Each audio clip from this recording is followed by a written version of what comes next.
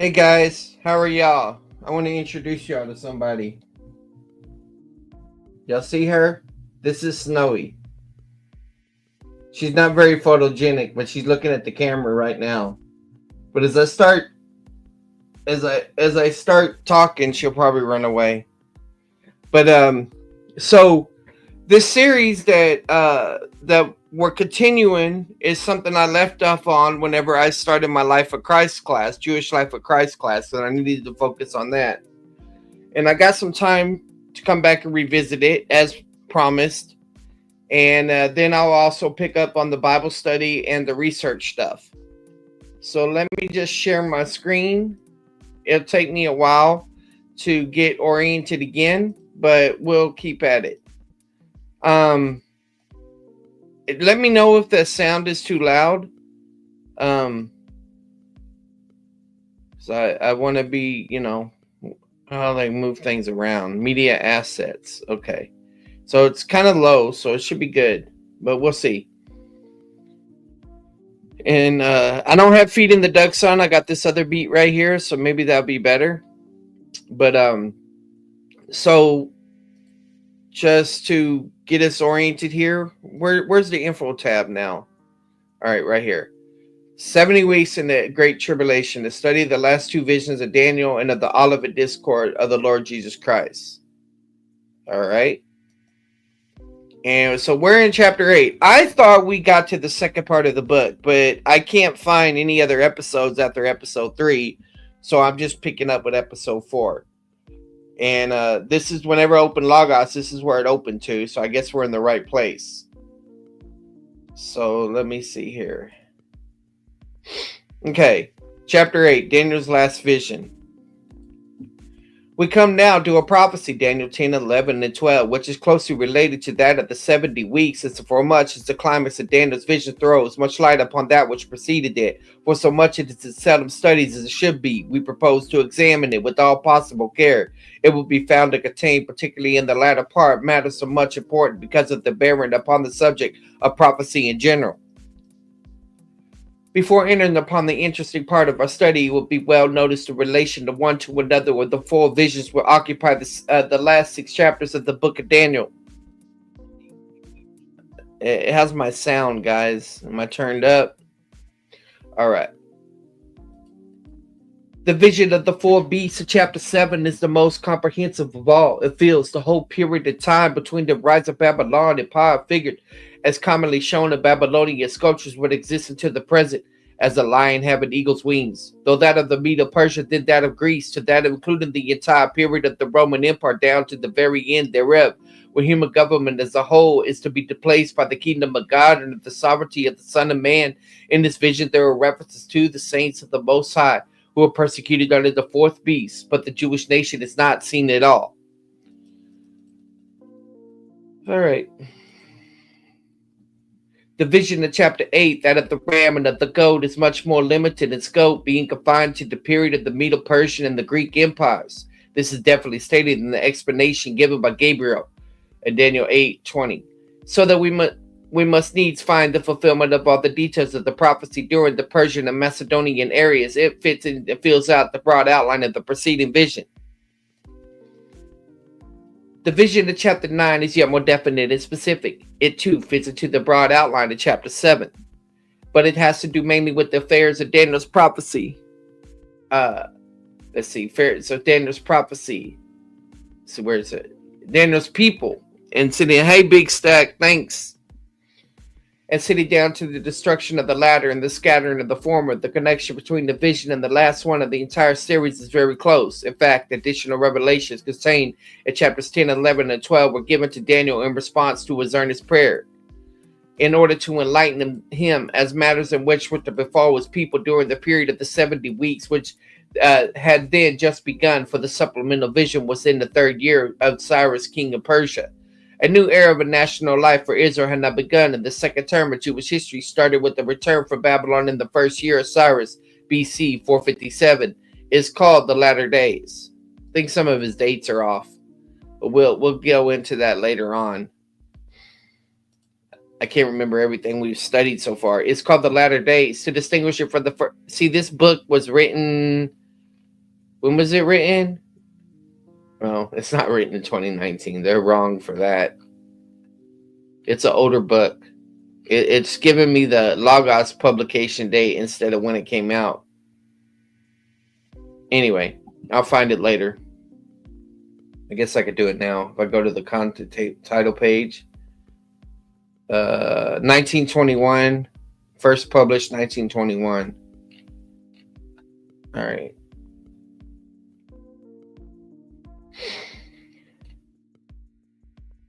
All right. Let's see where we are now.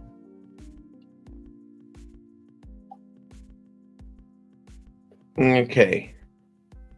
The first year of Cyrus, BC 457, is called the latter days, to distinguish it from the first era of Israel's national existence, which is called the former days. This will be more fully explained later on. The prophecy of the 70 weeks had filled Daniel's soul with grief, for while it foretold the coming of the Messiah, it gave the time thereof, instead of showing that his event would mean deliverance and prosperity for Daniel's people, it declared that the Messiah would be cut off and that a terrible judgment was to follow. So, Daniel's mourned and chastened himself for 3 full weeks while he set his heart to understand the matter in response to desire. My cat left just like I thought she would.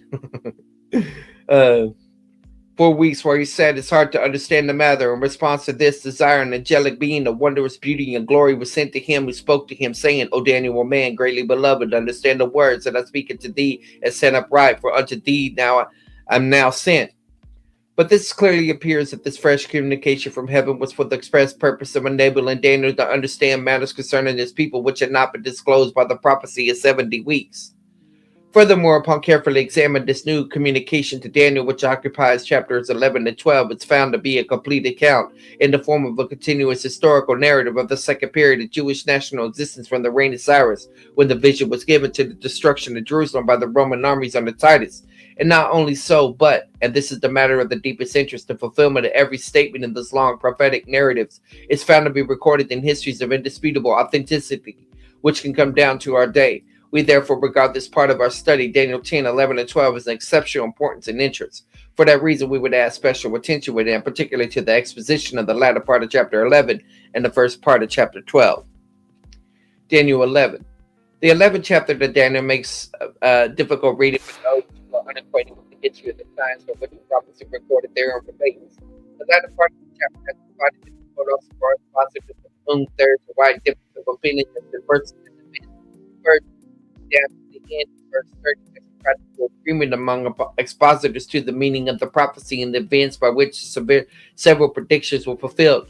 We are not aware of any sound or competent teacher who does not see verse 1 and 30, the main outlines of Persian history, the rise of Alexander and Macedon, the division of the empire between his 4 generals, and the incessant war between the Seleucids, king of Syria, the north, and the Ptolemies, king of Egypt, the south, and the career for Antioch Epiphanes, the odious persecutor of the Jews, spoken of as the vile person. Indeed, so closely does the history of those times correspond with prophecy that Porphyry and other infidels have cited, that correspondence is proof for the prophecy of Daniel must have been written after the reign of Antioch Epiphanes.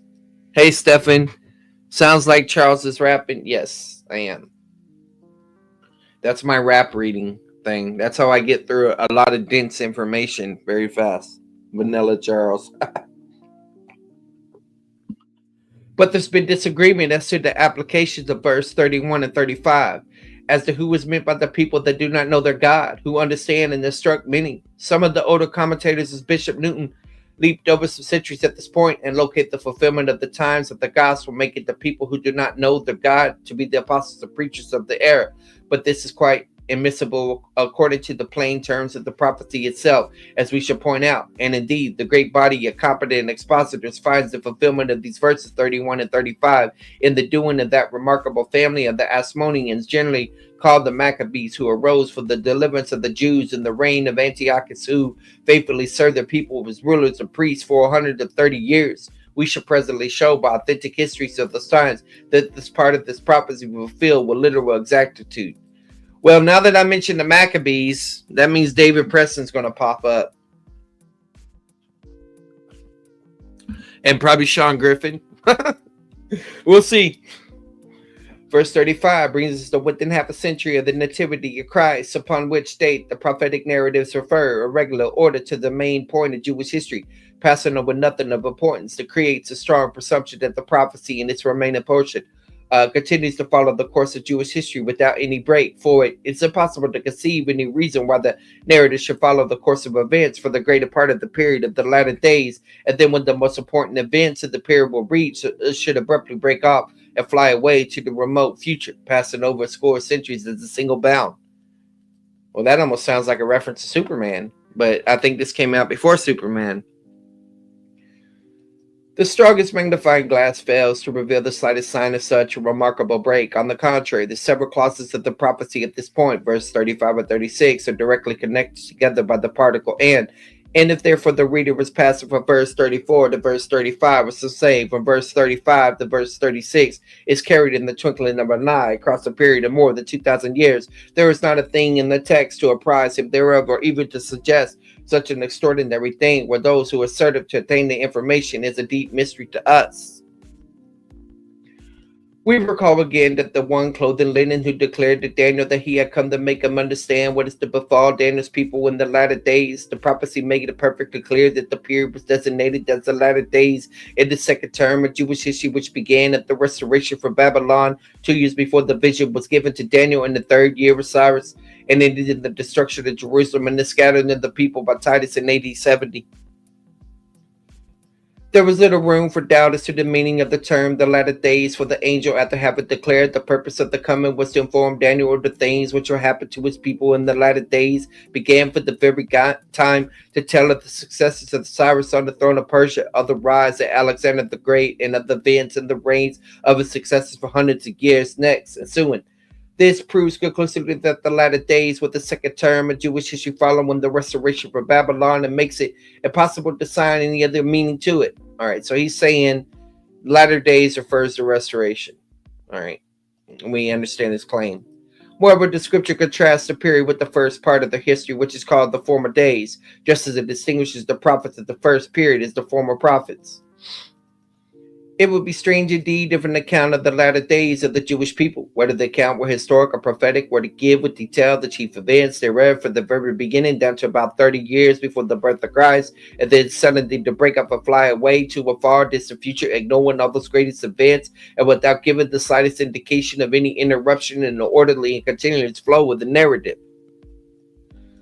Of evidence in support of the idea of such a break, there is absolutely none. The idea rests upon no other basis than that many modern commentators, being unaware of historical fulfillment of the latter part of this prophecy, notwithstanding that its fulfillment is marvelously complete and exact, as we hope to show, and ignoring the limitations of the prophecy itself, has survived and contrived the fulfillment which they say will take it the place at the end of the present gospel dispensation.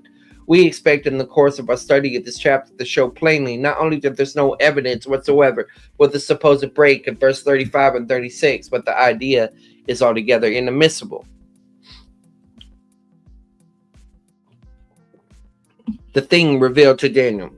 The three visions given to Daniel are within the space of a few years. One, that of Daniel chapter 8, the ram and the he-goat; that of chapter 9, the 70 weeks; and 3 of the chapter 10 and 11, that which is noted in the scripture with truth. Daniel 10:21, all relate to events which were to take place in the new term of Jewish national existence, which began with the going forth of the decree to restore and to build Jerusalem in the first year of Cyrus. As to the first vision, the ram and the two horns is declared to be the king or kingdom of Media or Persia, and he, goat, is declared to be the kingdom of Grecia, and the great horn is the first king, i.e. Alexander the Great. The vision astonished Daniel and made him sick with distress, but he did not understand it. A few years later, that is, in the first year of Darius, Daniel became aware of God's purpose, as foretold by Jeremiah, to bring the captivity to Israel to an end after 70 years. The set up to seek the Lord earnestly by prayer with fasting and ashes, thereby speaking and praying and confessing his own sin and the sin of his people, making supplication for the people, the city, and the sanctuary God. The response from heaven to this prayer was the coming of Gabriel to Daniel with the prophecy of the 70 weeks. The prophecy has to do with the era of the Persia, Greek, and Roman empires, down to including the coming and crucifixion of Christ. Okay, so he's saying it's involving others. All right. The effect of the second vision was to cause still greater distress to Daniel, for although the promised restoration for the captivity of Babylon had come, the 70 years desolation of Jerusalem was now in it. Here was the prediction that the Messiah was to come as a specified time, but instead of being victorious and setting his people on high over the nation, he was to be cut off. The city and sanctuary were to be destroyed, as with the flood, and desolation's unmeasurable length were determined. Hence, we find Daniel in the 3rd year of Cyrus, mourning 3 full weeks, during which time he ate no pleasant food, neither did he flesh nor wine come into his mouth. Wow. So it's like he saw the future, and so that's what grieved him.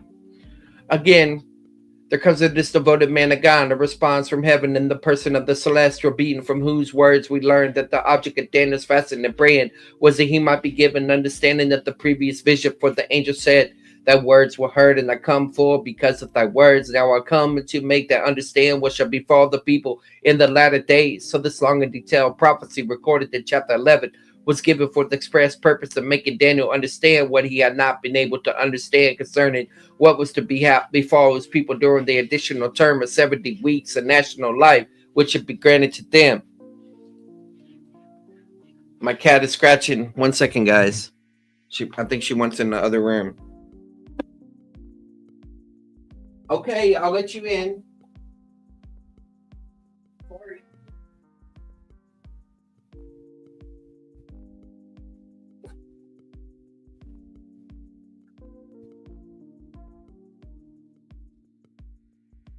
Thus, the great subject of the prophecy declared the history of the people of Israel, from whom Daniel had been interceding. But keeping this fact in view, we shall carry along with us a clear light, whereby we may be able to explore the terms of the prophecy.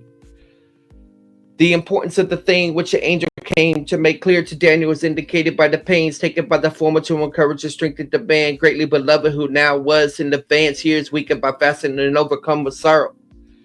We should not proceed to show the fulfillment of the details of this prophecy. It is not difficult to do this with the help of reliable histories, particularly 1st and 2nd Maccabees and Josephus.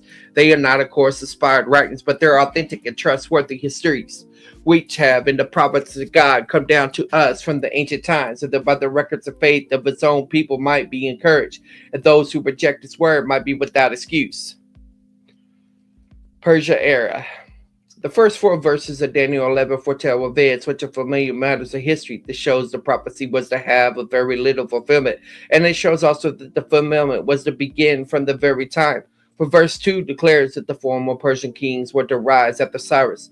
It further foretells the 4th king will be immensely rich, and that he would stir up all his realms against Greece. This was the famous Xerxes, who, after long preparations in every part of his realm, invaded Greece with a huge army and navy, but was ignominiously defeated by land and sea, that preparing the way for the downfall of the Persian Empire. He's going by Ansie's Bible chronology. All right.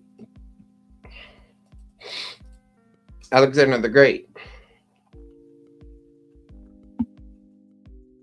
Verse 3 and 4 predict the rise of a mighty king who should rule with great dominion and accomplish his will. His kingdom, however, was to be broken and divided into 4 parts, but not to his own posterity. This was literally accomplished in the career of Alexander the Great, who, after his conquest of Persia and of the world, died without children, and whose vast dominions were divided between his 4 generals. These did not rule according to his dominion, for the kingdom was again and again plucked up, even for others besides themselves. Alexander's successors. At the departation of Alexander's dominions, the Jewish people came into contact with only 2 of the 4 kingdoms which succeeded him: the Seleucus, the king of Assyria, the king of the north, and the Ptolemies, the ruler over Egypt, the king of the south. These waged incessant warfare against each other, and the Jews suffered a turn from each. Verse 5 to 9, inclusive of Daniel 11, describe the wars and the intrigues between the kings of the north, Syria, and the kings in the south, Egypt. As at first the kings of Egypt prevailed, the prophecy foretold this, for it says, "And the king of the south shall be strong, and one of his princes and it shall be strong above him, and have dominion, and his dominion shall be a great dominion." It's so funny because when I'm reading this, I think, and I'm hearing Trump talking, you know. Listen, and the kingdom of the south shall be strong, one of his princes, and he shall be strong above him, and have dominion. His dominion should be a great dominion. It just sounds like Trump to me now, because of huge, you know, and how he breaks things up. Anyway. Verse 6 says, and at the end of the years they should join themselves together. That is, the king of the north and the king of the south shall form a league. For the king's daughter of the south shall come to the king of the north to make an agreement, but she shall not retain the power of the arm, neither shall he stand nor his arm, but he shall be given up, and that brought her, that begat her, and he that strengthened her in these times. Eventually, this is going to start talking about Cleopatra. Answering to this very definite prophecy, we have historical records of an alliance between the two rival kingdoms when Ptolemy Philadelphus gave his daughter Bernice in marriage to Antiochus of Syria upon condition that he should put away his wife Laodice. But as foretold in the prophecy, this league did not last, for Ptolemy died soon after, and then Antiochus was put away Bernice and took back his former wife, and sequentially requited him by procuring his murder and also the murder of Bernice. Man. The murder of the latter Ptolemy Euergetes, referred to in the prophecy as the one out of her roots, undertook to avenge her death by an invasion of Syria in which he was successful. This appears to be what is foretold in verse 7, 8, and 9, which tells of her who should enter the fortress of the king of the north and who should prevail, and should also carry captives into Egypt with gods and their princes and with their precious vessels of silver and of gold. Antiochus the Great. Later on, however, under Antiochus the Great, the Syrians became the more powerful. The monarch persecuted the war against Egypt and vigor, and the first with some successes as indicated in verse 10. But whenever I first learned about this, I was pretty young, and it was because I was reading this commentary, this Bible, Nelson Study Bible.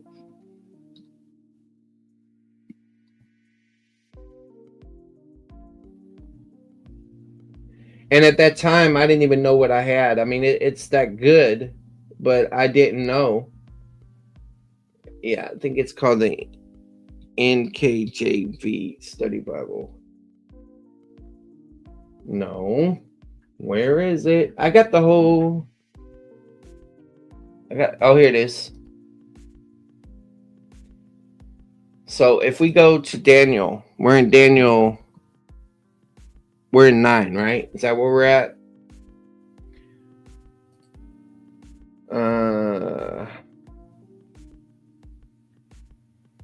I think this is all Daniel 9. Or are we in 11 already? No, Daniel 11. Okay.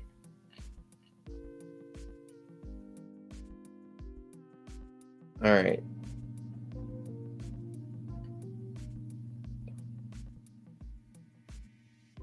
All right. So if you look, this book is really, this particular Bible is really good at this. It gives you all this history. It gives you all these names. Ptolemy, whatever. The daughter refers to Bernice, the daughter of Ptolemy Philadelphus. So this is one we could read.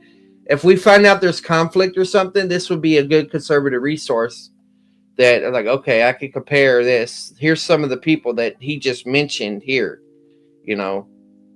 Seclusion, control. Yeah, so this is a good resource for us to keep open as we're doing this. Later, however, under Antiochus the Great, the Syrians became the more powerful. The monarch persecuted the war against Egypt with vigor, and the first with some success, as indicated in verse 10. But as verse 11 foretold, the kingdom of Egypt was moved with fury against him, and defeated him with great loss. Yet though we cast down many 10,000, he was not permanently strengthened thereby. For about 14 years later, Antiochus renewed the war, fulfilling the words, for the kingdom of the north shall return, and shall set forth a multitude greater than the former. And in the expedition he was aided by reprobate Jews, spoken of in the prophecy as robbers of their people. For their aid rendered by the Jews, Antiochus was, for a time, very favorable to them. When he entered Palestine, he received by them with great demonstrations of joy. And so was foretold, he stood in the glorious land. But in the end, this proved to be a calamity for the Jews. For he fulfilled the words, and he shall stand in the glorious land, which by his hand shall be consumed. Further, in the attempt to accomplish his designs against Egypt, Antiochus gave his daughter Cleopatra. Yeah, when I first read this as a young Christian, I was like, whoa, man, this is cool. All this was prophesied. Because I knew about Cleopatra from history and things like that. Antiochus gave his daughter Cleopatra and married to Ptolemy Epiphanes, but this did not work at its advantage, but she sided with her husband instead of her father. References to the political incident may be seen in the words, and he shall give him the daughter of a woman corrupting her, but he shall not stand on his side, neither be for him.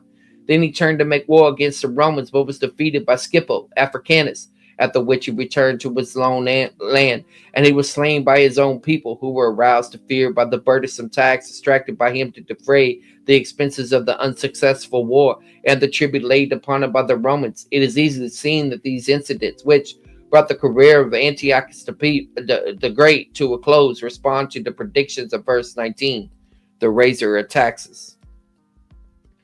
In the foregoing paragraphs, we have simply condensed the historical information which has been gathered and painstakingly carried by able expositors such as, okay, so he's given his sources, Purdue, Connection of the Old and New Testament, Usi, Ansi, Romance and Chronology, and Taylor. So these are his sources at that time in 1921.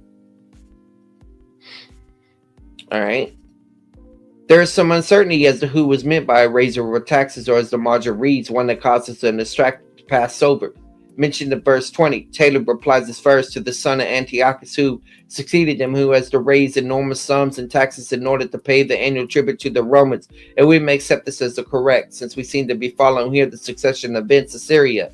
But a close correspondence to 20 is also found in the career of one Jason, who stood up in Palestine at that time, attained the highest priesthood by robbery, and lost it shortly thereafter. Okay, I remember that from reading Maccabees. Yeah. Antiochus Epiphanes, the vile person. Verse 21 foretells the rising of a vile person. Nearly all expositors of repute agree that this vile person, an expression signifying one greatly abhorred and detested, was Antiochus Epiphanes, successor to Antiochus the Great as king of Syria. This odious person occupies a very large place in the prophecy, for verses 21 and 35 are taken up with the foretelling of the abominable actions toward the Jews. In Maccabees 1:10, he's described as a wicked root. These deeds of his cruelty and sacrilege far surpass anything the Jews have suffered under previous rulers. Many pages of Maccabees and Josephus are devoted to the history of this tyrannical king and his ill treatment of the Jews. In the prophecy 11:21 and 23, it was foretold that he shall come in peaceably and attain the kingdom by flatteries, and after the league made with them he shall work deceitfully. This was fulfilled quite literally, for Josephus relates that the king Antiochus, having determined to make war on the king of Egypt, came to Jerusalem and pretended peace, got possession of the city by treachery. Man, it sounds like Pac wrote this sentence. Listen, in the prophecy, it was foretold he shall come in peacefully and attain the kingdom by flatteries, and after the league made him and shall work deceitfully. This was fulfilled quite literally, for prophecy relates that the king, having determined to make war on the king of Egypt, came to Jerusalem and pretended got possession of the city by treachery. So it's very much the E that Tupac always, did. It sounds like Tupac wrote this paragraph. The Cambridge edition of Bible cites 2 Maccabees in connection with the foregoing verses. Again, according to prophecy, this foul person at the end of peacefully upon the fattest of the rich places of the province will do that which your fathers had not done, nor the fathers' fathers. He shall scatter among them the prey, the soil, or riches, etc. In agreement with this is the fact that none of the predecessors of Antiochus ever interfered in the slightest degree with the worship law or religious observance of the Jews, nor have they ever violated the temple in any way, thus in plundering and profaning the temple, and in this acts of cruelty and sacrilege to which we refer below. Antiochus Epiphanes did that which his fathers had not done, nor his fathers' fathers. Verse 25, at the prophecy foretells the ruler's military extension against Egypt. These histories give a full account of this campaign. The fact that Cambridge edition of the Bible summoned others having the margin note on this verse, which reads fulfilled in BC. So he's using the Cambridge edition of the Bible at that time.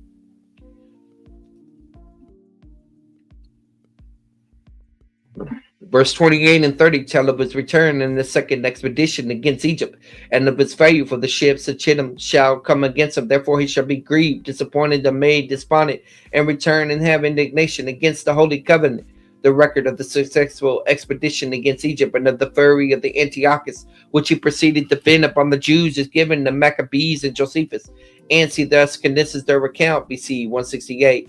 Apophilus met Antiochus Epiphanes 4 miles from Alexandria, drew a circle around him in the sand, and forced him to cease his woe in Egypt. whereas upon Antiochus began the savage persecution of the Jews, which led to the rise of Matthias and the Maccabees. In the Cambridge Bible, verse 28 has a note fulfilled BC 169, and verse 30 a note fulfilled BC 168. At verse 31 it cites all of that, right? So he's using a study Bible that was available at that time, sort of like we got a study Bible that I was mentioning. This brings us to the climax of the wicked deeds of Antiochus, which the prophecy foretells distinctly, of which the histories record with great detail. We refer to this gross impiety as sacrilege in respect to the temple, the sacrifices, and the religious customs of the Jews. Verse 30 speaks of us coming to an understanding with them that forsake the holy covenant. For many of the Jews apostatized at that time, forsaking God and turning against all the religious customs. So look at this, guys. There was apostasy during that time. Okay? Forsaking God and turning against all the religious customs. Thus in Maccabees 1 and 52 we read, moreover, King Antiochus wrote to his whole kingdom that all should be one people, and everyone should leave his laws. For all the heathen agreed according to the commandment of the king, yet many also the Israelites consented to his religion and sacrificed unto idols and profaned the Sabbath. So everyone should leave his laws. You see that? So they left one law to go after Antiochus's law. Then many of the people were gathered unto them, to wit, everyone that forsake the law, and so they committed evils in the land. The fulfillment again is most exact. Verse 31 of Daniel 11 foretold that arms shall stand on this part, or more literally, arms from him shall stand. This is fulfilled by Antiochus sending the army into Judea. They also polluted at the time the sanctuary strength and caused the daily sacrifice to be taken away. For it is recorded in Maccabees 141, etc. The Antiochus sent letters commanded them to follow strange laws and forbidden burnt offerings and sacrifice and drink offerings in the temple, and that they should profane the Sabbath, the festival days, and pollute the sanctuary of the holy people. We quote here from Dr. Trellis a written account of the deeds of this atrocious character. When he was informed of the satisfaction with which the news of the reported death was received by the Jews, and especially of the attempt made by the rightful high priest to regain his position, he chose to believe that the entire Jewish nation had revolted, and marching with all haste, he laid siege to Jerusalem and took it, slain in 3 days more than 40,000 persons, and taking as many more captives to be sold as slaves. Wow, 40,000 died during that time, and 1 million died at 70 AD. Imagine how many are going to die during the tribulation. And taking as many more captives to be sold as slaves. Not content with this, he forced his way into the temple, entered the very holy of holies itself, and caused a great soul to be offered and sacrificed upon the altar with burnt offered with broth made from the same unclean flesh, which sprinkled by his odor to over the sacred presents for the purpose of defiling them. On his departure, he took with him the altar of incense, the golden candlesticks, the table with showbread, and other sacred vessels to the value of 1,800 talents of gold. 2 years after the commission of these enormous, returning from another invasion of Egypt, where he had been checkmated by the Romans, he vented his disappointment upon the Jews and detailed his army, 22,000 men under Polonius, with others to destroy Jerusalem. I'm live, Mom. Yeah, verse 9. No, she's in there. Turn the light off. Tripping. All right.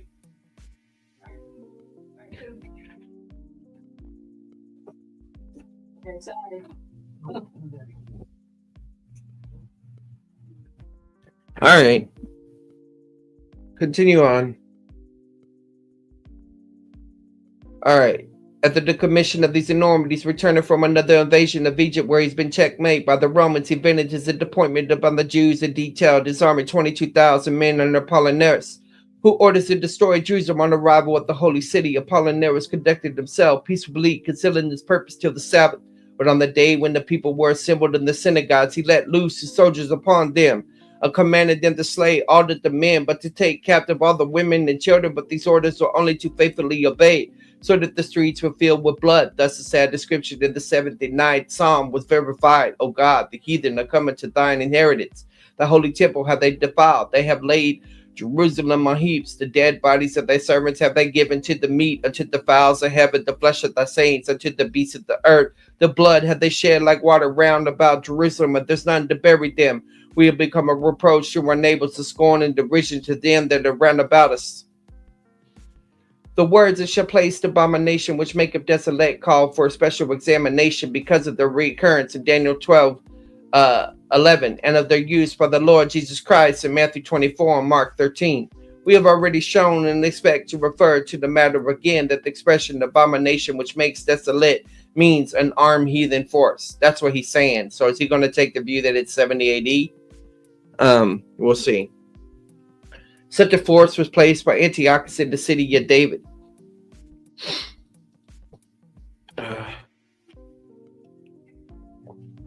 Verse 32, with the prophecy speaks of two classes of Jews, such as do wickedly against the covenant of those that do not know their God.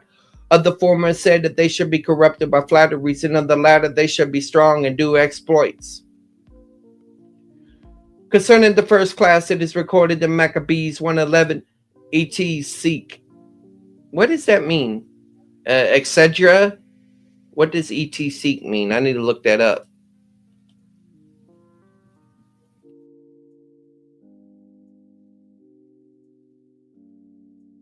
Sikor, which means to follow.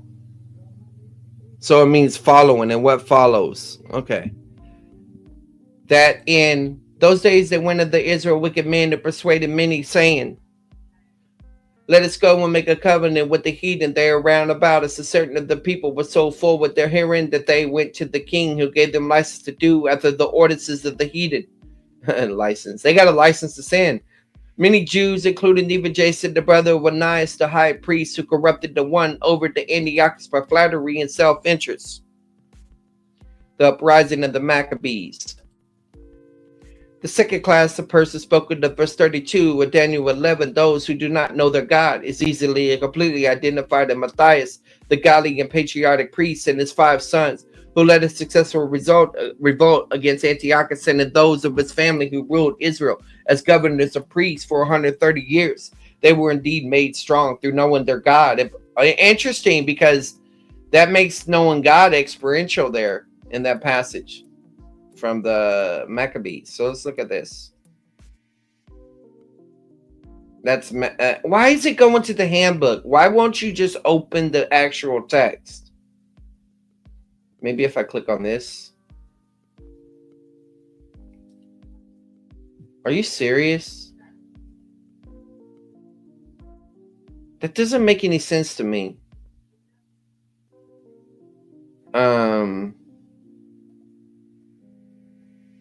Okay. I need to set that up right. But all right, so let's just use I think it's the NRSV.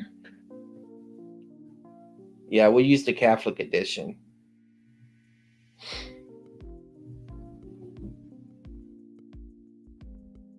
Second Maccabees 4, 7 through 14. Let's see what it does now. Why is it not doing there? Okay, 7. All right. So I'm looking for the statement about knowing God. This is interesting. Verse 32. Okay, it's First Maccabees 1:34 and 35.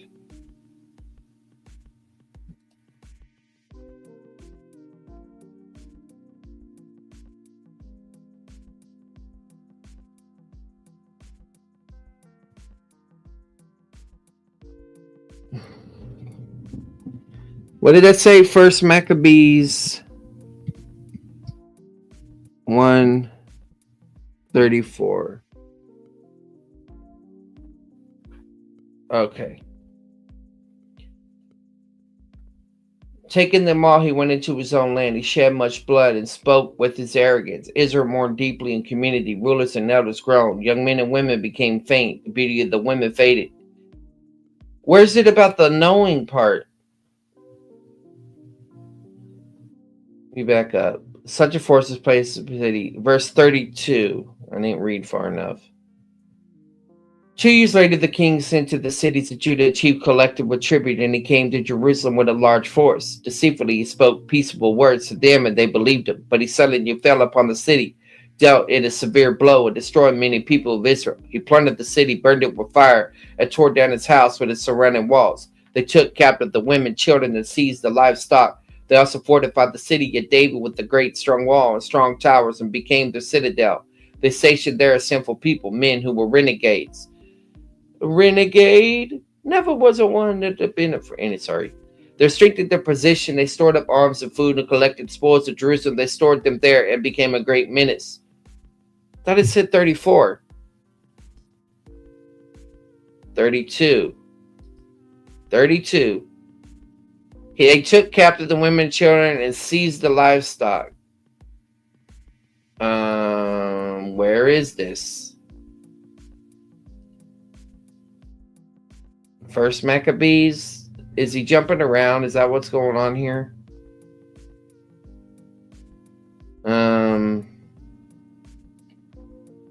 Is that 11? Oh, that's 1132.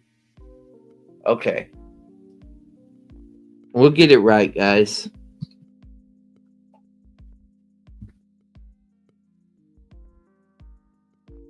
By smooth words, he should turn to godlessness those who act wickedly toward the covenant. So these are people in covenant violation, but the people who know their God will display strength and take action. So knowing God is not positional here. It means that you're in covenant obedience, which is just in harmony with what First John says. Interesting. Very interesting. Because look, guys, let's just go to First John. And of course, the legalists will say, see, that means you got to keep the law. No, let's just go with the no idea. 1 John 2:3. By this we know that we have come to know him if we keep his commandments. So it's just basically saying, are you identifying with the faithful remnant, the obedient faithful remnant? That's interesting. All right. The one who says, I come to know him and does not keep his commandments, a liar, the truth is not in him. Okay. By this we know that we are in him. Oh, this is good. This is good. I'll use this in the future. I've never seen that connection there. But it makes sense because we know John pulls from Daniel in other places. So it makes sense that he's pulling from there. Cool. That was a good one. Let me go back. That's cool. Oh, wow. Check this out, guys. Look at this. Those who have insight among the people will give understanding to the many. Now watch this, the insight. And I'm just going from the English. But remember this about insight. So the people that know their God, who would have insight, that are wise, like sort of like how Daniel and his friends were to the nation. Faithful remnant. Now watch what happens when we get to 12. All right. It says, many of those who sleep in the dust of the ground will wake, these to everlasting life, but the others to disgrace and everlasting contempt. Those who have insight will shine brightly like the brightness of the expanse of heaven. So there's a double link there with 1 John, with the knowing God idea and the insight, confirming, because these are two key passages that John pulls from, because in John 5:24, that resurrection language is from Daniel 12. So that's cool. That was pay dirt right there. I'll come back to that in the future.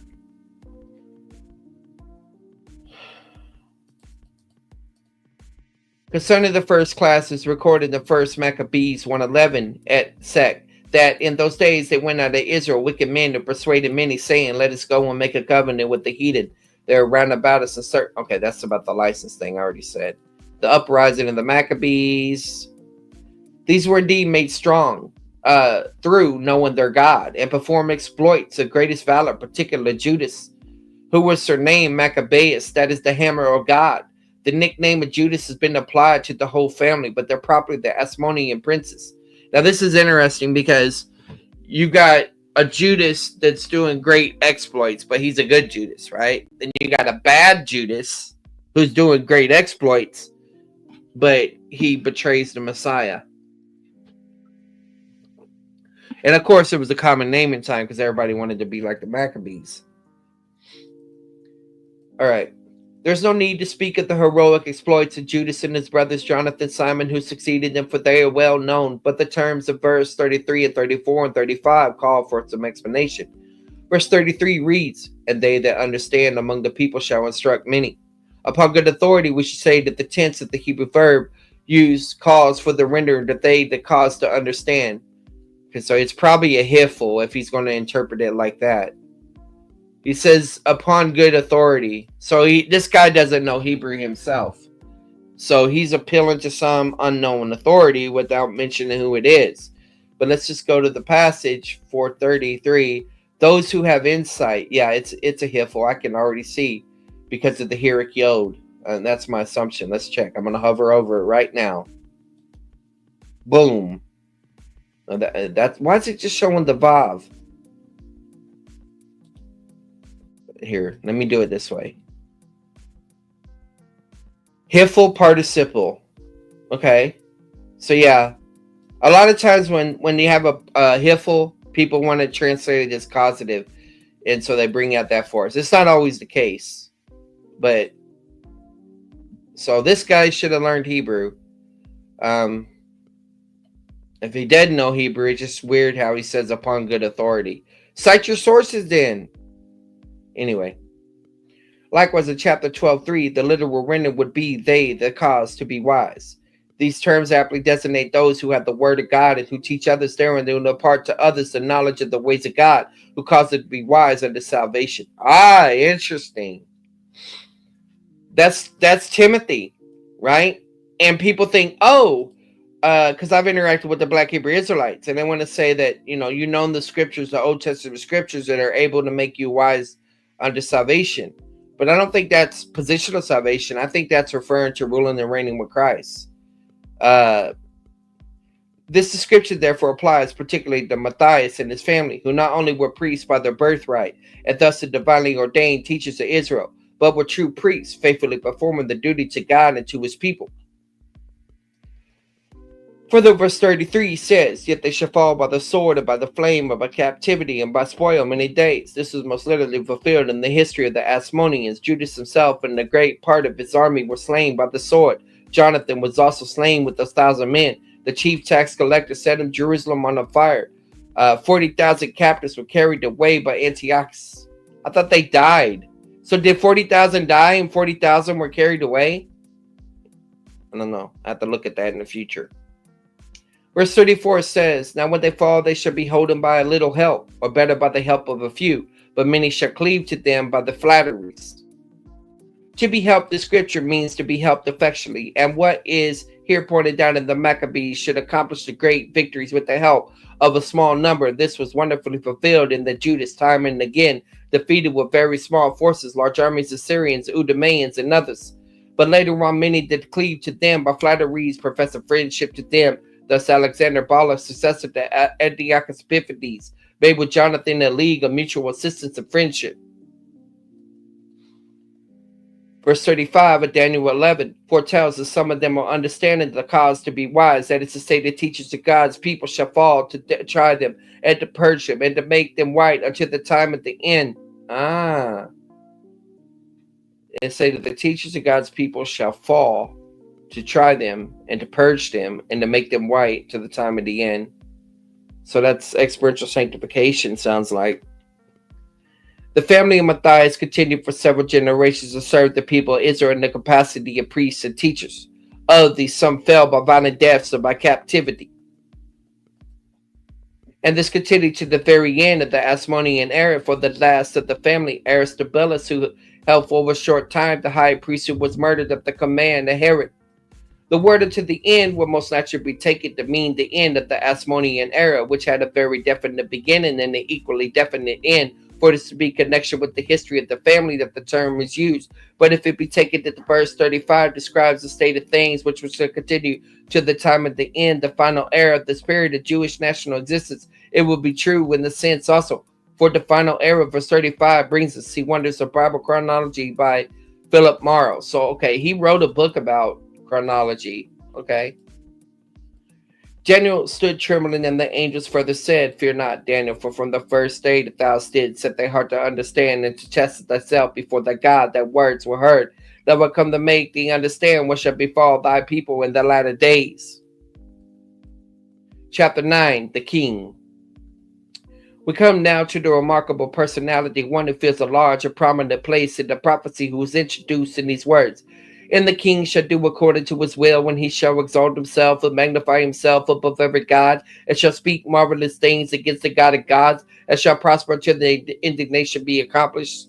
So we're finally getting into the section about the Antichrist, supposedly. Here we reached a part of the prophecy in regard to which there was the greatest difference of opinion among expositors, and yet, if we be not greatly mistaken as to which our readers must judge, it is an easy matter in the light of history, both sacred and profane, to identify the king whose character and doings is set forth as the striking words in our prophecy, because however the disagreement referred to, it behooves us at this point to exercise special diligence to care and examine and applying the proofs, and we ask the reader on his part to give close attention to the exposition of these verses, for one's understanding that the word of prophecy as a whole would depend very largely upon the view he may take of them. We will first point out some of the current explanations of the part of the prophetic narrative of Daniel 11.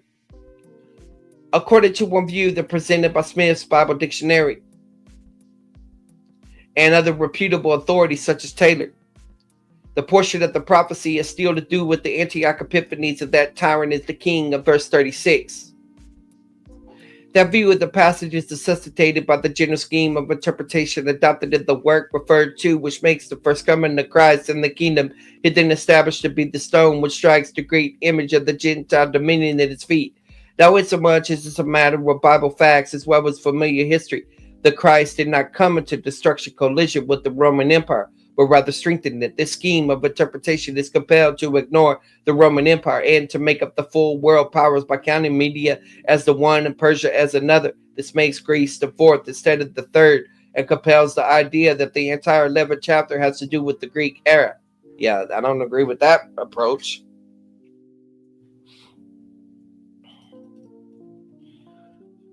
But this whole scheme is shattered by contact with the undisputed facts, for first, Scripture declares plainly that Media and Persia formed one kingdom, not two, even during the short time that Darius the Mede was on the throne. It speaks impressively of the laws of the Mede and Persians, which shows that for the very first two constituted one government. The Scripture also says plainly the ram which I saw would have 2 horns is the kings of Media and Persia, and the rough goat is the king of Grecia. The meaning of this is unmistakable, which shows that the 2 horns or powers were united to form one kingdom, and that it was this united kingdom and not the Persia alone which was overthrown by Alexander the Great. Secondly, it was the power of Rome, not that of Christ's kingdom, which brought the Greek dominion to an end. This happened at the Battle of Anticum. I need to get a drink of water.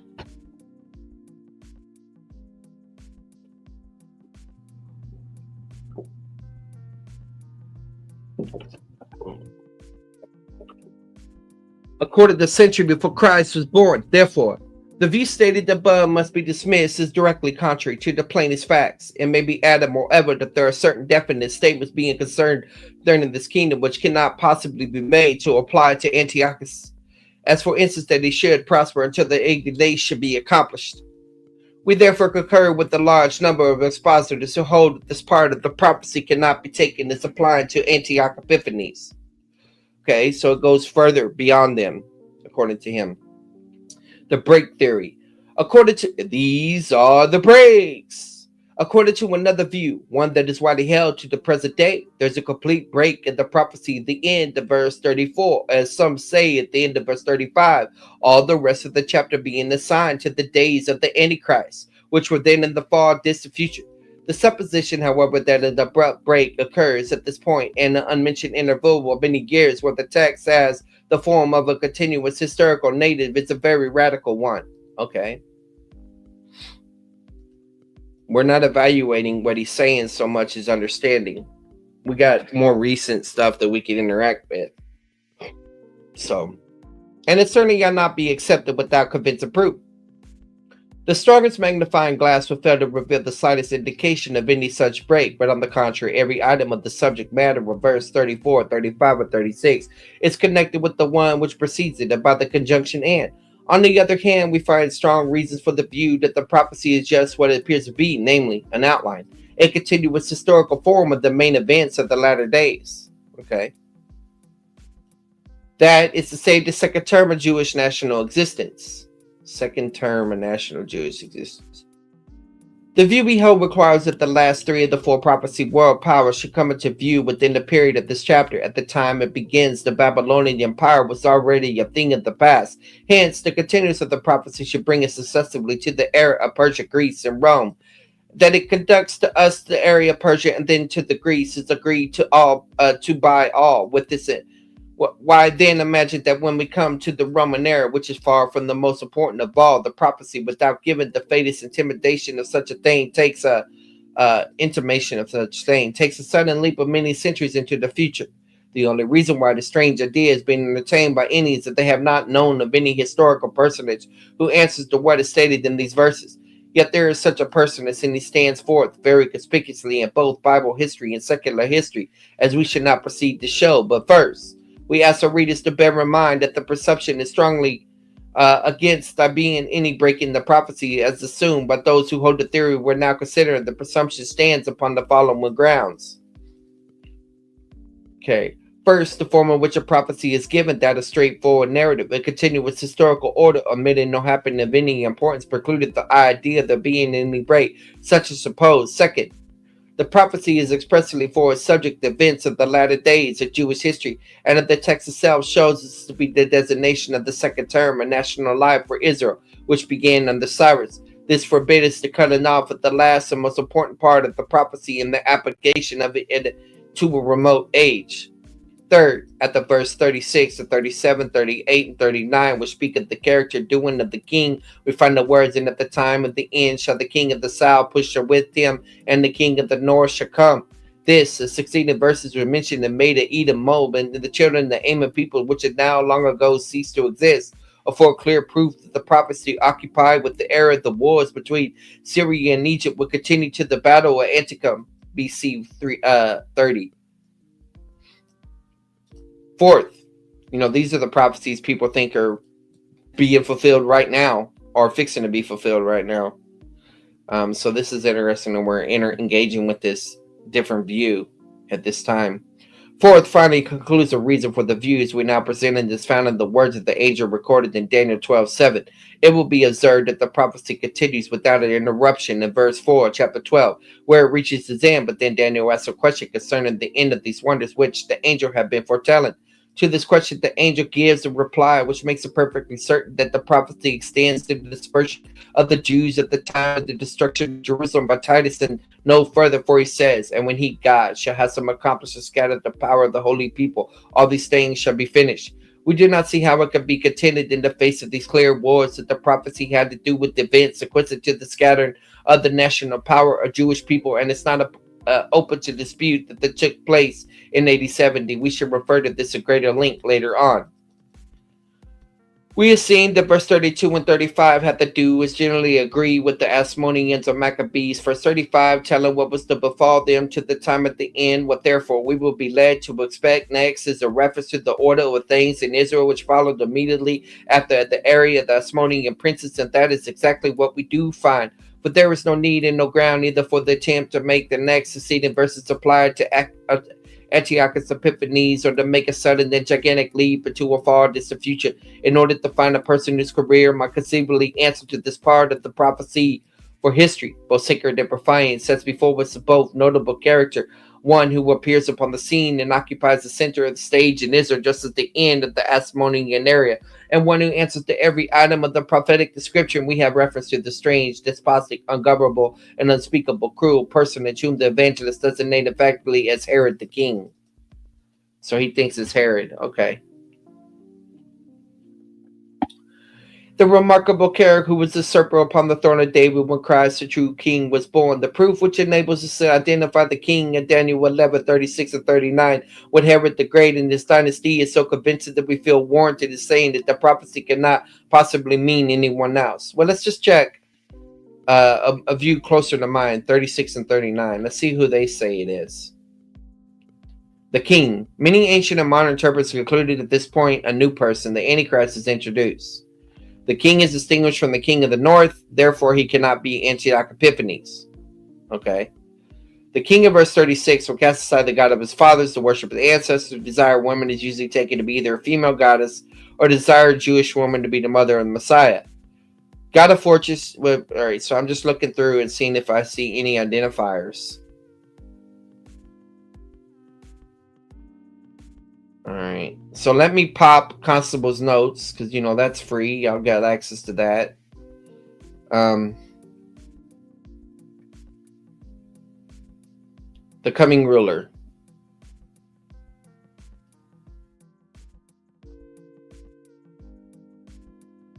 (36) Then opens the door to a leap of time to the distant future, and the context supports it. So notice then. So there is something in the text in 11:26. Is that 26 or 36? 7:36. Then the king will do as he pleases.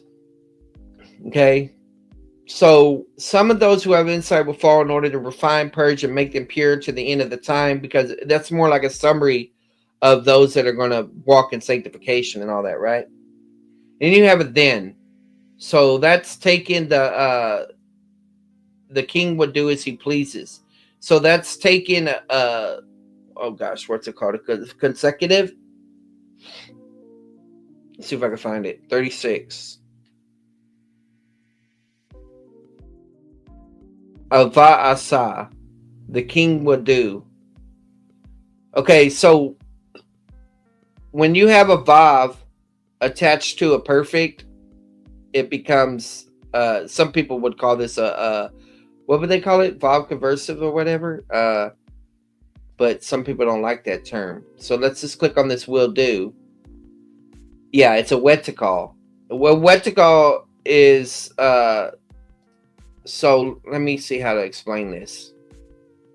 Let me pull up my discourse Hebrew so you can see this. And this is just scratching the surface, but it'll give you an idea of what's being talked about here.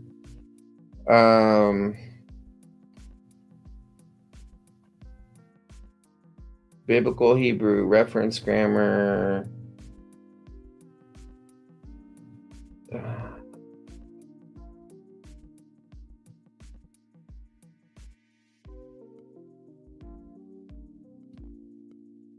What's the name of the grammar? Dang, I got 230 results. Learning Biblical Hebrew, reading comprehension, that's not it.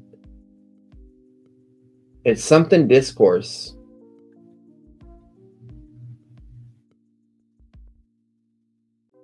Let me type in discourse.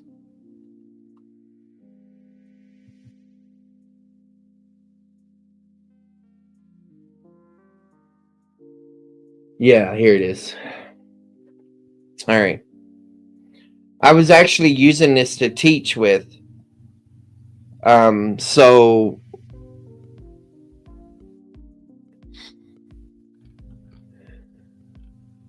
historical narrative genre and a system of verb forms. Yeah.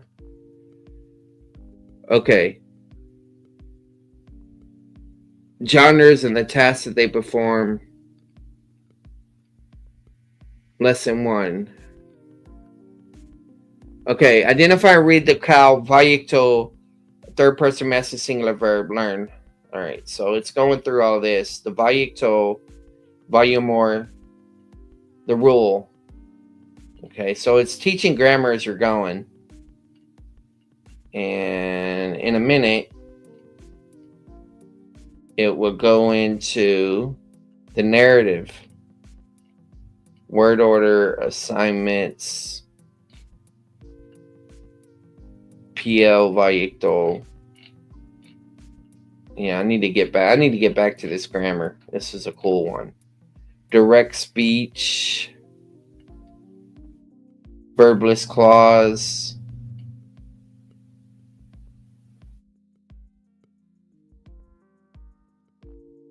It should show me the narrative structure.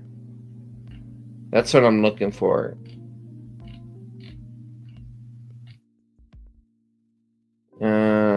Let me just type in narrative structure.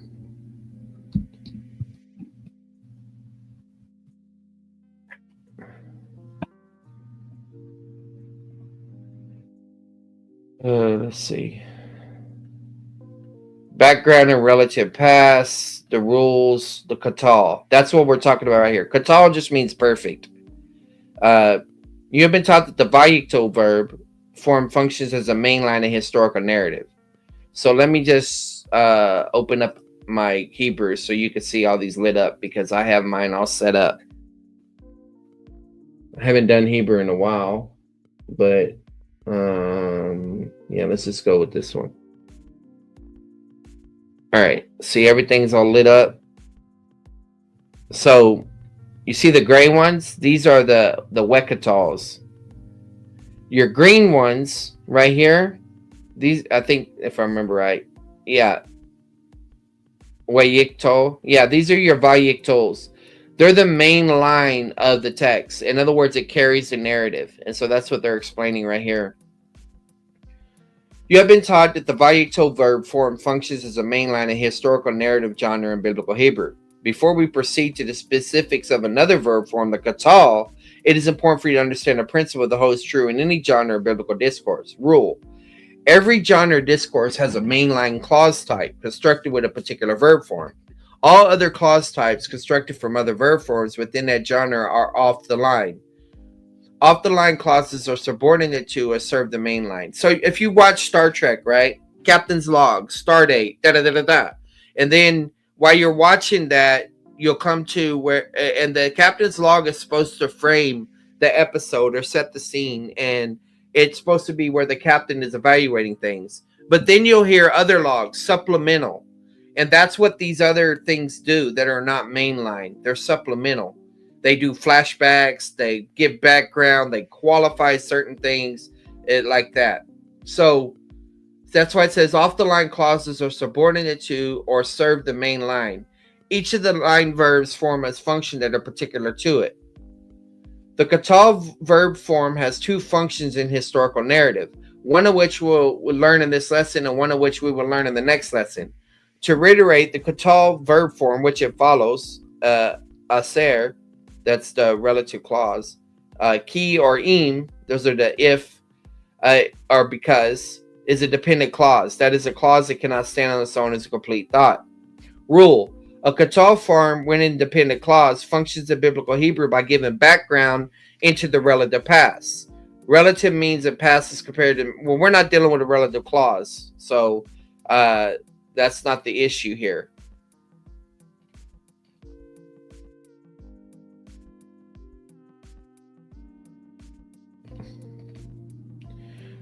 All right, now you have the ex katal construction. So this is where you have the vav plus the katal, what we already know. Let's see here.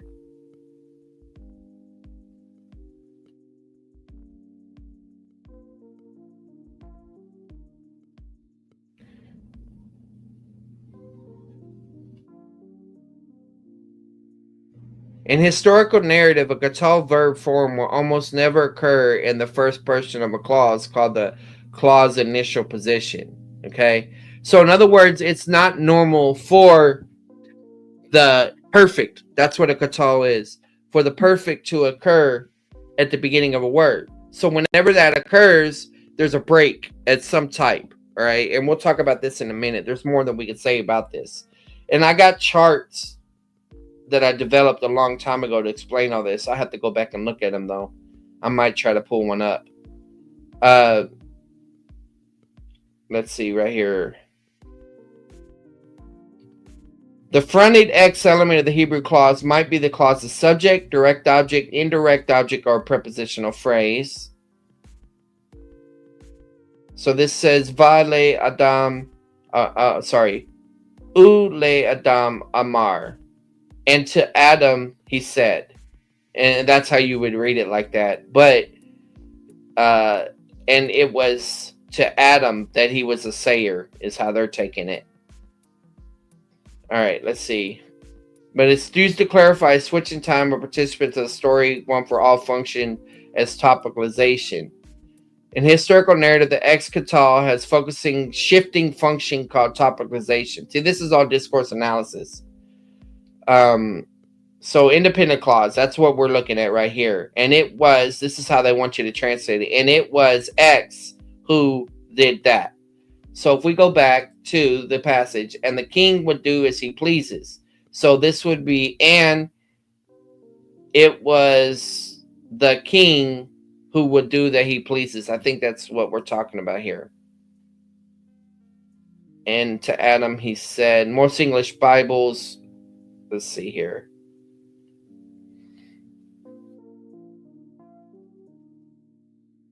All right, so now let me pull up Chisholm. Just so y'all could see from exegesis to exposition.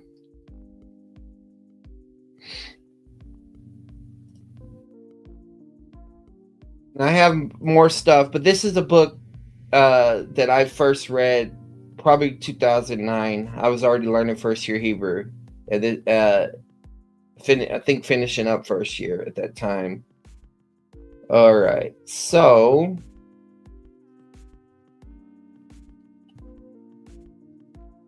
basics of verb syntax, the basic structure Hebrew narrative beyond the sentence. I think this is it right here. Yeah, all right, so you got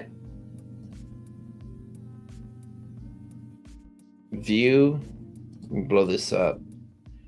Main elements. Hebrew narrative structures consist of three main elements: the framework, non-standard constructions to deviate for and interpret the normal pattern, and the quotations, dialogues embedded in the narrative. The narrative framework. Okay. See, it's given introductories, and this is talking about vayiktos, and we don't have a vayikto. Vayikto is the vav, which is the word and with an imperfect. We have a perfect, but it.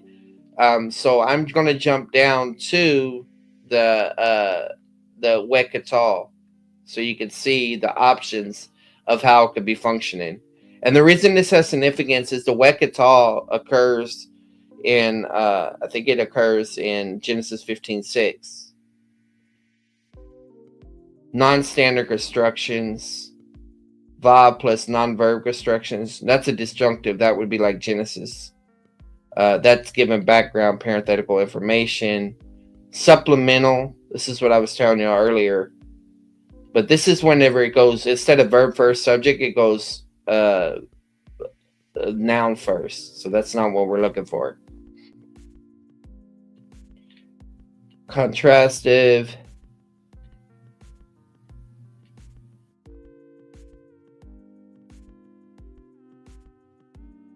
We're getting close. Non-consecutive vav plus the perfect. All right. Non-consecutive means that there's like a break in the not. Instead of an and, there's a break in the narrative.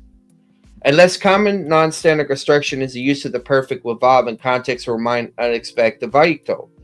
Grammarians have not examined the construction thoroughly enough, so they were still working on that. But it could be used as an introductory statement, and King David next came.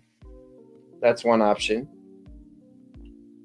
It could be used emphatic, and he believed the Lord, and it reckoned to him as righteousness. See, that's what I was talking about, the wekatal. And so they're saying it's emphatic there. That's one option.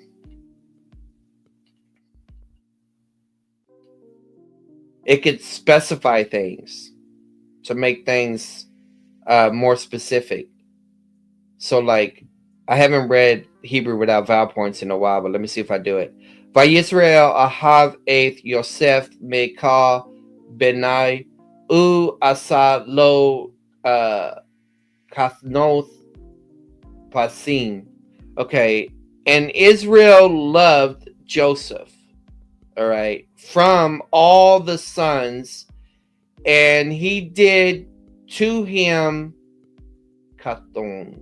What's katon? I don't know that one.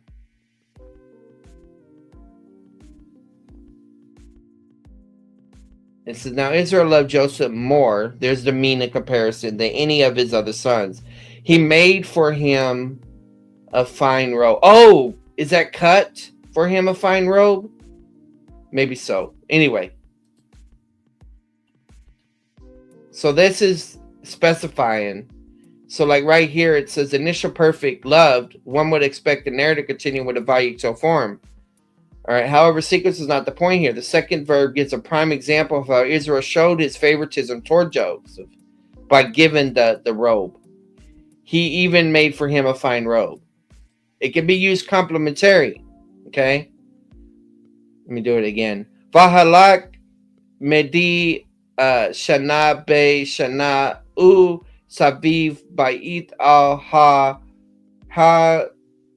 gilgal hu ha mitzvah u shafat et Yisrael. So this is, and he went from, is that Midin? Shana. Is that there? Okay, here it is. Oh, that's Shana, like Rosh Hashanah. So yearly. From year to year.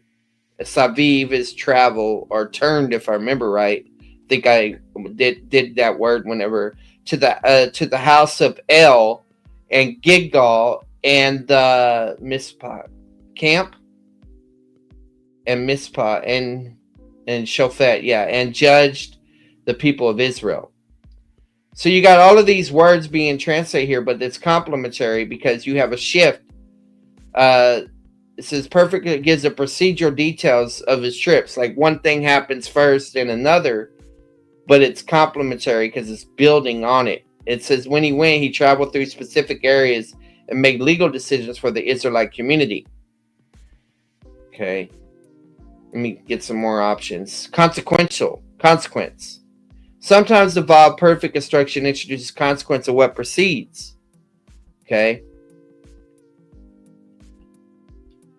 And then climatic or concluding is another option.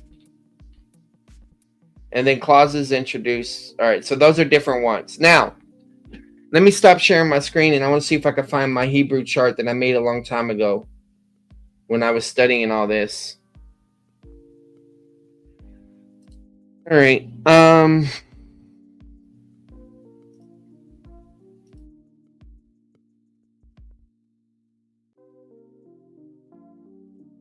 Let me see here. Hebrew. It may take me a second because I don't remember what I called this thing. Hebrew verb. Hebrew basis and Hebrew discourse chart summary. Yeah, that looks like maybe what I made. No, this is not it. This is one of them, but this is not the one I want. This is from another book. Hebrew verb, Hebrew vocabulary, Hebrew, I think Chisholm is what I need to type in.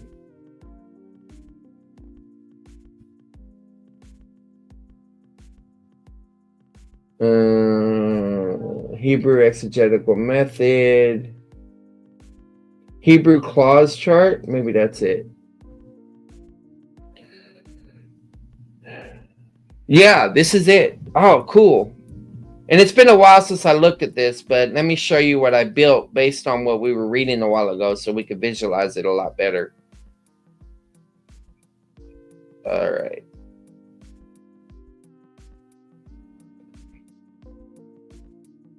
Okay. So you see right here, I say Hebrew narrative main elements, information compiled from Chisholm, from exegesis to exposition and its commentary on Judges and Ruth. So you got this main category right here, 3 main elements of Hebrew narrative, and that's for the main clauses, or 3 main elements. And then you have the offline clauses. Offline is like the details, where it's going off the main line of the narrative. Then you have three main elements of Hebrew narrative that are substituted by, you got the mainline clause, the Bayito, that's the vowel plus imperfect, and then you have offline clauses, and then you have quotations of dialogue. Okay, so what you'll notice here is you can have the Waikita, if I remember right, you can have the Waikita in an offline clause, but it's not given detail. But here in the offline clause, you have the Waikita right here, the perfect. And so you can see how I got sequential events. It's consequential. It's introductory. Okay. It's climatic or concluding. It's complementary or specifying. It's characterizing, customary, or procedural. It's emphatic, or it can be used as a therefore. Just by looking at this, I think that therefore thing works because the then and therefore are very similar. So that's my assumption on that. I'll keep this open in case we need it, but let's get back to here and let's pull up J. Paul Tanner on Daniel. And I also got recently Zondervan's commentary on Daniel that's also discourse. So let's go there first. Let's go to the Zondervan. I want to have more interaction with it too, even though it probably don't agree with me in my doctrine. Daniel. All right. Zcot's pretty expensive. All right, let's see here. And the verse that we're on, Daniel 11:36.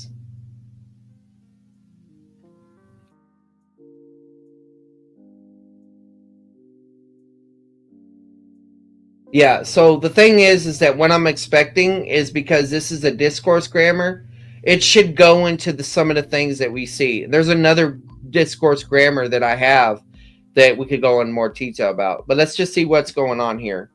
I don't even remember who the author is on this one. Oh, that's how I get to the info thing. Witter Windy. I don't know who Witter Windy is, but okay. In 336, the prophecy references the king, Hamelech. I need to turn off these. How do I turn these off?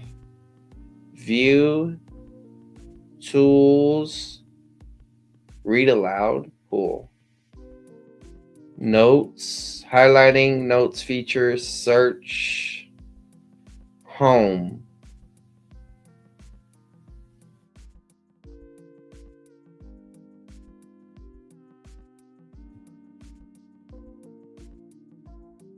And formatting, markers, emphasis, popular highlights, markers, page numbers, Facebook tags, factbook tags. That's what I want. Yay, I'm learning my Logos ever since they redone it. In 1136, the prophecy references the king, Hamelech, an anomalous title in the final vision, where the kings are called the king of the south, Melech ha-Negev, the king of the north, Melech ha-Saphon, or most likely he. The identity of the king has been much debated, with many scholars seeing a continuation of the prophecy concerning Antiochus Epiphanes, and others seeing a shift to the eschatological leader, the Antichrist. So we got a footnote here. Scholars with the view that this prophecy was written in the 2nd century BC understood 1136 to be about Antiochus Epiphanes IV. Everything up to 1136 is considered ek eventu, after the event. Prophecy, that is a narration. So this is liberal stuff. This is the narration of known historical events styled as prophecy. And then it's a forgery. Then 1136 to 39 summarize more or less his reign. Details do not match the historical record precisely. In 1140-45, the author foretells the demise of Antiochus IV from the vantage point in 175-176.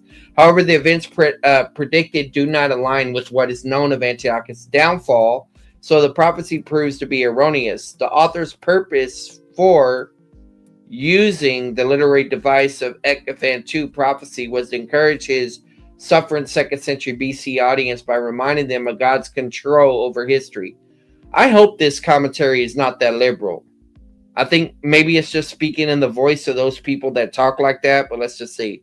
Many scholars with the view that prophecy of Daniel 11 is predictive from start to finish believe 1136 refers to the Antichrist. While the text does not clearly introduce a new character in 1136, there are hints discussed in the commentary that the king may refer to more than Antiochus, although the 2nd century BC despot may have been in view as well. Additionally, the discrepancies between the details of 1136 and 45 in the historical record has prompted Christian interpreters since at least the time of Jerome to see the Antichrist in Daniel's final prophecy, and Jerome saw the Antichrist in the prophecy as early as 1121. Stevenson and Gerlach, Ezekiel, Daniel. At the end of the day, every interpretation of this difficult text has enough problems that its interpreters should exercise humility and charity, healed Daniel. Yeah, that sounds like a cop-out. Let's go see what Tanner says, because Tanner ain't gonna cop out.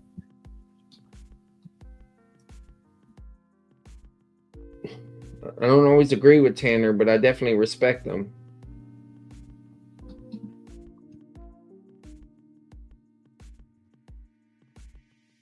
And he's free grace. All right.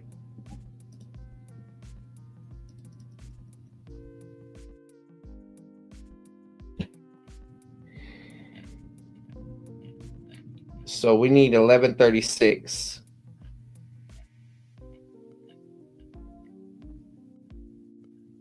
That was disappointing. I expected to hear something about discourse Hebrew from that other grammar. I mean, it's called a discourse.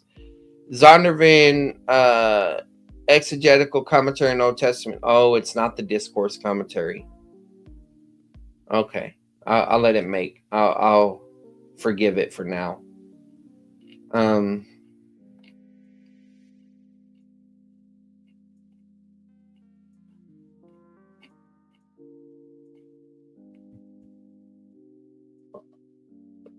He's talking about all the Maccabean stuff too.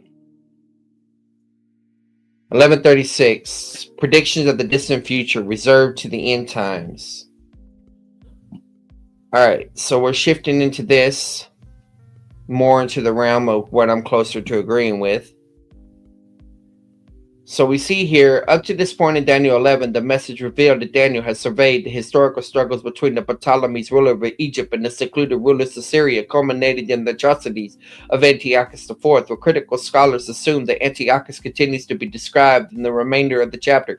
Many evangelical scholars, both in the early church and in modern times, have rightly concluded that there is a leap forward in time beginning with 36, and a different ruler was in view.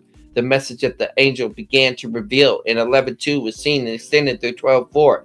The opening words of chapter 12, now at that time, indicate a clear link with the preceding material. The notice at 11:40 at the end time alerts that the end time have been anticipated in the days of Antiochus has now come into view. The most sensible conclusion is that there has been a temporal shift from the days of Antiochus to the future in time, where terrible warfare and distress have finally given way to the resurrection. The Antichrist of the end times, 36 through 45.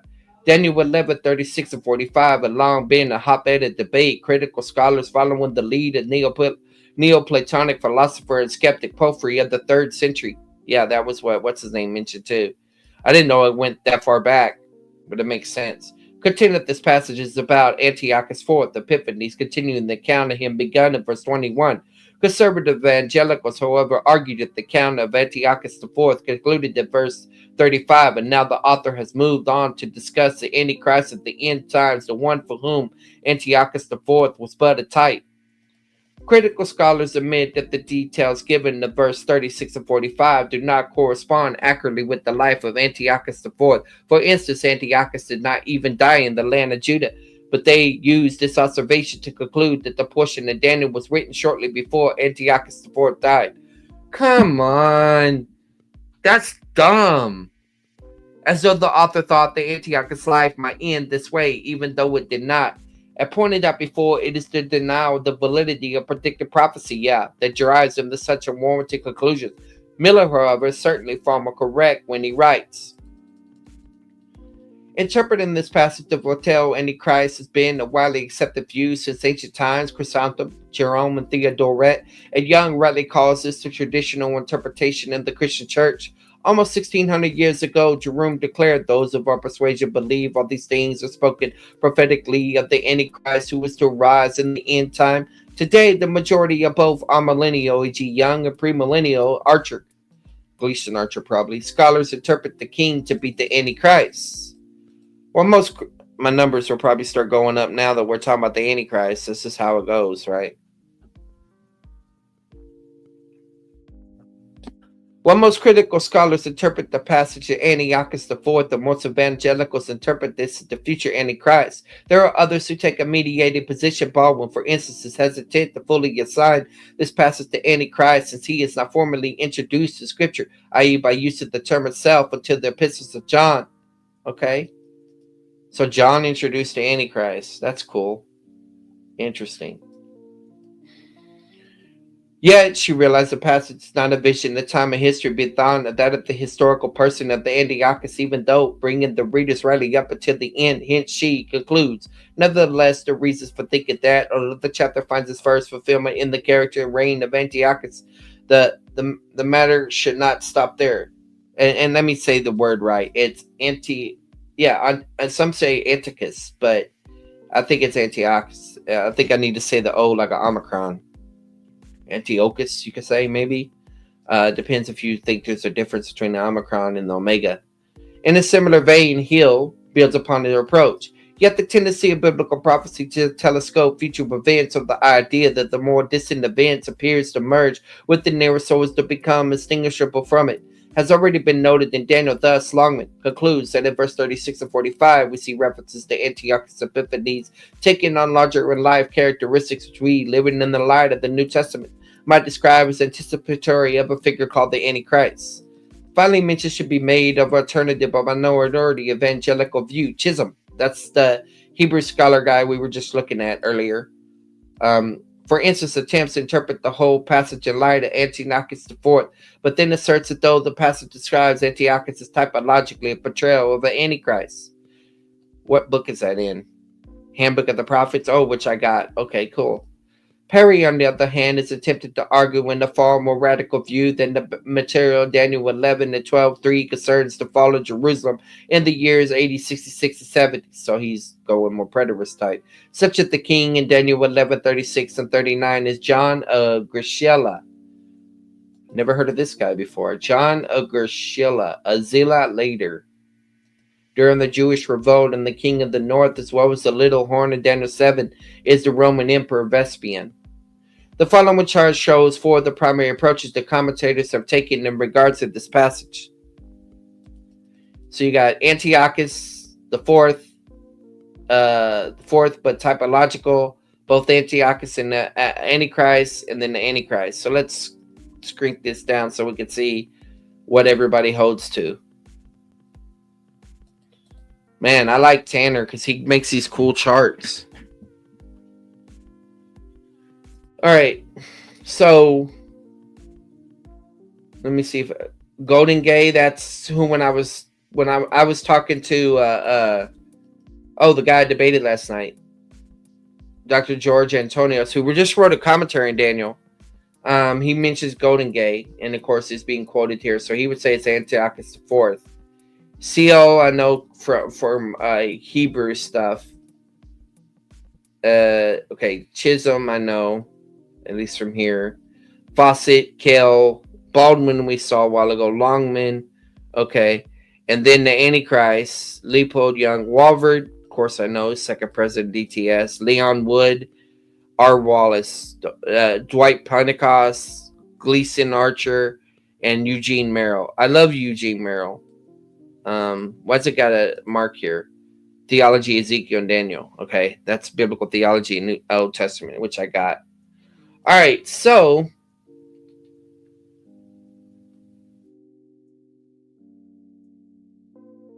let's zoom this baby back in. Whoa, that's way too much. All right, so this is what The present author holds the Antichrist interpretation. All right, so this is what he says. Regarding the historical development interpretation of the concept of the Antichrist, C.G.C. Jinks, the origin and early development of the Antichrist myth. So journal articles is essentially what he's given us right here. Okay, cool. The present author holds the Antichrist interpretation, while admitting that there are some statements in verse 36 and 35 that could be understood and regarded to Antiochus IV. He would do as he pleases, he will enjoy success until the time of wrath is completed, and even that he makes an invasion of Egypt. There are too many statements in the passage to contradict what we know of Antiochus IV to be able to even admit the mediating position of Baldwin and Hill, i.e. that both Antiochus and Antichrist are in view. Furthermore, it seems a bit illogical to the author having already introduced Antiochus in verse 31. Let's see if I can bring this up one more font level. Yeah, there we go. And having described the character 22 and 35 to suddenly reintroduce him again in verse 36 and 39. We might have expected comments like those of 36 and 39 to have followed 21. Steinman concurs. The description of the eschatological king of verse 36 and 45 is parallel to the description of Antiochus in verse 21 and 35. Both passages begin with a general description of the reigns or events not related to warfare. Eschatological king, this is followed by descriptions of warfare. Baldwin was concerned about injecting the term Antichrist before its formal introduction into the New Testament hardly seems to qualify as an objection. Regardless of what label you give him, this personage has already been introduced in Daniel 7 as a little horn, or the fourth beast, and again in 9 is the ruler who was to come. And if the small horn of Daniel 8 represents Antiochus IV while being typological of the Antichrist, it really comes as no surprise if here at the end of the book we have a culminating account focusing exclusively upon the Antichrist. A more commonly held objection to the Antichrist interpretation is the lack of a clear, here we go, transition from Antiochus IV in verse 21 to 35 to the Antichrist in verse 36. I would argue the reason it doesn't transition because it's the same demon. Basically, Hill explains the chief problem in assigning the eschatological meaning to this passage is that, unlike the earlier portion of the chapter, there was no clear grammatical marker or transitional language indicating the shift of subject between 35 and 36 or toward 39 and 40. This is quoting Golden Gate, Longman. To understand the transition point of verse 36, where the ruler was simply called the king, is a reasonable conclusion. The designation itself, the king, is not found elsewhere. Where the ruler is simply called the king. Wow, this is the first time he's called the king. So all the rulers in the whole book are not called the king until you get there. So he's not a king, he's the king. This is what his point is. Rather, in this chapter, a qualifier such as the South and North is always included when the kings of... Okay, so he's not the king of the South and he's not the king of the North. He's the king. Interesting. Rather, in this chapter, a qualifier such as South and North is always included when the kings of the secluded period are being discussed, with the exception of both kings in 1127. A careful study of the context reveals that he must be a ruler in the far distant future, not of the 2nd century BC. Verse 35 concluded the discussion of Antiochus by anticipating the end time. And verse 40 indicates this new ruler is operating in the end time.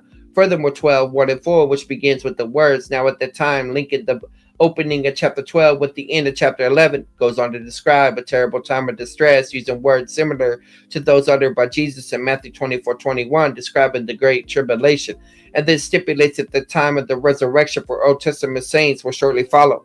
Miller underscores the importance of the observation. The clearest indication that this king will live in the latter days is that the resurrection of the saints will take place immediately after God delivers his people from the evil individual power. Thus, the time setting for 1136 and 12:4 must be in that critical period of time preceding Christ's return, known as the Great Tribulation. All right. Which will be followed by the resurrection. The king, introduced in 1136, must then be the future Antichrist, the one already revealed in chapter 7 as the little horn, and in 927 is the one enforcing the covenant with Israel. Now, this is significant because a lot of people think the Antichrist is the king of the north. But if he continues with this argument, it's differentiating the king from the king of the north. So this may have a different focus on who the Antichrist is. This may support the argument that the Antichrist might be a Jew. Let's see. And I'm a dispensationalist for anybody that's out there. So this is no hatred to Jews by making that statement. We're just trying to be exegetical here. Let's just find out. All right. That the ruler cannot be Antiochus IV is evident from 1145. Antiochus IV is known to have died in Persia after attacking the city in present-day southwest Iran. Is a foiled attempt to pillage a temple, but the king will come to was in Israel. Okay, so he didn't die in Israel. Okay, got that. An examination of further details from 36 to 39 support the notion that Antiochus IV cannot be in view. For example, it's really true that Antiochus magnified himself above every god. Is it really true? Or that he had regard for no other god? Archer shows the fallacy, assuming that he did.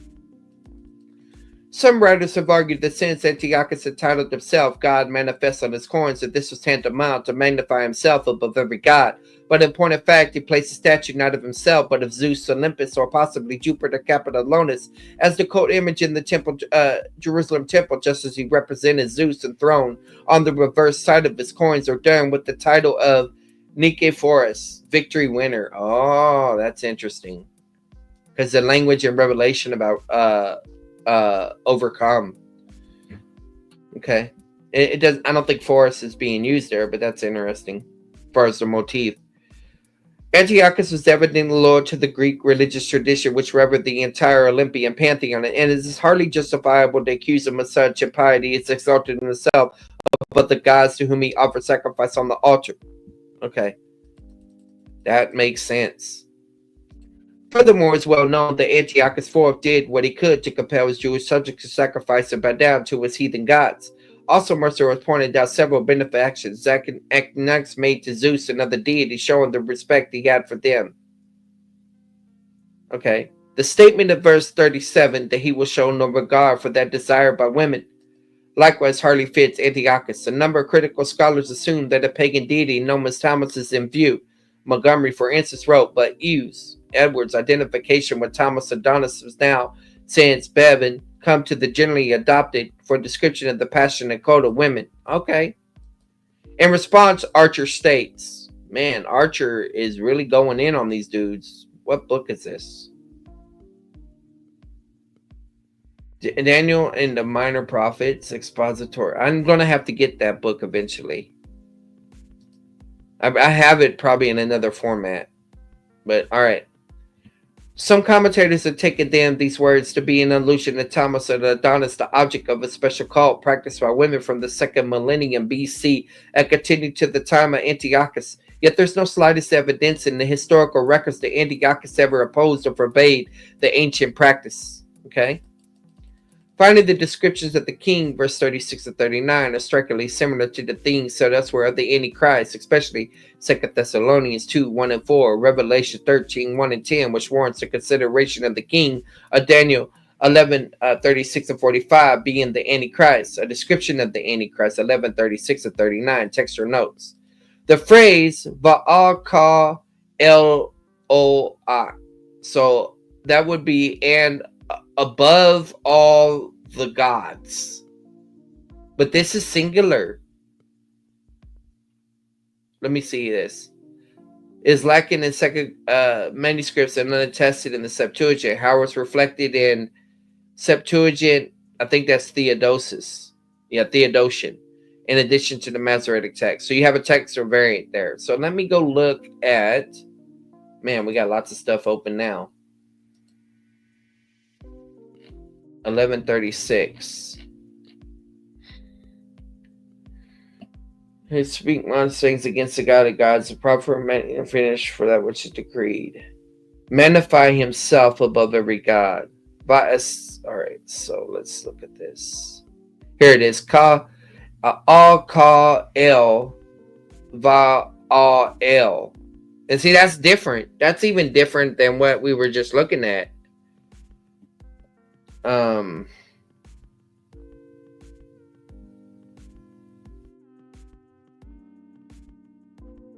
I'm going to highlight it and come back to this later on. So I guess it is a textual thing. All right. Okay, so then it goes to 38. We don't need that right now.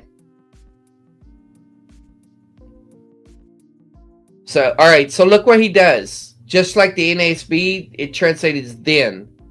Then the king would do as he pleases. Hamelech appears uniquely in all verses instance Daniel. The word king is qualified by either the word south or north. Okay, so this is what I'm thinking about here. A while ago when we were looking at Wekatals, one thing that we talked about is that it could be a shift in topic. So let me do that. Topic. Yeah, learn the topicalization function of the excatal. So we go here.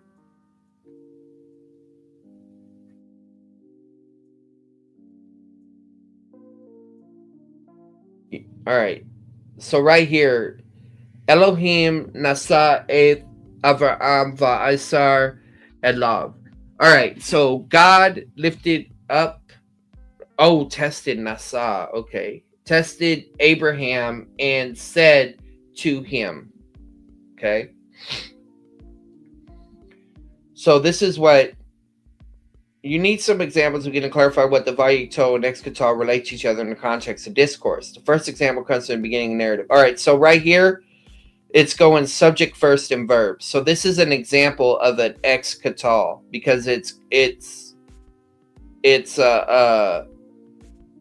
subject then the katal. Okay, this is not a Waykatal, and I may have messed up earlier because I was talking about Excatal. So I might have to pull Chisholm up again and go into Waykatal.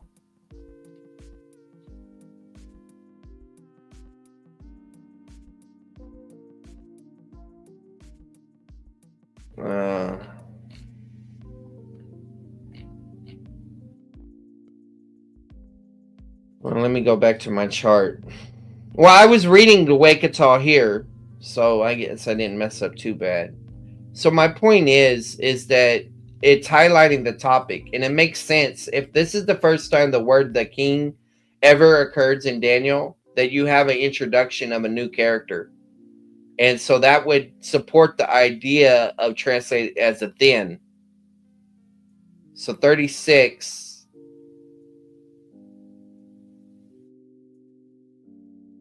So then he would do, and then the king is right here. So they're showing it's going. This is a Wekatal, right? And then so let's see, the king. So the king. Here's the subject. Will do. And what is this word here? Pleases. What is this? Ratzah. Pleasing, pleasure, or according to his liking. Okay. All right. I think I got it. So it doesn't look like Mauro's on good standing right now. He's going to claim that the king that we were just looking at is Herod the king. At least it's going beyond. Antiochus Epiphanes. Okay, so at least he went that far. But let's see. Herod the king. The remarkable character who was a usurper upon the throne of David when Christ, the true king, was born. The proof enables us to identify the king of Daniel 11, 36, and 39 with Herod the Great, and his dynasty is so convincing that we feel warranted in saying that the prophecy cannot possibly mean anyone else. Okay, well, look, if somebody brought up something like that back then they should be talking about it right here. So let's see what we got. Opens the door to leap in time, distant future. This is Constable's notes. Let's see if it talks about the identity of anything right here. No, he doesn't mention. Okay, well, let's check. Let's see how good Tony Evans is on this. Maybe he actually came up with something. It's a recent 1-volume commentary, so 36. The change in focus of this prophecy may not readily be apparent, but it's clear from what follows that the angel stops talking about Antiochus at the point. This is where Antiochus wrote the model type of the little horn of 7-8 ends, because here the Antichrist himself steps on the scene. It's the 7th week of the 7 years, and the prophecy of Daniel 9 is unfolded, and the 7 years of the tribulation to come are discussed. The Antichrist's true character as a monstrous beast is revealed. He will exalt and magnify himself above every god, and he will say outrageous things against the God of gods, desiring to be worshipped personally. Okay, that's good, but it doesn't give me enough. I mean, it tells me what to believe. Dr. Dean has stuff here, his notes on Daniel. Maybe I'll check that later. Let's go back to, let's check the Moody Bible commentary.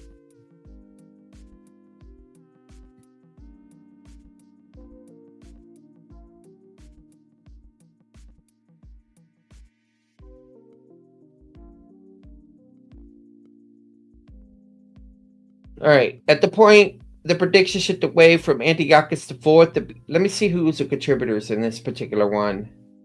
Some of these are people that my professor knows. And let's see. Who does Daniel?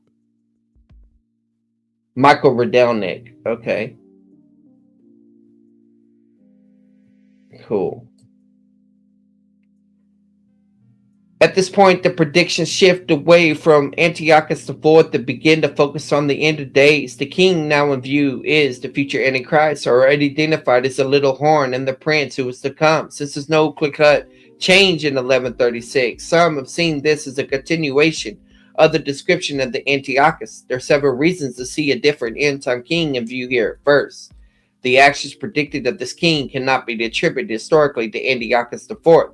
There's no evidence that Antiochus exalted and manifested himself above every god, or that he showed no regard for the gods of his fathers, or honored a god whom his fathers did not know. Antioch minted coins with the inscription. This is very similar to the language we just saw from Tanner. Relationship between the Antichrist, calling them little horns in the vision. Is the Antichrist in Daniel 11 Bibsac article. Let's click this link. Whoa, what did I just do? Let me go back. Is the Antichrist in Daniel 11 Bibsac? He would do as he pleases. Okay, so this is a good one to keep open too. All right, back tomorrow. So the question is there anybody else that takes the view that the king in Daniel 11:26 is the Antichrist? Let's go ahead and search the internet for that. What scholar takes the view that Daniel 11:36 refers to Herod the Great? All right. See, yeah, the people that aren't getting into this AI stuff, they're sleeping.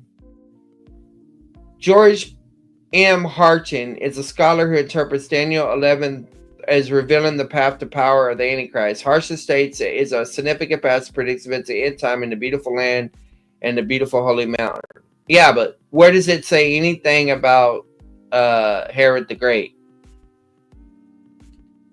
An interpretation of Daniel, there's the word harden that came up.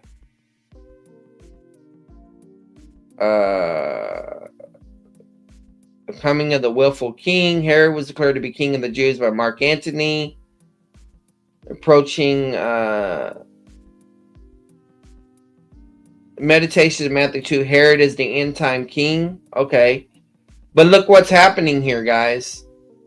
This site that I'm clicking on right now, Mike Rogers 70 AD, it's quoting the very book that we're looking at. So that makes me wonder if Philip Mauro is unique in this argument. Let's see. Millennialism, prophetic model. I'll look at your prophetic model later. All right, let's see.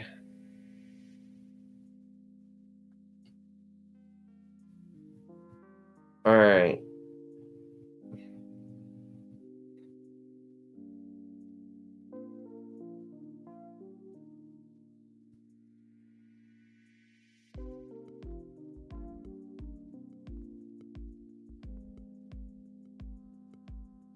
Herod the king, his dynasty, Herodian dynasty, 1136. So they're viewing the king as the whole dynasty. It looks like maybe. This is interesting. Conferring the title of the king.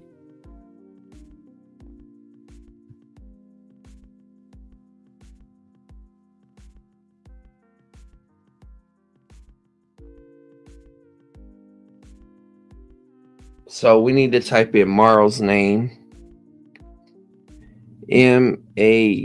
Mauro. Confirmation from events. The third reason to see Herod as the king comes from a prophetic fulfillment. Prophecy and historical events agree. The match is so clear it cannot be coincidence. Philip Mauro said the proof which enables us to identify the king when Herod the Great is dynasty historical events we feel warned is saying that the prophecy cannot be possibly mean anyone else. Herod fulfilled the last part of the things. Okay. So this guy, let's see what his conclusion is. The Herods ruled at the time of the end of the Mosaic age. Daniel said it would be a time when many shall run to, and knowledge should be increased. Okay. Jesus referred to the same activity. Okay. 70 AD. So this is a preterist site. Should have known by what says 70.com. Christ the King has defeated Herod the King, and all align with them. Only why I could see that motif. He's got some additional notes here, other resources.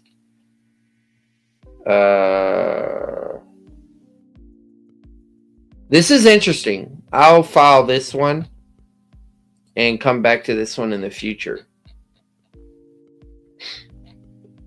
So that's interesting. That means some people are, at least at 2018, are still holding to Mauro's view on certain things. So in the future, what I'll have to do is I'll have to study that site and see if these other more recent commentaries on Daniel have countered that. See if there's anything we can narrow down even more. All right.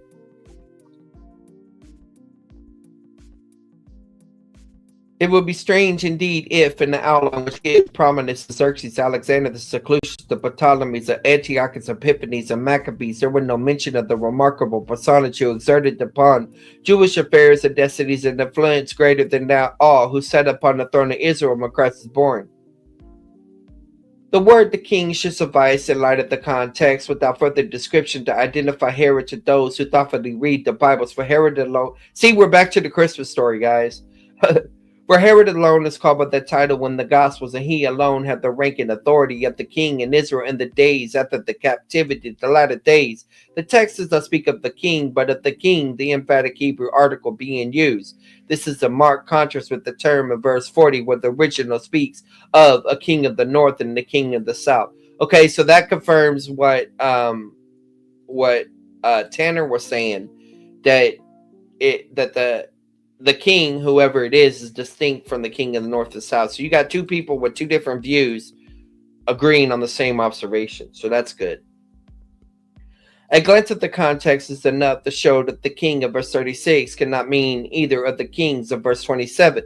However, these are never spoken of as the king, but always both before and after verse 36 as the king of the north or the king of the south, as the case may be. Nor does the scripture speak of any king who was to rise at the time of the end of this present age, who answers at all to the description of the prophecy. The man of sin, described in 2 Thessalonians 2, 3, and 10, is supposed to by some to be the king in Daniel 11:26, but he's not called a king, nor described as having the kingly rank, but rather is one claiming divine worship in the temple of God and backing up his pretensions by means of miracles and lying wonders. Yeah, because at that point, he's not offering himself as a king, he's offering himself as God. That's the difference. So the fact that that doesn't mention that he's a king is irrelevant, because the term Antichrist would actually mean anti-king, anti-anointed, and the kings are only anointed. So it comes from other passages. The king of Daniel 11:36 is a very different personage and achieves the end in a very different way, as will be clearly seen by all who diligently compare the two passages. What has caused also able commentators to go astray at this point, and in some instances seek far afield for the interpretation of this passage is the fact that they were unable to find anyone among the successors of Antiochus who appears at all to the description of the king, but they, having overlooked two things, which had they heeded them would have kept them from being so misled. Those things are first, that the discrepancy is not first for its subject, the kingdom of Syria or Egypt, but the people of Israel, and hence the expression the king, without other qualifications, would mean one who was king over Daniel's people, and second, that the verses immediately preceding relate wholly to the affairs of the Jews under the Asmonean princes, and hence the term of the prophecy itself leads us to look at the point for the beginning of a new order of things in Israel, and that is just what history certifies to us. For precisely at this juncture of affairs, the Asmonean dynasty was brought to an end by violence and bloodshed, and it was replaced by that of a king who answers perfectly to the description as the last part of the prophecy, and he had the temple rebuilt. Interesting. I think it's foreshadowing, though. Moreover, after this, we should especially invite attention to the set of the king that he shall prosper until the indignation be accomplished, or until wrath be completed. Okay. In fulfillment of which is the fact that the dynasty of Herod retained through all the political upheavals of the time in favor with Rome. Now, this is interesting because if this is Herod the Great, right? He dies shortly after Jesus Christ comes on the scene, the true king.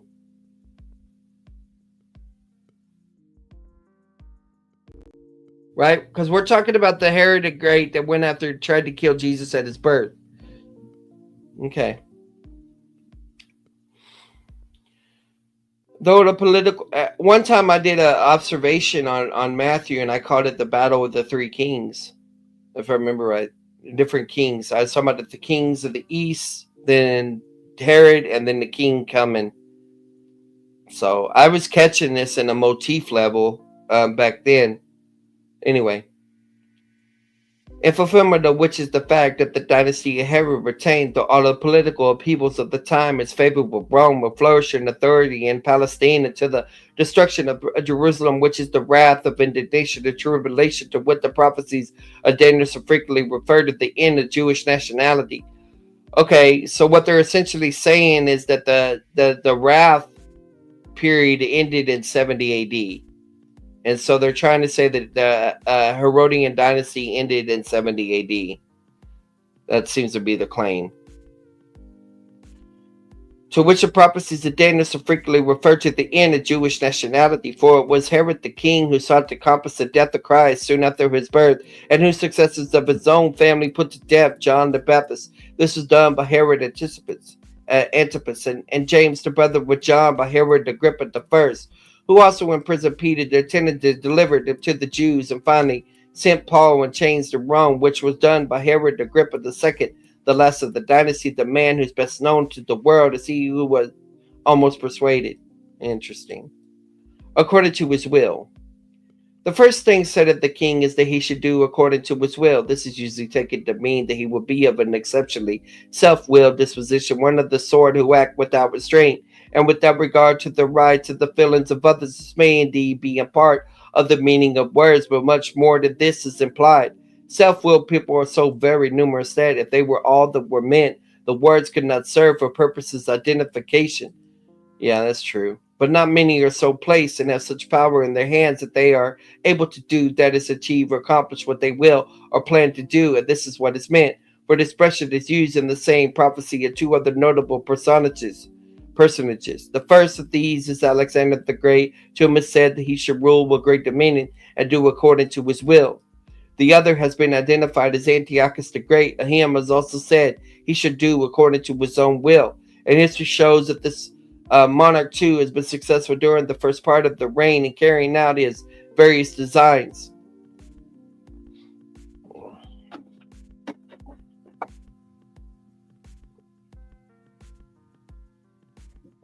Oh, my throat.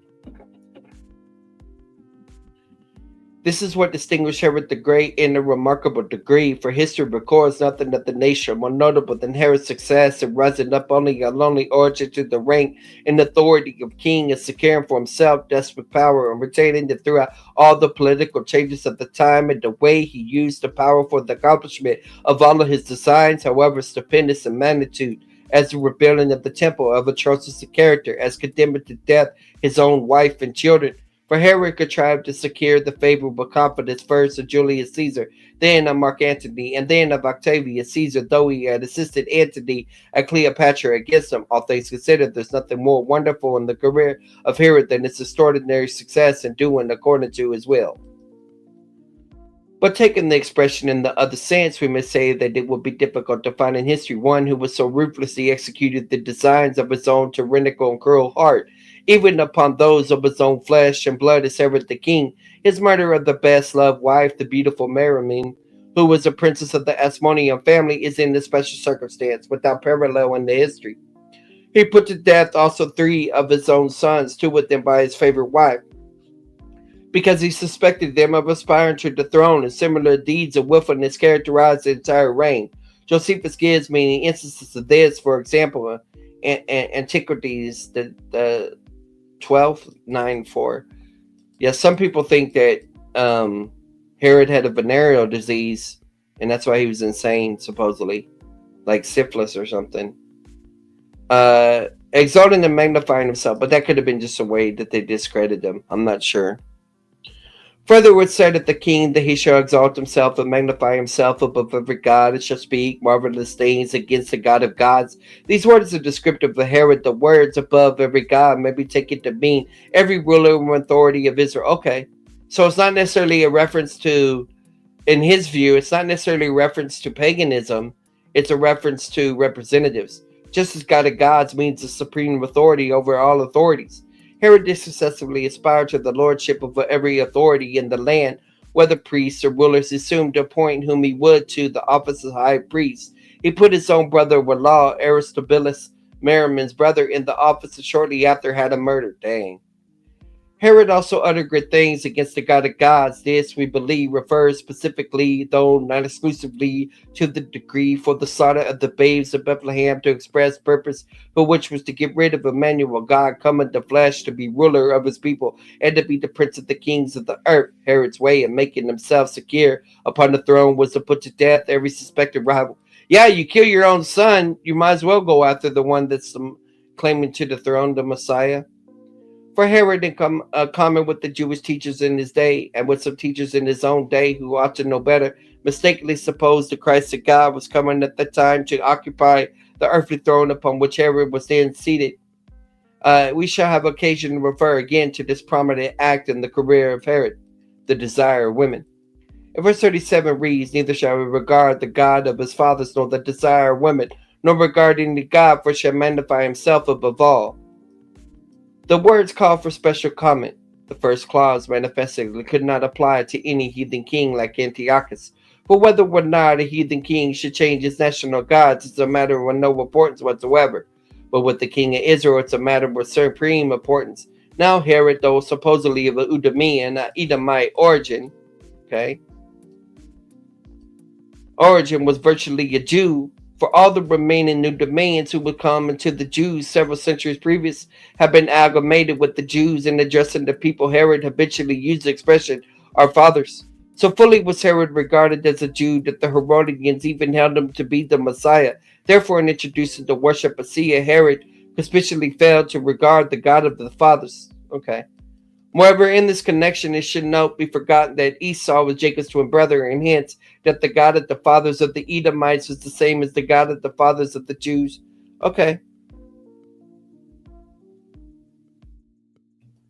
words, nor the desire of women. These are all observations and statements I could study in the future, but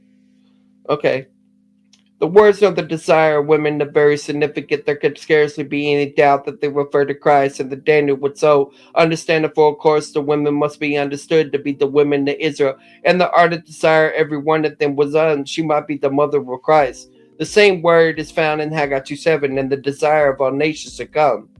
Evidently then it is Christ who is referred to as the desire of women, and if so, then we have a striking fulfillment of these words in Herod's attempt to murder the infant Messiah.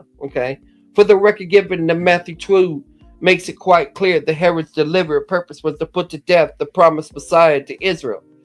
It was for the accomplishment of that purpose that he required of the chief priests and scribes as to where Christ should be born. The slaughter of the babes of Bethlehem was an act of atrocity almost without parallel in history. It was more of an event that had been foretold by Jeremiah in the words, a voice was heard in Ramah, lamentation, and bid to weep in Rachel, weeping for her children, etc.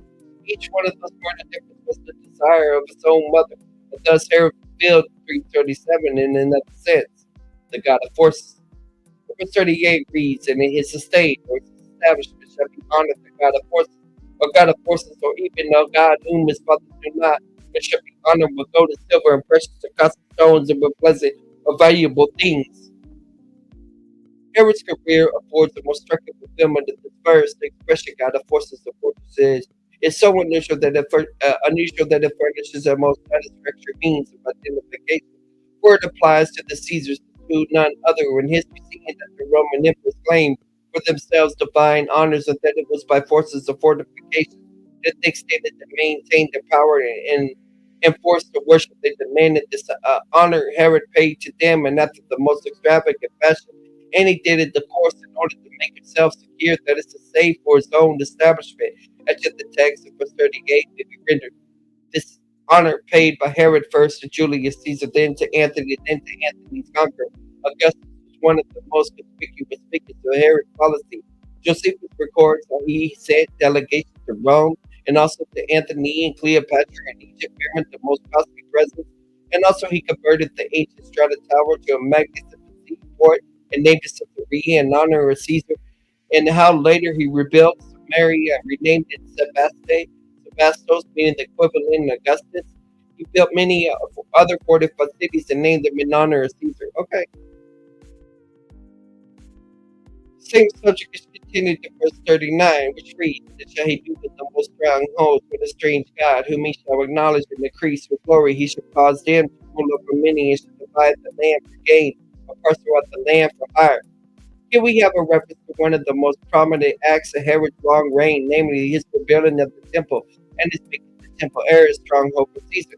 He made the temple the most famous building in the world for its dimensions and magnificence, particularly for its size of the stones wherever it was built, to which is the disciples specifically directed the Lord's attention in Mark 13:1, in which Josephus says, with 25 cubits long, 12 broad, and 8 thick. How big is that? Just type it in.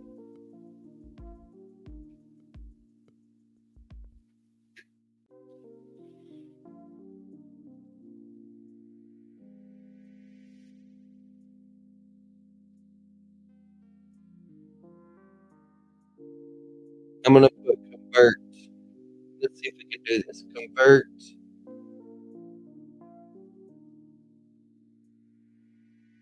to, let's just do square feet.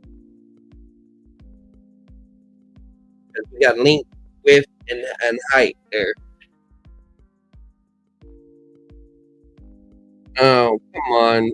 Someone's got to calculate this. Convert units.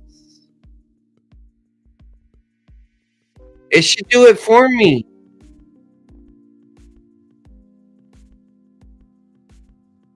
Oh. I got to sign into the AI.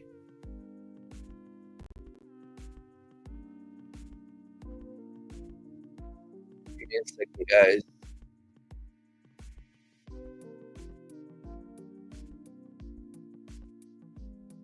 Let me try again.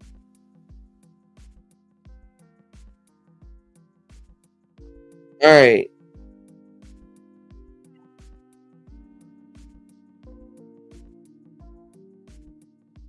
The area of two broad faces, two linked faces are square feet, 640 square feet. However, the area at the top and bottom of this variety calculate the surface area.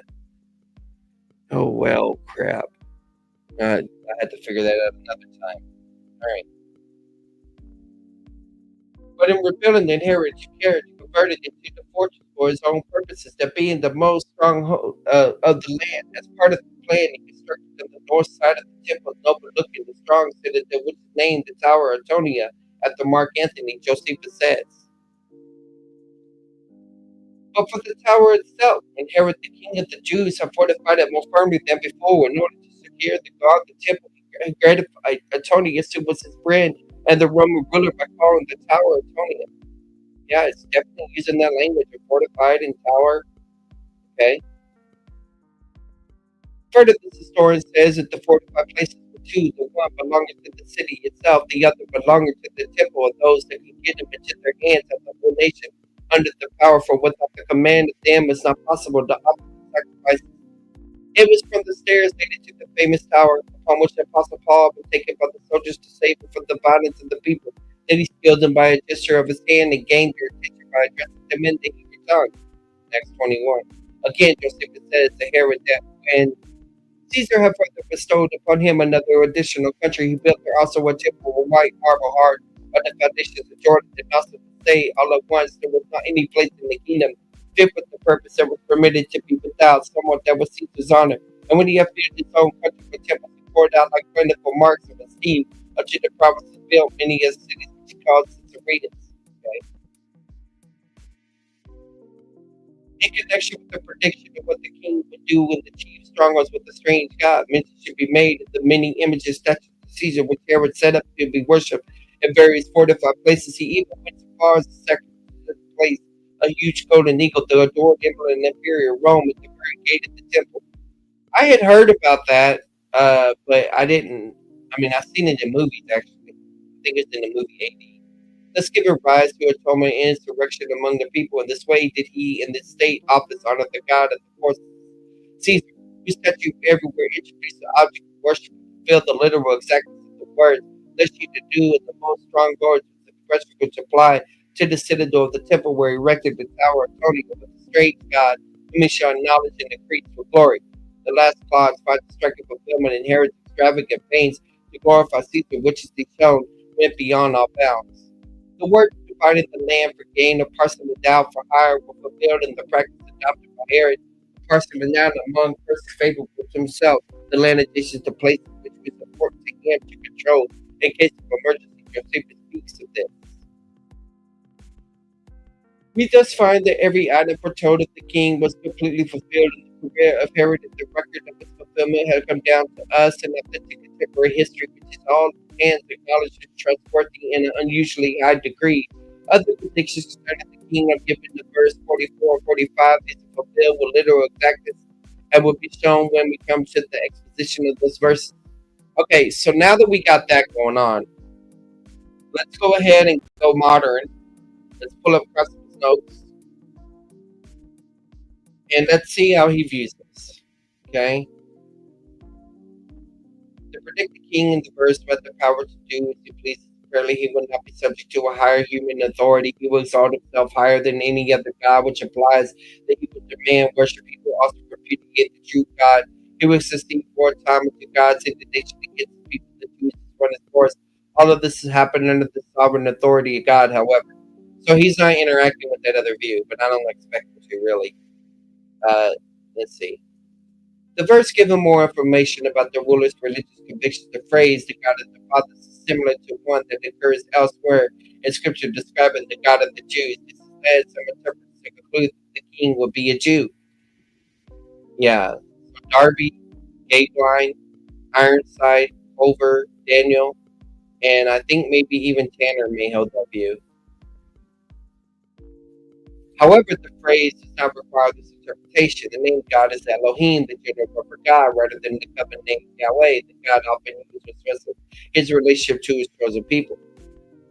This word Elohim can have a plural translation God or a singular one God. However, in the light of the other revelation about this man, he seems to be a Roman, someone from the West. Okay, so he's saying he's from the West side. Of course, he could be a Jewish Roman, but the description of him in this verse identify him clearly as a Jew. Probably the angel meant that the king will abandon the religion of his past or ancestors, or what the religion may have been. He will do this because he set himself up as the object of worship in place of all others. The identity of the desire of women is also problematic. It may be a reference to the Messiah, supposedly. You say that Pentecost, Gabeline, McGee, Walford, Feinberg, Ironside, Earsby. Supposedly, the supreme desire of every godly Jewish woman in Daniel's day was that she would bear the Messiah. Another view is a reference to Talmud. Yeah, we came across this. Adonis, who was a pagan god in Daniel's day, the woman found very attractive. Others believe that the meaning is that the king will have no desire for women. Some even speculate that he will be abusive toward women. In other words, he will be devoid of natural affection. I tend to favor this last view. Okay. I've even heard he would be a homosexual or transgender or whatever, based on that statement. All right. It says, but this king we're really trusting is a God who we believe can give him military success. Evidently, this is not a God in the religious sense who would probably idolize power. His forefathers typically acknowledged the supreme being as some pagan god of gods. He will honor his God by spending money to build his military arsenal. In other words, he will be a materialist. Okay. Yeah. You do have a Trump motif there about women and then materialism. I know y'all gonna be mad at me for saying that, but I'm just trying to understand why some people would think that. I don't believe that, but anyway. McGee believed that this God will be Satan who controls the kingdom of the world. Feinberg and Ironside believe that God in view is the Roman beast, the political leader, whom they distinguish from the Antichrist. They identify the Antichrist with the religious leader in Jerusalem. This is a minority view among millennials. Roman beast, whom they distinguish from the Antichrist. Okay. Leader in Jerusalem.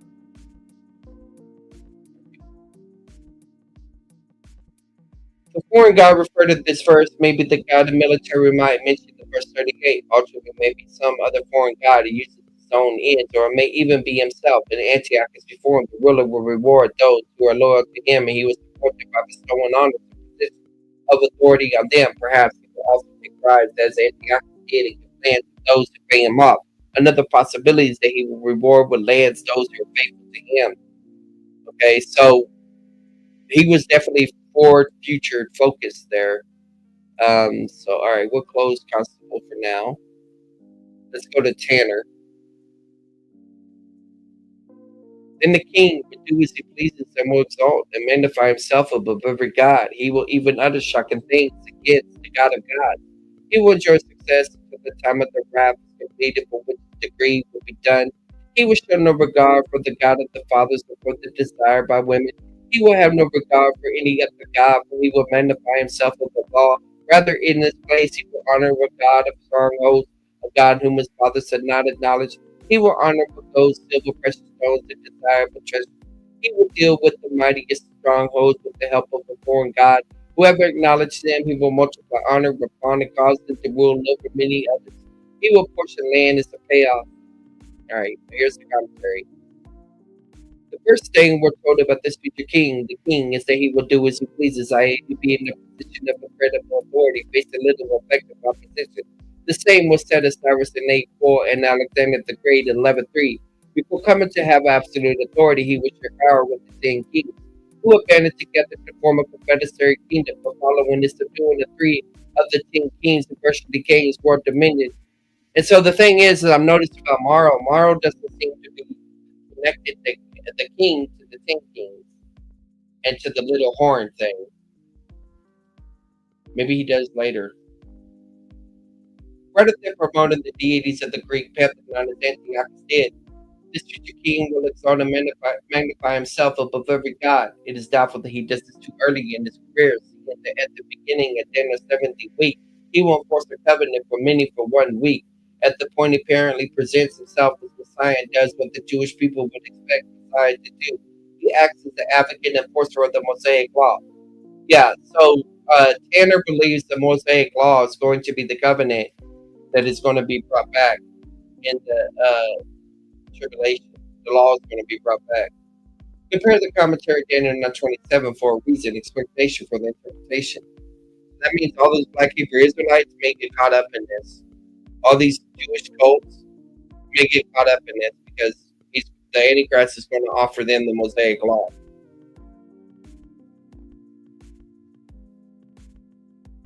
Seventh-day Adventists, maybe, too. Compare the commentary Daniel 9:27 for a reason explanation of this interpretation. I mentioned that and I watched it pop up. How do you exalted to magnify himself above every God at the time of the covenant? The Jewish people would never have given them a hearing. The fact that he put the end to sacrifice and offering under the first 3.5 years, the middle of the week, is a signal that he's making a bold move in this demonic strategy to secure world dominion. The reference to the sacrifice and offering in Daniel 9:27 is also a subtle suggestion that there will be a revealed temple in Jerusalem at this point, a reality which is supported by the New Testament, Matthew 24:15, 2 Thessalonians 4, Revelation 11:1-2. The remaining of 9:27 suggested is at this point that he commits abomination and desolation by entering the Jewish temple and proclaiming himself to be God against the commentary on 9:27. According to 2 Thessalonians 2:4, he, the man of lawlessness, opposes and exalts himself against every soul for God or object of worship, so he takes a seat in the temple of God, proclaiming himself to be God. While exalting himself, he will even utter shocking things against the God of gods. He obviously hates the true God of heaven, and will thus blaspheme his name for a season of time and 3.5 years foretold. In Daniel 7:25, God will allow the Antichrist to enjoy success, but only until the time of wrath is completed. Daniel 11:36. The source of nature of the wrath is not made clear. This may refer to God's wrath, as the Hebrew word translated wrath, za'am, normally denotes God's wrath, rarely that of man. The time of the Great Tribulation is the time the Antichrist is allowed to enjoy success, but this is also the time noted in the Old Testament as the day of Yahweh, in the New Testament day of the Lord, where God punishes the evil, unbelieving world that is rebelled against him. 1 Thessalonians 5:2, 2 Thessalonians 2, Revelation 6:7. At that time, God will exercise his wrath in a way not previously seen, yet when the period has run its course, all that God has decreed will have been accomplished, and the Antichrist will be judged and removed by the personal appearance of Jesus Christ. 2 Thessalonians 2:8, Revelation 19:20-21. Verse 37 focus upon the religious outlook of Antichrist. No regard for the God of his fathers first. We're told he will show no regard for the God of the fathers, that is, he will have no respect for the true God, nor will he honor him. See translation, no forbidden. Translated here, show no regard for the expression the God of his fathers, Elohe Avav, Elohe Avav is a crude interpretive. Okay, so it's the main issue. Let me take the cough syrup 1 second. Or Dayquil.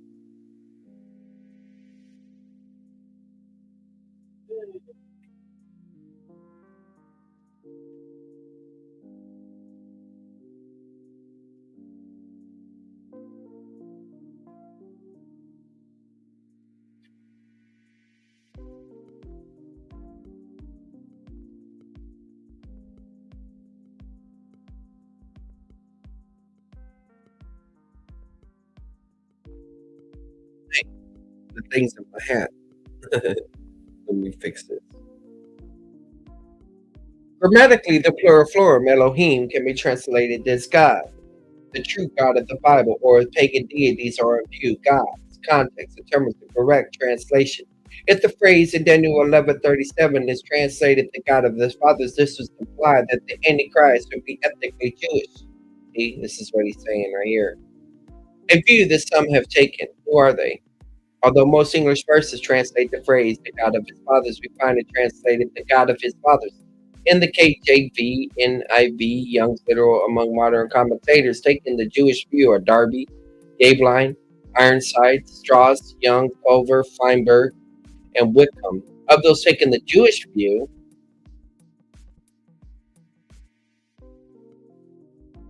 Gabeline and Feinberg hold that the Antichrist is to be equated with the false prophet, so they think it's one person, not the beast. Okay. Antichrist would be ethnically Jewish, a view that some have taken. This is a view commonly found among early church fathers. Survey patristic exegesis. Okay. I can look into that in the future. Of greater significance, however, is the phrase in which a term occurs, the Elohim of his fathers. This is a common expression in the Old Testament, used at least 45 times, that is always for Yahweh, God of the Bible. When God was about to reveal himself as Yahweh to the nation, he sent to Moses to say to the sons of Israel, the Lord, the God of your fathers, Elohe Av they can, yeah, the God of Abraham, the God of Isaac, the God of Jacob has sent me to you. The kings of the Jewish people were also evaluated in terms of their faithfulness or lack thereof to the God of their fathers. For instance, Haman, the evil king of Judah, was reprimanded because he forsook the Lord God of his fathers, Elohe Avthav. Yeah. This is a sequential observation parallel that of the king of Daniel 11:37, who was evaluated and rebuked because he too will forsake the God of the fathers. Okay. Steinman admits that the phrase is always a description of Yahweh, yet nevertheless contends that the Antichrist need not be Jewish. Therefore, this king will come from among the people of God. Some interpreters see this as an indication that the Antichrist will be Jewish. However, the phrase is a religious identification, not an ethnic one. Okay. It indicates that the eschatological king will come from those whose ancestral tradition is to worship the true God. The problem, however, with Simon's conclusion that the phrase "the God of his fathers" only pertains to his religious identification and not his ethnic background is that in each of the 45 occurrences of the phrase it is used, of whose ethnic background was Jewish. Yeah, so every time it was a Jew. Hence, Simon has no valid basis for dismissing the ethnic element. The objection is often raised that even though the expression "the God of the fathers" Elohe Avtav is used in Daniel 11:37, the fact that the Antichrist has been identified earlier in the book in connection with the Roman Empire would argue that he must be a Gentile rather than a Jew. In Daniel 7, the little horn is associated with the fourth beast, which had been identified in this commentary as the Roman Empire. Yet a closer look at the text does not prove this little horn, the Antichrist, is a Gentile. Okay. What we are told is that the 10 horns come out of the kingdom, i.e., out of the Roman Empire, in light of what is revealed in the book of Revelation, especially 17. These 10 horns representing kings who unite and form the kingdom in some way, not totally explained. They share their authority as kings with the beast, the Antichrist, for a short period. Yet then they turn their power and authority over the beast, and as verse 17 says, they give their kingdom to the beast. The most likely explanation for the transfer of power to the beast is the fact that he first seduced 3 of them, so that the kings of the Confederacy kingdom all turned authority over to them. Yeah, he takes out 3, so the others give up. So what we learn from this is that the 10 kings emerged from what was once the Roman Empire, yet the little horn, the beast, the Antichrist, does not necessarily emerge from the Roman Empire. He takes them out. Okay, okay. Daniel 7:24 simply says that he will rise after them.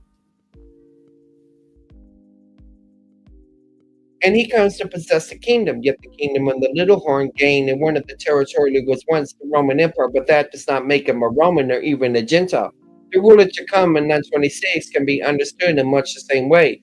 The Roman armies destroyed Jerusalem in AD 70, and they are the people of the ruler who is to come.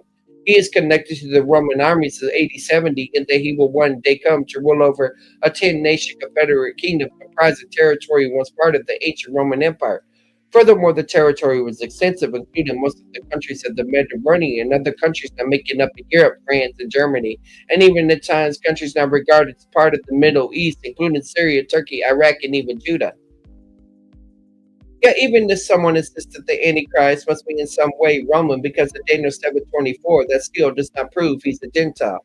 He could be ethnically Jewish and yet politically part of the revived Roman Empire of the future. Yeah, that makes sense. Finally, one should observe that the New Testament never asserts that the Antichrist to be Gentile, which is listed in the ounce of caution. Okay. No regard for that desired by women. A second statement about his religious outlook is that he will also have no regard for the desired by women, which is the genitive construct. That would be Kem doth Nashim. Kim doth Nashim in Hebrew text. Contrast with the desire of women. All right, so this would be the desire women, not for the desire women. For discussion of options to the translated noted above, this is certainly not a comment about his sexual preferences. Okay, so he's shooting that down because both the preceding and the following statements is something about his attitude to God or God. Hence, it's not a reference to him disfavoring normal human marital relations or having a low regard for women. There's that low regard for women thing, right? And who brings that up? We saw Mauro brought it up, right? Okay, we'll come back to that. Most English translations take this as the subjective genitive, an agency, implying he had no regard for which women desired or took delight in or treasured. Okay.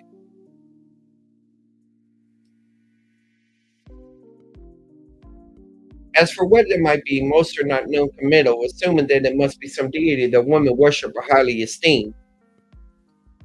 As for what is meant by the noun uh, hemda, the word itself basically means desire, indicates desirable things, precious things, or what is delightful.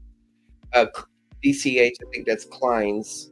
Yeah, district, but yeah, Klein. Suggests one desire of beauty, precious treasure, wealth, and Haggai 2:7 it means wealth. Otherwise, it typically refers to which is precious, desirable, valuable. The context of Daniel 11:36. It's interesting because I'm thinking about Moses. Moses was called a beautiful child, and he was the Messiah at that time. Um, let's see here. The context 1137 concerns a person's religious outlook. For those espousing the Antiochian interpretation of verse 36 and 45, they will understand that it's God, the woman delighted in, hence Collins renders this even to the God beloved of women. And any teen, not even the God loved by women, Golden Gate, to the one woman love, to the one women love.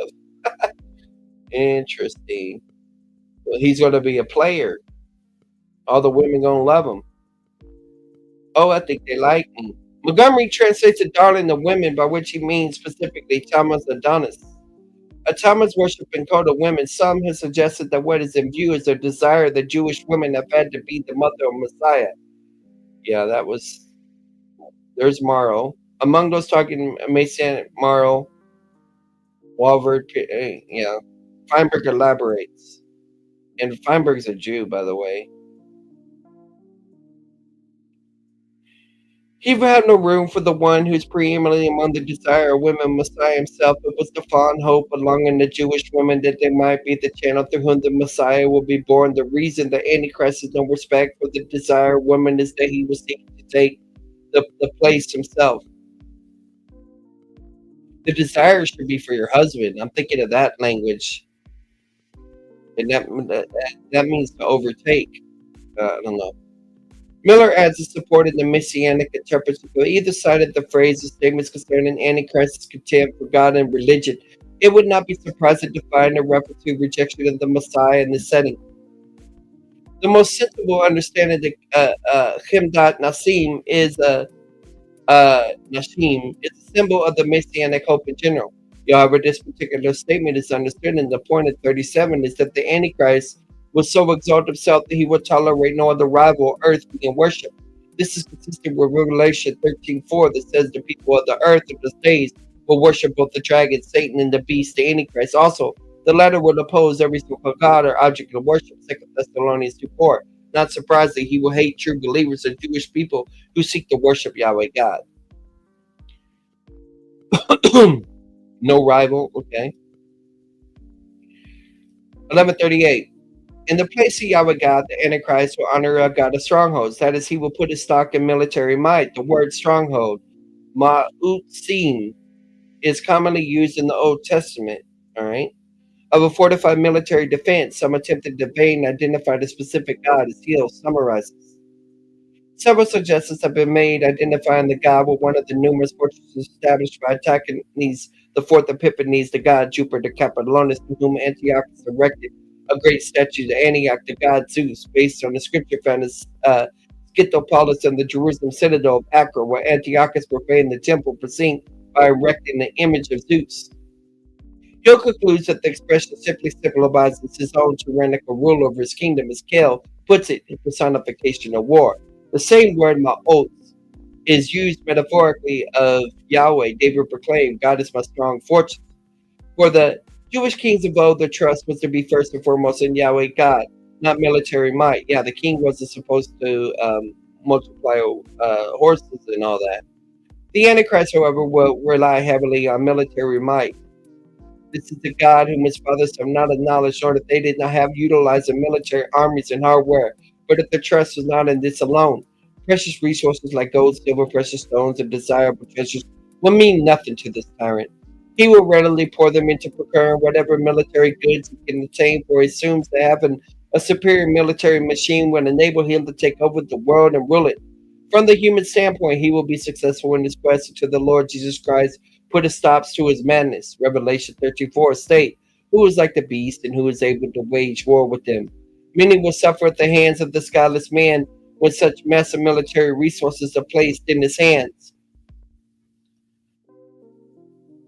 Yeah, so he's not just coming up as a peaceful person, he's coming up as a warrior. 1139. In the quest to rule the world, the Antichrist will out of necessity need to deal with mighty strongholds and strategic locations. This he will do aided by a foreign god, Eloah Nakar. This later expression is commonly used in the Old Testament of foreign gods or idols associated with them. In Genesis 35:2, Psalms 81:9 declares, "There must be no God, no other God among you. You must not worship a foreign god." The aid rendered the Antichrist could look at that from Satan himself, for he's ultimately the one propagating false deities. In Revelation 13:4, indicates that Satan gives authority to the beast.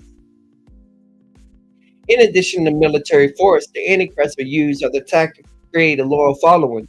To those who acknowledge him, he will multiply honor upon their business. He will dole out favors of those who back him and join this crusade.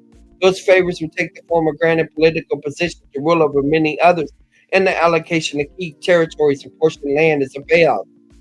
The word land, adama, can also mean territories or countries, and the word payoff, mekir, can have the connotation of a present or payoff. A parallel with shokar, a bribe. Interesting. Biblical theology comments. Okay. So we're going to do some connecting here. I'm going to go get me a cup of coffee. I'll be right back, guys.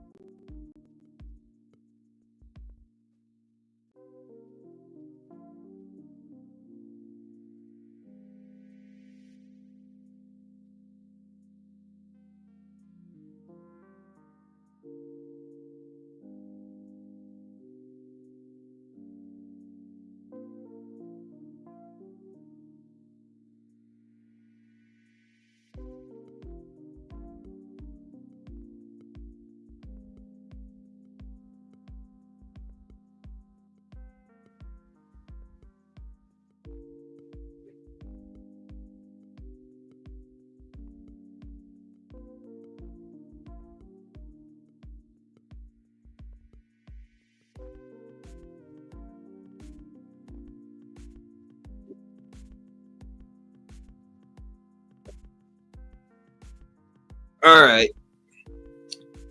Biblical theology comments. Daniel 11:36-39 is probably the most instructive passage in the Old Testament about the nature or mindset of the future Antichrist. In light of the view taken in this commentary, he would probably be ethnically Jewish. Judas, the famous betrayer of the Lord Jesus, was also Judas. Okay, Jewish. So it's not just surprising that Satan would use someone who was Jewish to accomplish his purpose. Satan purposes to dupe the Jewish people in general by means of a counterfeit Messiah. Then it's not surprising at all that Antichrist would be Jewish. He would have to be in order to be welcomed by the Jewish people as their Messiah. All right. The passage is also significant for what it teaches about the Antichrist's attitude and commitment to military might. He will honor the God of fortune, so that we read in Revelation 34, who was like the beast and who is able to wage war with him. His war machine will appear to be humanly unstoppable. Application and devotional implications. According to Daniel 11:36, the Antichrist will even utter shocking things against the God of gods. And this, Revelation 13:15-6 adds, there was given to him a mouth speaking arrogant words and blasphemies, and authority to act for 42 months was given to him, and he opened his mouth to blasphemies against God, to blaspheme his name, his tabernacle, that is those who dwell in heaven. The very idea that anyone who speak a word of contempt against God, much less blasphemies, is dumbfounding. Repeatedly in Scripture, God is exalted as the one who was good. He is not merely good as humans might think of good, mostly good, but 100% purely good. He can do no other. The fact that God is totally and purely good is something that we as believers need to cherish and cling tightly to. There is no reason to speak of a word against God because he's perfectly good and operates out of a heart that longs to bestow the goodness on us. Satan, however, relishes every opportunity to attack the character of God and therefore tempt all those who can question God's goodness, just as he did with Eve. If we're not careful, we can be deceived and start to believe the lies of the evil one, the very one who has the audacity to utter shocking things against the blasphemy, the name of a glorious, wondrous league of God. Yeah, that sounds like pot. All right, the military campaigns of the Antichrist leading up to Armageddon. We'll come back to that in a minute. Let's switch back to Mauro, the time of the end. 1 second, guys.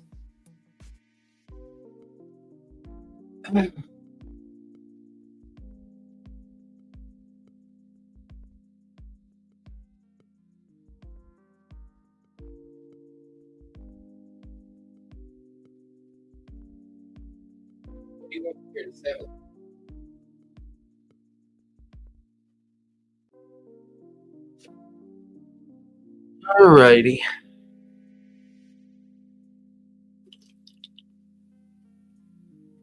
Okay. Back tomorrow. Back tomorrow. If we study now, we're going to be back tomorrow. Anyway, I cut you down so bad to the bone you can say I'm back tomorrow. Here we go. The time of the end. In order to avoid the confusion, it's evil to observe that the time of the end may mean one period of time in one place in a very different period in another. The meaning is controlled. It is also revealed by the context. But this is quite frequently overlooked, that we have observed that even the careful writers of prophecy have a disposition to take the words that the time at the end is the meaning, the ending of the gospel dispensation, even when the passage in which they occur does not relate to the present dispensation at all. All right. I need to shoot my chair up. I wish it would stop going down. I need to put biceps underneath it. Particularly should it be noted that in the book of Daniel there are two distinct sets of prophecies. The first set, found in chapters 2, 7, and 8, relate to the great Gentile world powers, and the prophecies of chapter 2 and 7 carry on to the end of times of the Gentiles. Chapter 8 gives details of the Greek empires, is filling the line given the vision of chapter 7. The second series, chapters 9 and 12, inclusive have to do with the history of Daniel's own people and its holy city. Hence, the expression time at the end where it occurs is there. These later prophecies means the last stage of the national existence of Daniel's people, that is to say, the era of the Herods. The period of the Jewish history occupied by Herod and his dynasty was therefore the time at the end in the sense required by the context. So we have a strong confirmation of the view we have been presented in the fact that, just as the point of the prophecy, there is given us an outline of those great events which occurred during the reign of Herod, whereby political supremacy in the world was given to the Caesars and all was made ready for the coming of the Redeemer. The outline is found in Daniel 11, 40 and 43, and brings us to the subjugation of Egypt, the last of the great independent monarchies to fall under the spreading power of Rome with the Libyans and Ethiopians. The record of history corresponds so accurately to the prediction of the prophecy, as we shall presently point out that there could be no question at all as to fulfillment.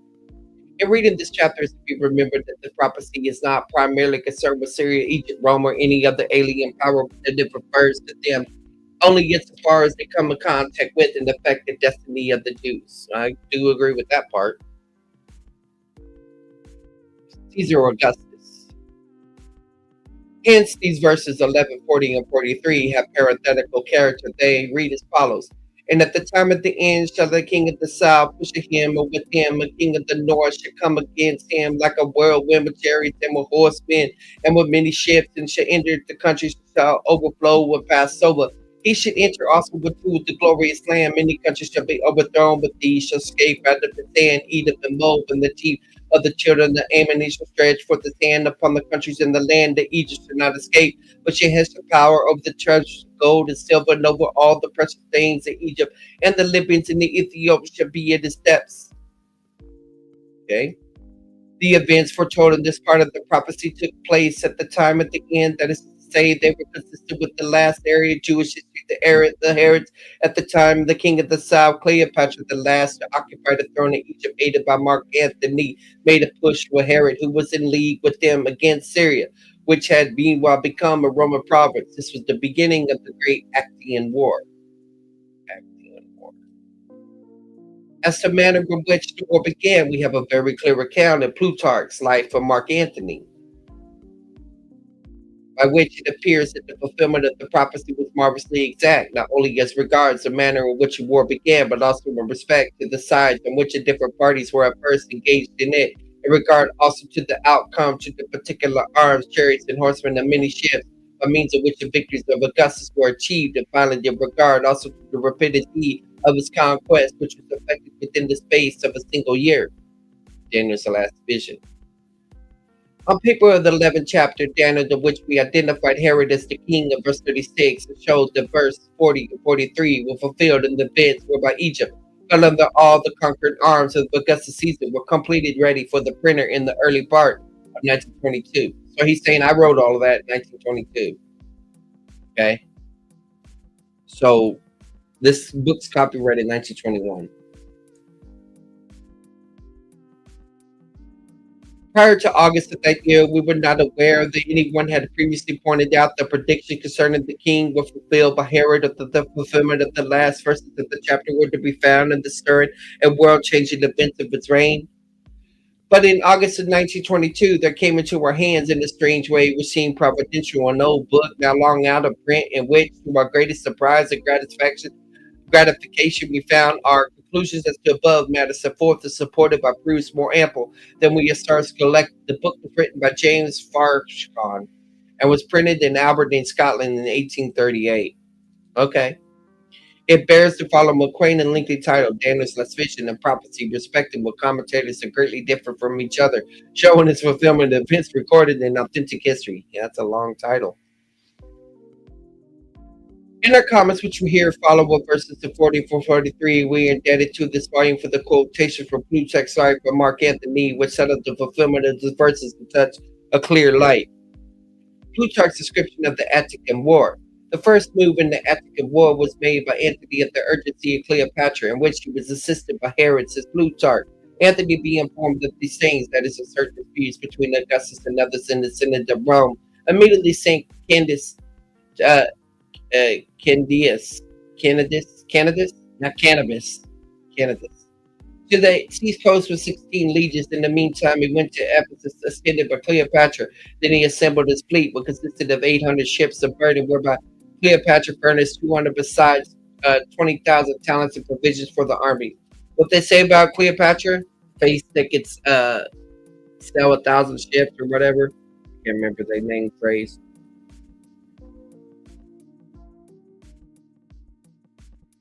Antony advanced to Athens with constantly increasing forces, Augustus being wholly unprepared to meet it. For says the historian, when Caesar was informed of the celerity of the magnificence of Antony's preparation, he was afraid to be enforced into war. That some of this would have been more convenient for him. For he won in one of the most every day the auxiliary kings were fought under his Antony's banner, but focus of Africa, etc. A list being given of those who did not attend in person but sent supplies from Ptolemy, Pontus, Marcus of Arabia, Herod of Judah, and Asmus of Laconia and Galatia. Thus, the king of the south was the first to make a push in this war, and he was pushed with Herod, showing the accuracy of the prophecy. It should be noted that, as Plutarch records, the Synod of Rome declared war with Cleopatra alone, ignoring Antony, so that it was strictly between the king of the north and the king of the south. Interesting. Mr. Farquhar points out that the predictions of the prophet were strictly fulfilled, also with respect to the character of the forces engaged in the war, for notwithstanding that each side assembled large numbers of infantry, and notwithstanding that such of the arms used to be relied upon to decide the war, yet in the case the infantry were not engaged at all. The issue being decided as the prophecy indicates by chariots and horsemen and many ships. A strange feature of the affair is that although Antony's footmen outnumbered those of Augustus, and although his generals urged him to bring the matter to an issue, the man battled nevertheless to quote again for Plutarch. Such a slave he was to the will of a woman that to gratify her, though much superior on the land, he put his whole confidence in navy, notwithstanding the ships had to have their complement of men. They're basically saying that the women were manipulating Mark Antony, which is the reference to Cleopatra.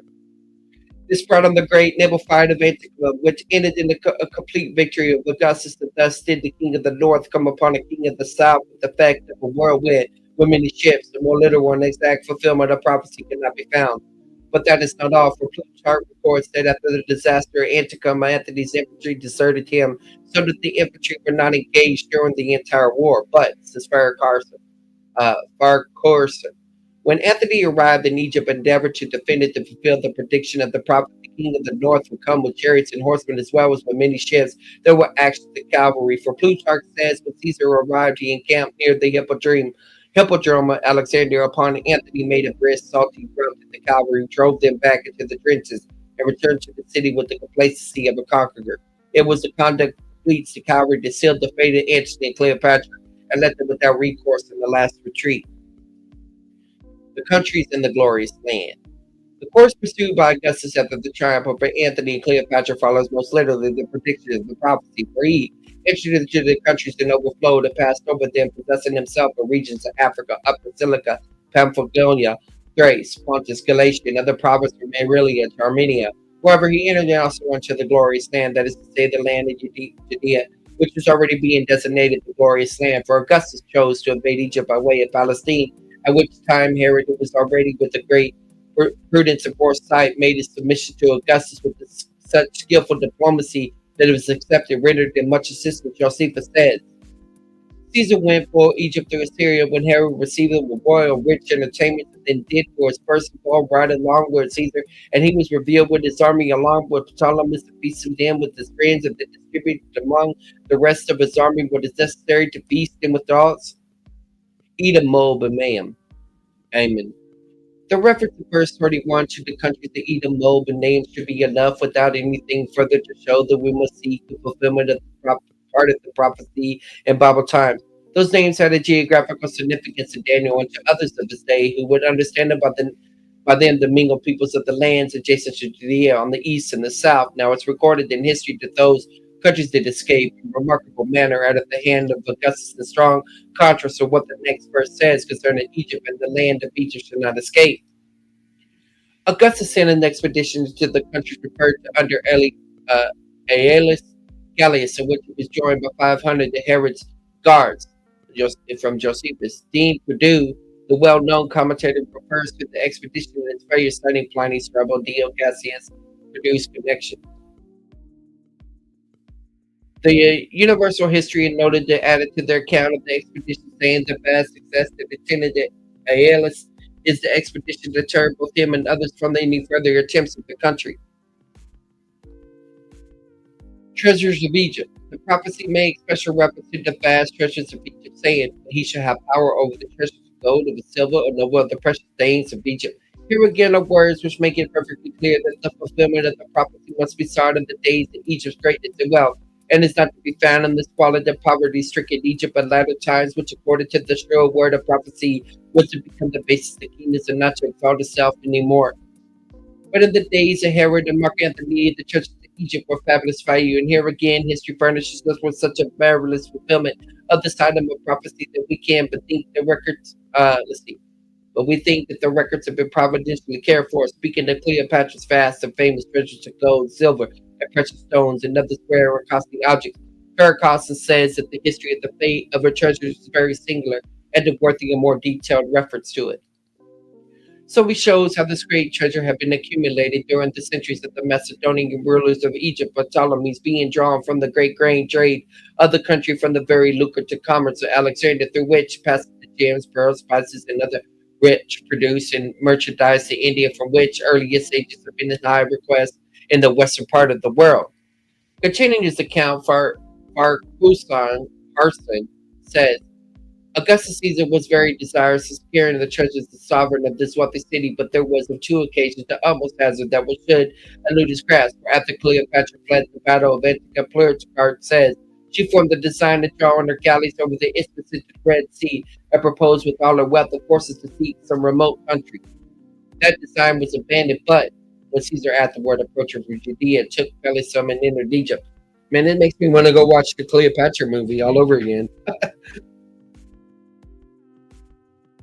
When Caesar afterwards approached Judea and took Pelisum and entered Egypt, the same author says Cleopatra had erected near the temple of Isis a monument of extraordinary size and magnificent. To these she removed the treasure, her gold, silver, emeralds, pearls, ebony, ivory, and cinnamon. Caesar was under some apprehension about this immense wealth last upon some sudden emergency. She should set fire to the whole. For this reason, she was continually sending messengers to her with assurances of generous and onerous treatment, while in the meantime he hastened the city with his army. Her person in the church monument, afterwards secured by a stratagem, is related by Plutarch, and thus the king of the north had power over the church of gold and silver and over all the precious things in Egypt. Okay. The Libyans and the Ethiopians. The prophecy also says concerning the victorious king and the Libyans and the Ethiopians shall be at his steps, commenting on these words. Farquharson says, the conquest of Egypt and maritime Libya laid inner Libya and Ethiopia open to the steppes. That is, as we may interpret the term, to the inroads of Augustus Caesar, and his officers were advantaged were soon after taken by them. And this author proceeds to show the conquest of the countries named in the prophecy by Cornelius Balbus, which was considered so great an achievement that Balbus, though not a native Roman, was contrary to all proceedings that allowed to triumph. Thus, while Augustus did not himself subdue those countries, they were at his steps, as the prophecy says, at the time he left Africa and returned to Rome. Okay. Thus, ancient history, which has been preserved to our day, shows to us a series of events of the highest importance and shaping the course of the human affairs, which events correspond with marvelous exactitude and just the right sequence to the several details of the prophecy. The entire series having taken place in precisely the area we should look for them to occur. If we take the prophecy to be what it appears to be, namely a continuous prophetic narrative, then does not be the fulfillment. There's something that can be with certainty recognized as a fulfillment inspired prophecy. Tidings from the east and the north.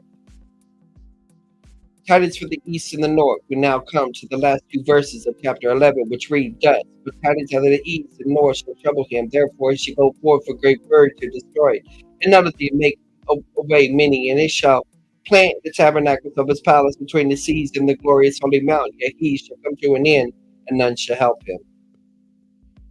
It is not at first glance apparent who is the antecedent of the pronoun he in this verse, but upon close attention to the text, it will be seen that we have here returned to the main subject of the part of the prophecy of the king at verse 36, the course of the prophecy having been diverted to verses 40 and 33 to the subject of the conquest of Augustus Caesar. Okay, so he's taking that as parenthetical. Very often in reading the Hebrew prophets, we have a look at considerable distance backwards to find the antecedent of a pronoun. In instance of this, Farak Kusan, how do I say this guy? Farquharson cites Bishop Horsey as saying in common in Isaiah 18.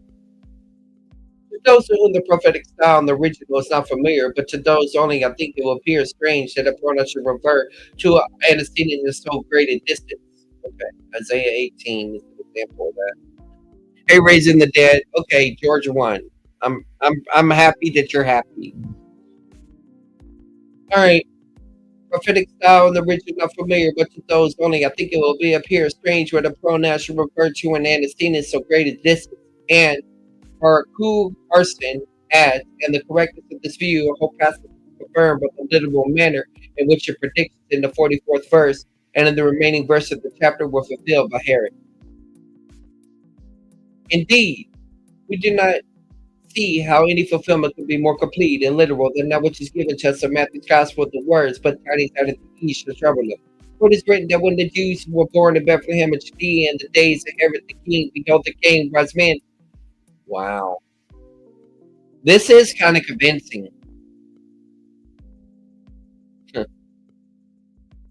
This is kind of convincing.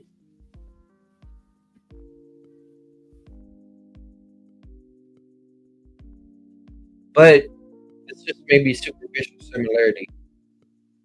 Wise men from the east of Jerusalem saying, where is he that is born king of the Jews? For seen in the star in the east, troubled the worship. Herod heard these things, he was troubled, and all Jerusalem with him. So here we have the exact thing prophecy, namely the tidings of the east, which troubled him.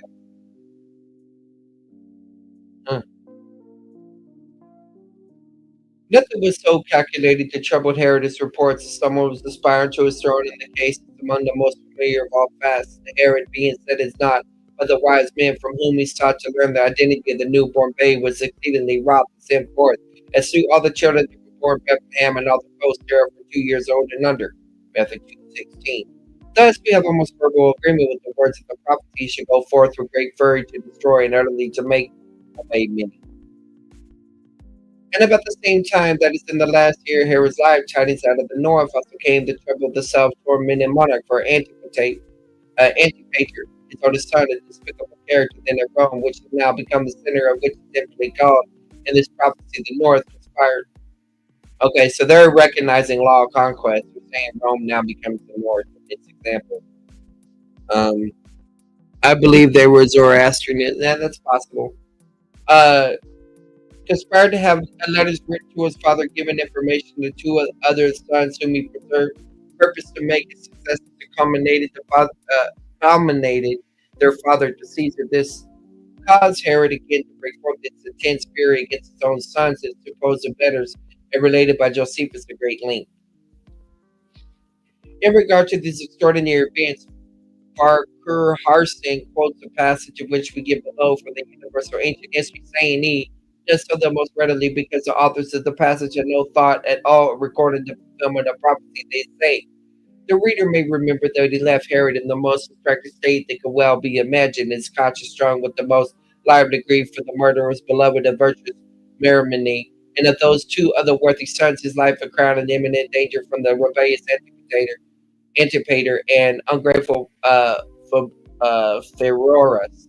His reign stained would represent innocent blood, his latter days embittered by the treacherous intrigues of a sister, his person and family hated by the whole Jewish nation, and the last of all his crown and all the glories of the eve of being obscured by the birth of a miraculous child who was proclaimed by heaven and earth to be the promised and long expected Messiah and Savior of the world. To all these plagues we must add some fresh intelligence to it come tumbling in upon the wretched monarch, in which by assuring him still more, not only of the treasonous designs of the natural antipotator, but also of the, and why do I keep saying antipotator? It sounds like I'm saying potato, but it's pater. Antipater means anti-father.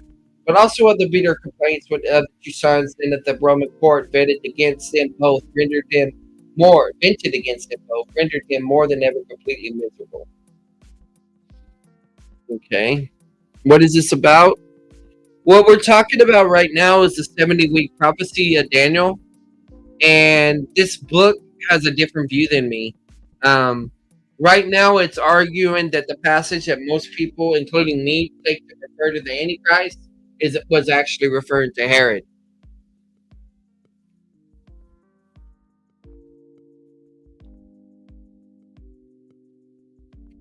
When it's linking it to the prophecies in Daniel 11. Herod's great fury, to use the words of the prophecy, were not confined to the babes of Bethlehem, the members of his own family, for says Josephus, it was also during paroxysms of fury that nearly about the same time he burned alive Matthias and 40 young men with him, who had pulled down the golden image of the Roman eagle, which he had placed over the gate of the temple. Furthermore, Josephus relates the following characteristic actions of Herod.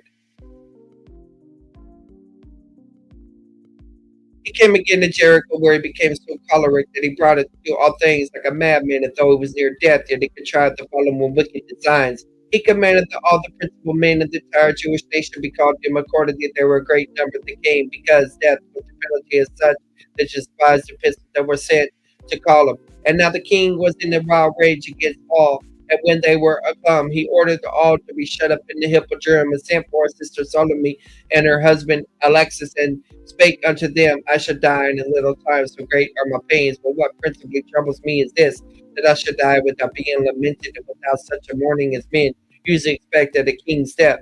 Therefore, in order to ensure that the nation should be plunged in the mourning, he left an order that immediately upon his own death, all those leaders of the Jews whom he had confined in the hippodrome should be slain. The order, however, was not carried out.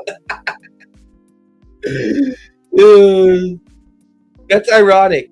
He feared being forgotten, and then he gave a last order that was never carried out. His palace in the inn.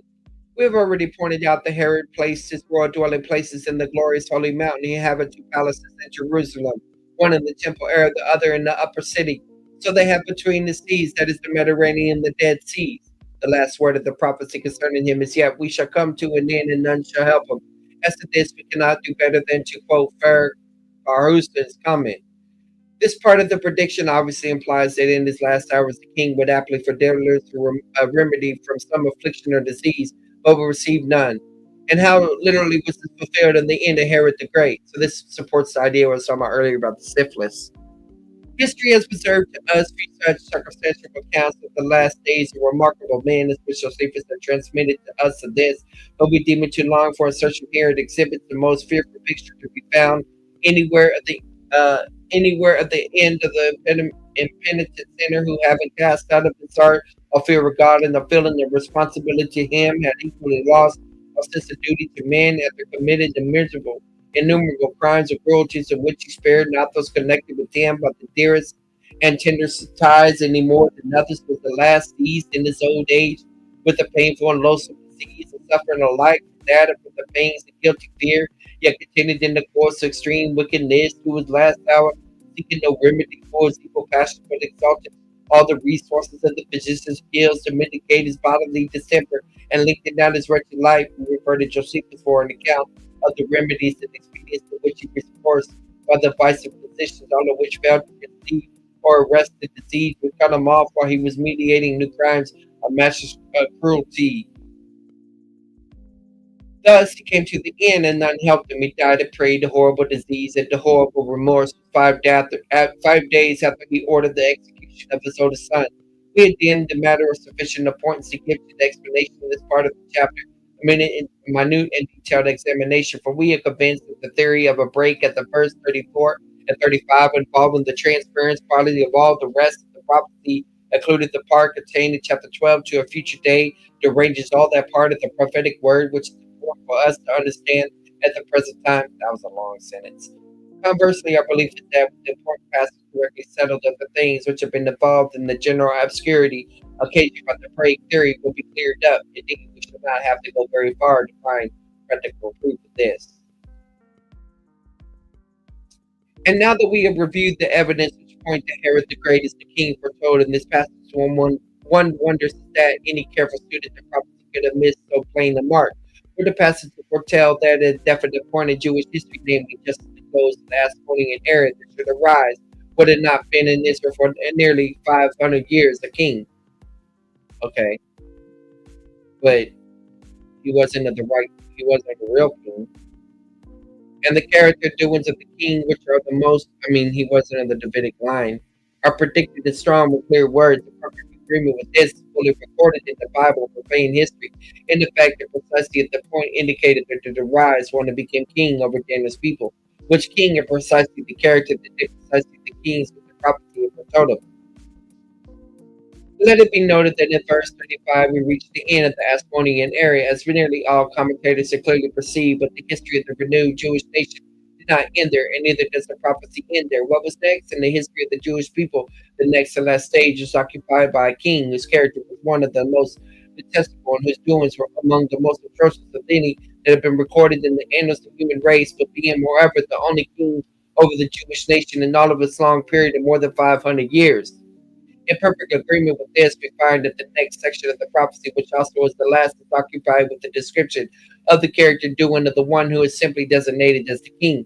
Furthermore, upon comparing the recorded records of history with the detailed statements of the prophecy, we find an answer in each and every particular.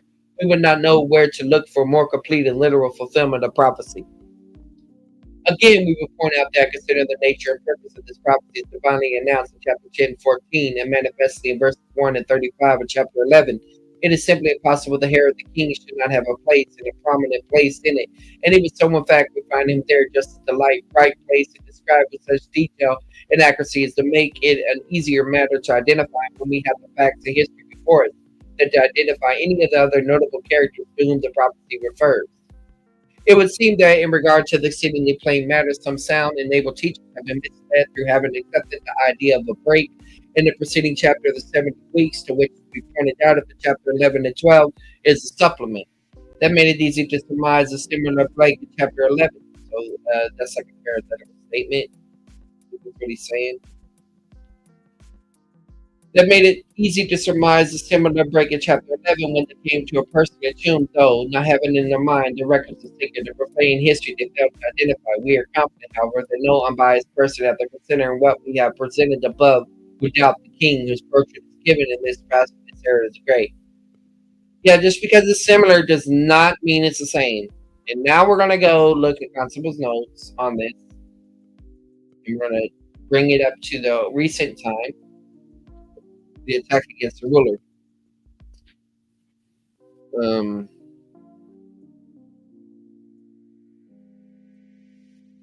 okay, yeah, that's where we're at. Get a drink of water.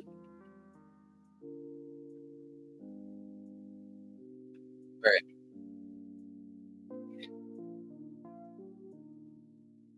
Finally, the very end time of the seventh week will arrive. Then the king will be the focus of attack by the king of the south. The power south is Palestine. The king of the north, the force of its north. Evidently, these two rulers will attack us simultaneously. So, raising the dead, Constable holds the view that this happens in the future, where the other guy, Mauro, believes it happened already. Apparently, this other king, Antichrist, is neither the king of the south nor the king of the north. That's three people that have confirmed that. Okay. See, Tanner. Okay. See, that's what I like about Constable. Constable stays up on it. So Constable is quoting Tanner right here, the very resource that we were looking at in comparison to Mauro. In view of 926, he would probably be a Western ruler, the little horn rising out of the Roman Empire. Let's see what he says here. Marver, Pentecost, okay. Other interpreters believe the king of the north is the Antichrist. Archer. Still, others thought that the king was not the Antichrist, but only a minor ruler. Ironside. McGee believed that he would be a Russian ruler. Yeah, I don't hold to that view. The conflict will be great, but he will apparently, the ruler described in verse 36 and 39, Antichrist will invade many countries, overwhelm them, and pass on to conquer others. The Nazis were able to do this early in World War II, as well as Alexander the Great earlier. Presumably, the warfare will be carried out by armored vehicles and missiles, such as used in modern warfare, though in order to communicate with Daniel's generation, ancient equivalents of these are used here. Likewise, the ancient names of the countries and states occupying the region where the final conflict will be carried out using a prediction, though most of the political units will no longer bear these names in the last days. Who is that? Oh, Archer. Ezekiel describes a great military force descending on Israel from there, the far north in the future. Ezekiel 38. I have the current view that this refers to the beginning part of the tribulation. Ezekiel did not mention the power for the south. Part of the fulfillment of Ezekiel's prophecy is probably the same invasion that Daniel recorded here. I believe part of what Ezekiel prophesied to take place in the description of the battle of Gog and Magog will find fulfillment at the end of the tribulation. Okay, so Constable puts it at the end of the tribulation. I'm in the view that it's referring to the beginning of the tribulation, because that's when Israel dwells in unwalled cities. And part of it at the end of the millennium. The aspect of fulfillment. Okay, so he's saying there's another millennial focus. Okay, the aspect of fulfillment described in the present verse will probably occur toward the end of the second half of the tribulation, when Israel suffered intense persecution. One writer argued that the king of the north would be a ruler from the area the Syrian formerly occupied, not someone from farther north in the area of Russia. All right. I believe Gog is a code name meaning dark, describing two similar invaders who would descend on Israel at two different times. At the end of the tribulation and at the end of the millennium, the first of these invaders is called the King of the North here. Karl Ammerden, Russian King of the North, 1963. Okay. 1141. The Antichrist will also enter Palestine, and many there will fall before his forces. He will also defeat the countries in addition to Israel. He probably enter Palestine after he breaks his covenant with Israel, which will confirm that these events will happen in the last half of the tribulation. There will be fears that the Antichrist does not overpower, however, namely those in the former territories of Edom, Moab, and Ammon. The nations were the east and south of Israel. Today, Jordan occupies the region. The foremost sons of Ammon probably refer to the best part of them. Okay. Young believed that the names of these nations were symbolic, but he confessed ignorance concerning the meaning of the symbol. Leopold believed the beautiful land stands for the Church of God. Yeah, you're not right about that. All right, 1142 and 43. This ruler will then press his attack and invade other countries, particularly Egypt, which will fall to the control. He will plunder treasures of Egypt and bring those living in the ancient territories of Libya and Ethiopia under his control. Libya lay to the west of Egypt and Ethiopia to the south. 1144 and 45. Rumors of enemy armies from the east or from the north will irritate the ruler, resulting in the killing of many more people. Compare the invasion sequence of Sennacherib in Isaiah 37. He will also return to Palestine. His headquarters there will evidently be in Jerusalem. The city stands between the Mediterranean and the Dead Sea. The NIV translation of the beautiful holy mountain confirms this location since Jerusalem stands on a mountain. It is definitely there that the Antichrist will meet his match and suffer defeat. Later Revelation says that Jesus Christ will return to the Mount of Olives from heaven and destroy him. Okay. He's got to go to Basra first, though. One writer summarized the revelation about the Antichrist in verse 36 to 45 as follows. He will act himself well, he will exalt himself, will magnify himself above every god, he will blaspheme the true God, will succeed for a limited period of time, and will be an irreligious person. He will also place confidence in military might. His military might will be challenged, and he will initially be victorious in battle. However, he will face renewed conflict, will establish his headquarters in Jerusalem, and finally come to an end. Campbell. Okay. All right. So we got that done. Now let's go back to Tanner.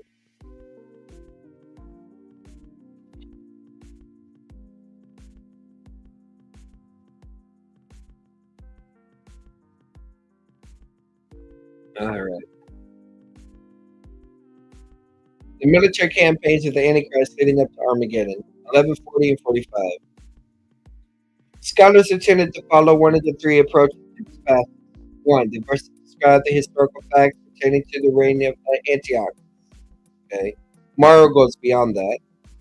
Two, they describe not real facts but merely the expectation of the author who either erred or deliberately exaggerated. No, we're not going down that route.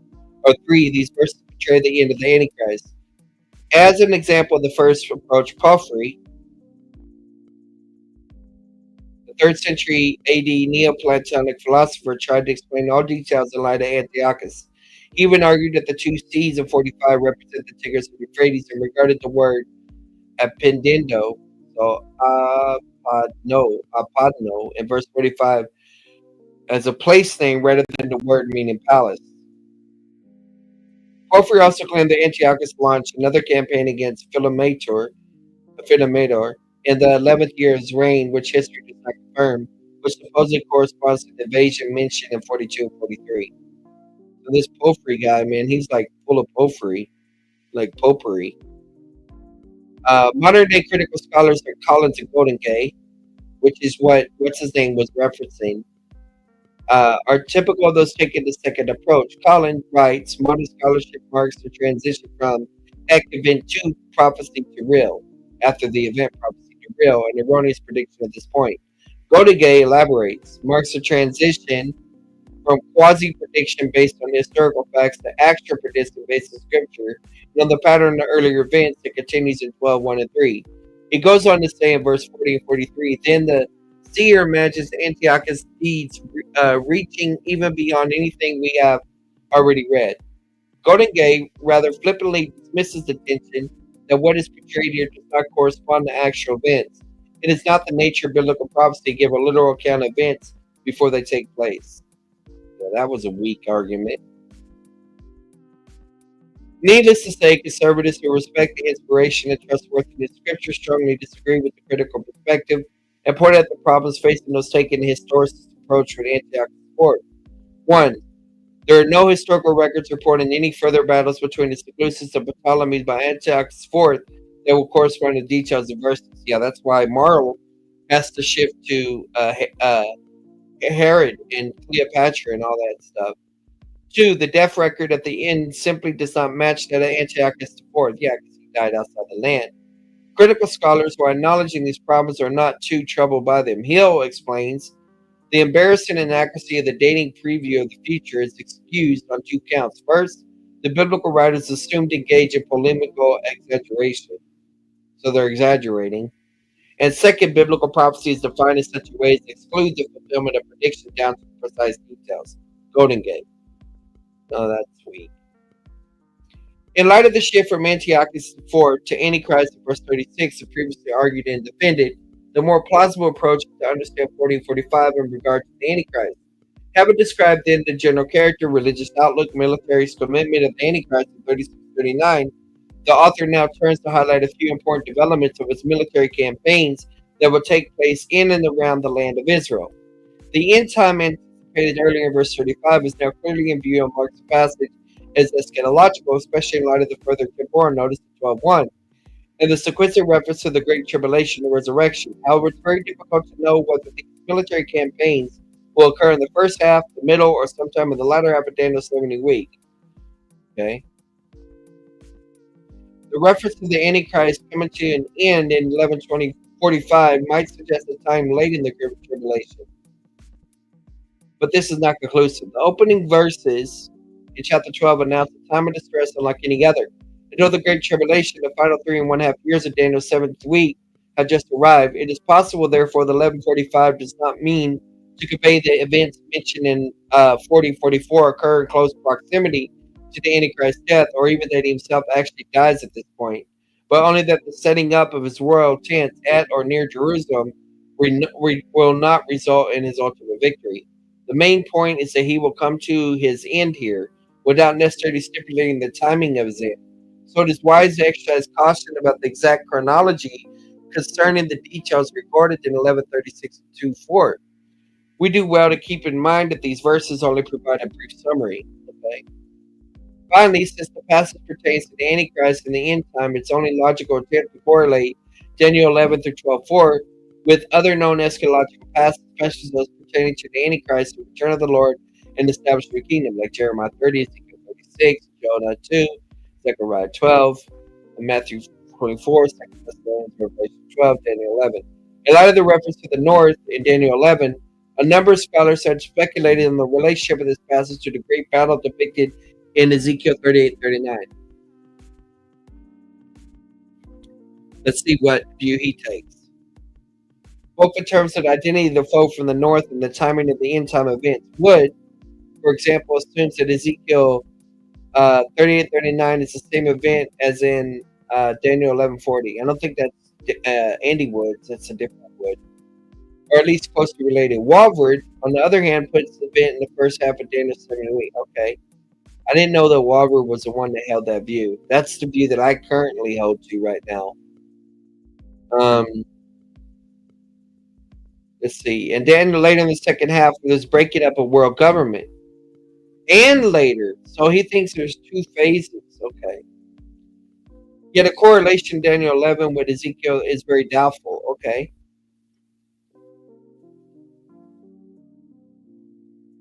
As I have argued elsewhere, Ezekiel 38-39 passage probably does not pertain to the period of the Great Tribulation, but comes much later, after the millennial reign of Christ. Okay.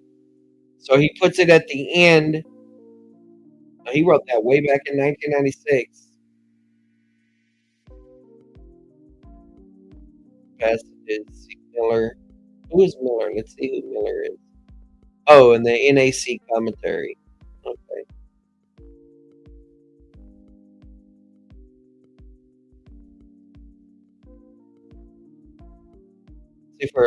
Let's see here. So for further about the relationship by one who favors included both passages in Daniel 7th week. Miller. So he's mentioning Miller might be a good one to look into. So okay, I'll keep that in mind. See further discussion or additional exegetical comments at the end of this unit. Okay. So we got some textual notes. I'm just skimming these because these look pretty advanced. I mean, I can understand them. But, okay, textual stuff, really. 11:40. Now at the time of the end, the king of the south will attack them, and the king of the north will storm against them with chariots, cavalry, and many ships. He will enter countries to sweep through like an overflowing river. He will even enter the beautiful land now. Many countries will fall, but these will be delivered from his power. Edom, Moab, and the foremost part, the Ammonite territory. Then he will exert his power against these countries, and the land of Egypt will not escape. He will gain control of the hidden stores of gold and silver, the precious stones of Egypt and Libya and the Cushion will be forced into submission, yet reports from the east and from the north will alarm him, and he will go forth in tremendous rage to annihilate and utterly destroy many. Then he will pitch his royal tents between the sea and the beautiful holy mountain, but he will come to an end when no one will help him. Commentary.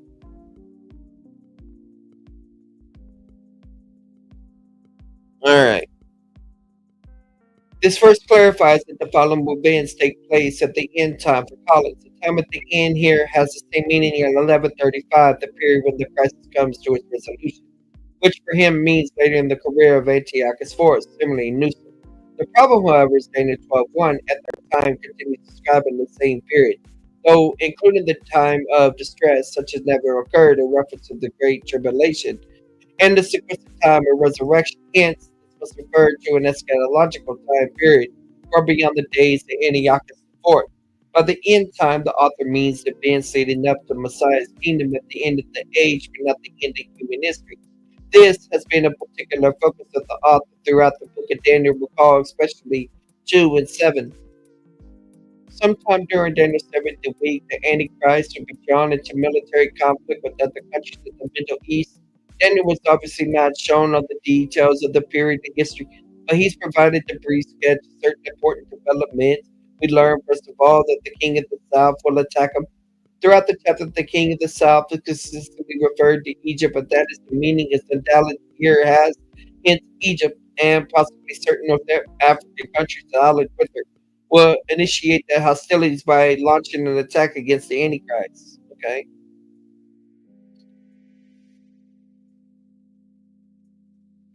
Identifying the king of the north. The identity of the king of the north in this verse, however, is not quite so apparent. Is the king of the north distinct from the Antichrist, or the two one and the same? Evangelicals differ on this, meaning the use of the pronouns in the verse, him and against him, allows for confusion. Hence, some see three characters involved: the Antichrist, the king of the south, the king of the north, whereas others see only two: the king of the south, the king of the north, who's the Antichrist. The following chart summarizes the views of conservative commentators. He gives critical ones too. The two king theory. The king of the north is the Antichrist. Jerome, Theodoric, Gale, Baldwin, Feinberg. Let me shrink this down.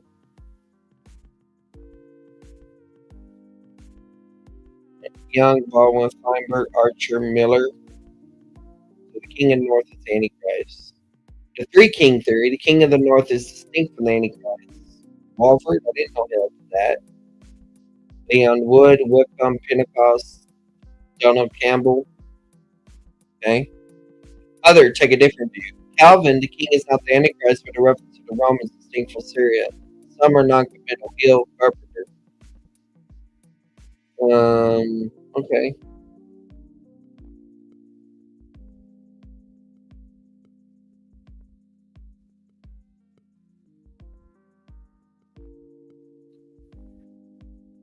All right. In favor of the three king view, the way the king of the north and the south are introduced in 11 and 25 when in conflict with one another is distinct from the way they're referred to in verse 40. In the earlier verses, the word is clear as to who is invading and what is being attacked without the kind of ambiguity that we find in verse 40. Second, if this author intended the king in verse 36 to mean the king of the north, it is quite remarkable that the text identified him only as the king and not by the fuller designation. In the earliest part of the chapter tracing the hostilities between the Ptolemies and Seleucids, the word king is mentioned 14 times. Everywhere else, the king is always specified as either the king of the north or the king of the south, except in verse 27, which refers to both kings. The shorter reference to king in verse 26 is why I catch it. It stands in sharp contrast with the title king of the north, found in 40, almost suggesting that these might be two different persons. Finally, the Theodotion version of the Septuagint does not have the king of the south as the subject of the first line of verse 40. This may indicate that the authors of the Septuagint understand the verse to refer to three separate kings. Admittedly, this is a minor point, especially since Septuagint Theodotion does have the king of the south as the subject. No, that's a different Septuagint. Which one is this? OG, the Greek translation. What is the O? Maybe that's a mess up. On the other hand, the two king theory has several arguments in its favor. First, Antiochus IV, the type of Antichrist, was portrayed as the king of the north in 21 to 35, and one would logically expect the antitype, the Antichrist, to be cast in the same mode rather than be found fighting against the unknown king of the north. Verse 40, as Miller notes, it would be appropriate, therefore, to designate both the type and the antitype with the same phrase, the king of the north. Second, there's no emphasis in 40 and 45 on the Antichrist attacking northward, whereas there's significant emphasis upon him attacking southward. The question is significant. Why does the text only emphasize invasion, defeat of the king of the south? Rumors from the north only drawn back to Judah. They do not indicate he attacks as king of the north. Attacks the king of the north, okay? Third, the three king view would in effect turn the kings of the north and south into allies against a common enemy, which are pictured elsewhere in the chapter's enemies. All right. As to which view is correct is difficult to say with certainty, and we simply cannot be dogmatic at this point. Elsewhere, I rose slightly in favor of the three king position that the Antichrist is king for both the king of the south and the north. Okay, and therefore he comes in conflict with both of them. 1992, we wrote that. Upon further reflection, however, the argument in favor of the two king theory probably had more to commend them. Okay, interesting. Especially the emphasis in the text upon the pursuit and defeat of the king of the south. Verse 1445 would then be the final war between the king of the north and the south, struggle traced throughout the chapter, but now climaxed with the Antichrist himself as the final king of the north. Okay.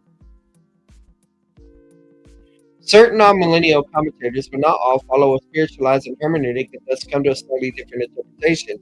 Ford, for example, understands two kings who represent two powers opposed to the true church.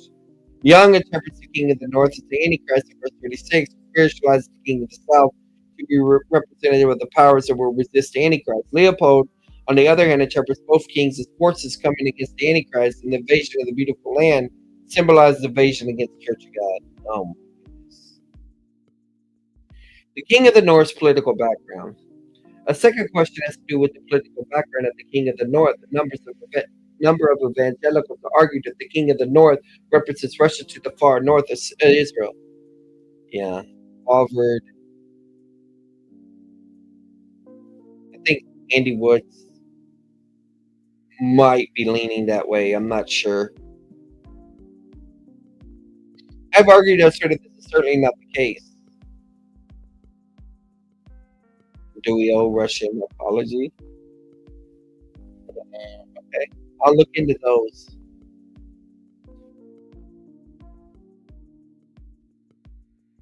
Well, let me get a heartburn pill.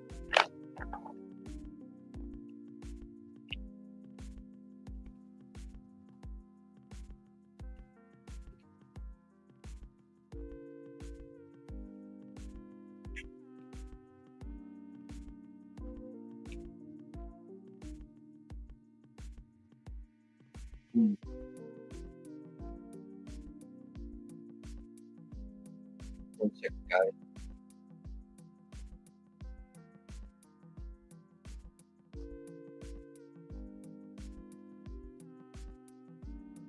To be consistent with the chapter, the king of the north should be related to countries that once comprised the ancient Seleucid Empire, Syria, Iraq, Turkey, and even Israel. Okay, I didn't realize that empire was that huge.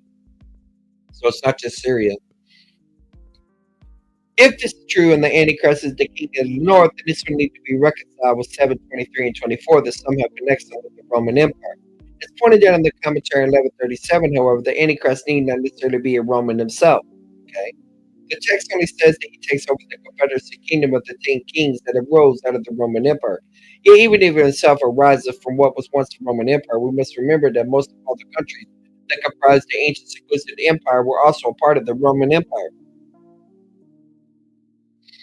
In conclusion, 1140 seems to portray the rise of Egypt as the Middle Eastern power in the period of the Great Tribulation.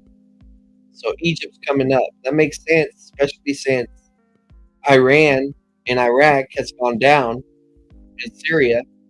So maybe Egypt's on the rise, guys. In conclusion, 1140 seems to portray the rise of Egypt as a Middle Eastern power in the period of the Great Tribulation that will initiate an attack upon the Antichrist.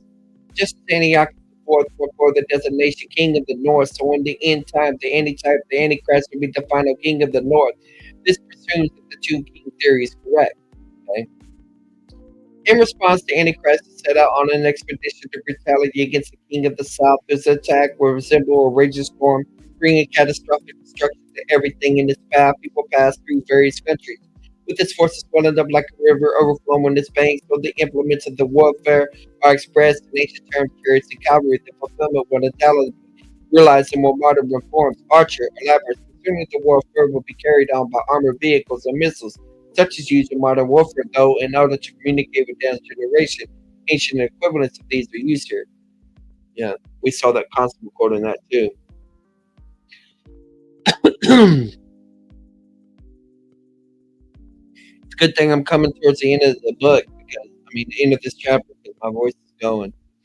The military conflict with the Middle Eastern powers will also result in the Antichrist and his forces entering the beautiful land, Israel, compared to Daniel 8:9. This raises the question of where the Antichrist's position prior to the moment of when he takes place. Earlier in the commentary, the argument was made that the Antichrist would be a Jewish false Messiah who will enforce the covenant with Israel that initiates January 7th week, the final 7 years prior to Christ's return. Unfortunately, this verse is too vague to clearly identify how this interest relates to what we know elsewhere of him. The possibility is that although the poses as the Messiah and enforces the Mosaic covenant with the Jewish people, his military concentration might be outside the Israel prior to the events. This will not be illogical since he takes over the kingdom territories once associated with the ancient Roman Empire and that previously ruled by the 10 kings. In the process of the movements and battles, many countries will fall to the Antichrist in the providence of God. However, Edom, Moab, and the foremost part of the Ammonite territory, countries that now comprise the modern day nation of Jordan. So let's move to Jordan, guys. We'll be safe there. We'll be delivered from his power. No reason is stated for this. Jerome mentioned a view, though not his own, that these were fair because they lay in the interior out of the way of the line of the march, and Miller seems to favor this view. Yet it seems doubtful that it's such a distinct passage we have here, though I even mention such an insignificant detail at all. Collins has argued that exemption from the perspective of the Antiochian theory. Edom and Moab and Nain were traditional enemies of Israel. They're aligned with many other sons of darkness and Dead Sea Scroll. Which one is this? War Scroll. Judas Maccabees attacked the Edomites and the Ammonites. Okay. In light of this, we should not expect Antiochus to. In light of this, we would not expect Antiochus to attack them. What is surprising that they are not listed as allies. Hmm. Yet this passage does not pertain to the time of Antiochus Kel. It takes a spiritualized view that they are by name representative of all the hereditary and chief enemies of the people of God, and this enmity lies the reason for the people being spared by the enemy of God. Young took a similar view that these are mentioned here as a symbolic representative of nations which are enemies of God's people who will escape the wrath of the king of the north. Again, Kel and Young, however, is the fact that there's nothing in the text that hints that these territories should be understood symbolically, especially since they are part of the general geographical area involved and that other countries mentioned in the context are taken literally. Indeed, the whole chapter has been very literal in terms of the countries and territories mentioned. A more plausible explanation for the deliverance is that God will sovereignly protect them at the time for reasons of his own choosing. This could be related to the fact that some of the Jews inhabited Judah will heed the warnings of Jesus in Matthew 24 to flee Jerusalem and find place of safety in the wilderness of those regions in Revelation 12. Yeah, Pella. Okay. Yeah. Jerome apparently took his view that Antichrist also was going to leave with Udamea, Moab, and the children of Ammon untouched. Ah, interesting. For the saints are to flee to the desert. If this is indeed the case, and it might be included that the events in Daniel 11:40 take place about the midpoint of Daniel's 7th week in conjunction with the Antichrist entering the rebuilt Jewish temple and proclaiming himself to be God. Midpoint. Okay, so midpoint. Synonymous occurrence simultaneous with abomination and desolation. In the course of events, the Antichrist will make a successful invasion of the land of Egypt. Country mentions at 41, Egypt will not escape. The victory will yield great riches for him, hidden stores of gold, silver, and other precious things in Egypt. The Antichrist's victorious campaign in Egypt will then extend to neighboring countries of North Africa, resulting in the forced submission of the Libyans and the Cushites. That's Luvium Bakushing. Yeah. Regarding the translation will be forced into submission, Be'emit Adva in his steps. See the translation note above the verse. The notion that these might be camp followers or allies in step with them, okay, is doubtful in light of the fact that it has Antichrist conquest at the forefront. All right.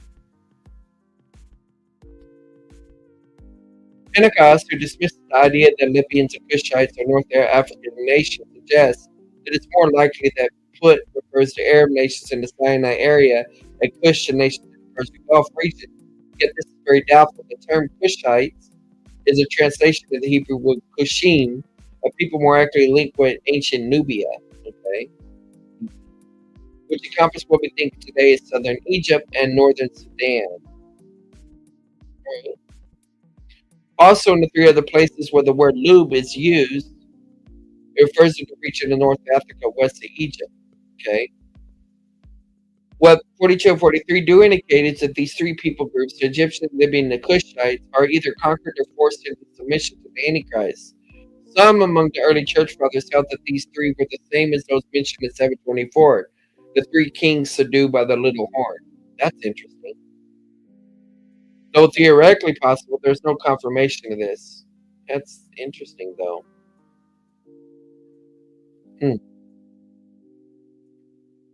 1144. The final glimpse of the Antichrist revealed in Daniel has him draw back to the land of Israel on accounts of reports from the east or from the north that alarm him. As to how much time transpires between the initial assault against the Antichrist in verse 40 and the time he receives these alarming reports were not told. The geographical references here, east and north, are vague, but most likely have to do with the regions of the Middle East, not the Far East, such as China. Okay. Makes sense.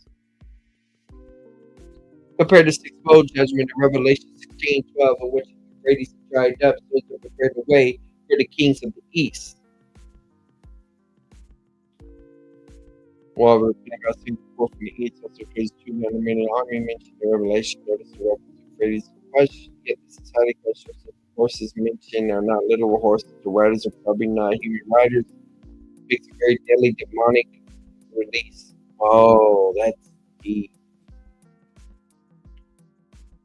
Man, that's that blows your mind.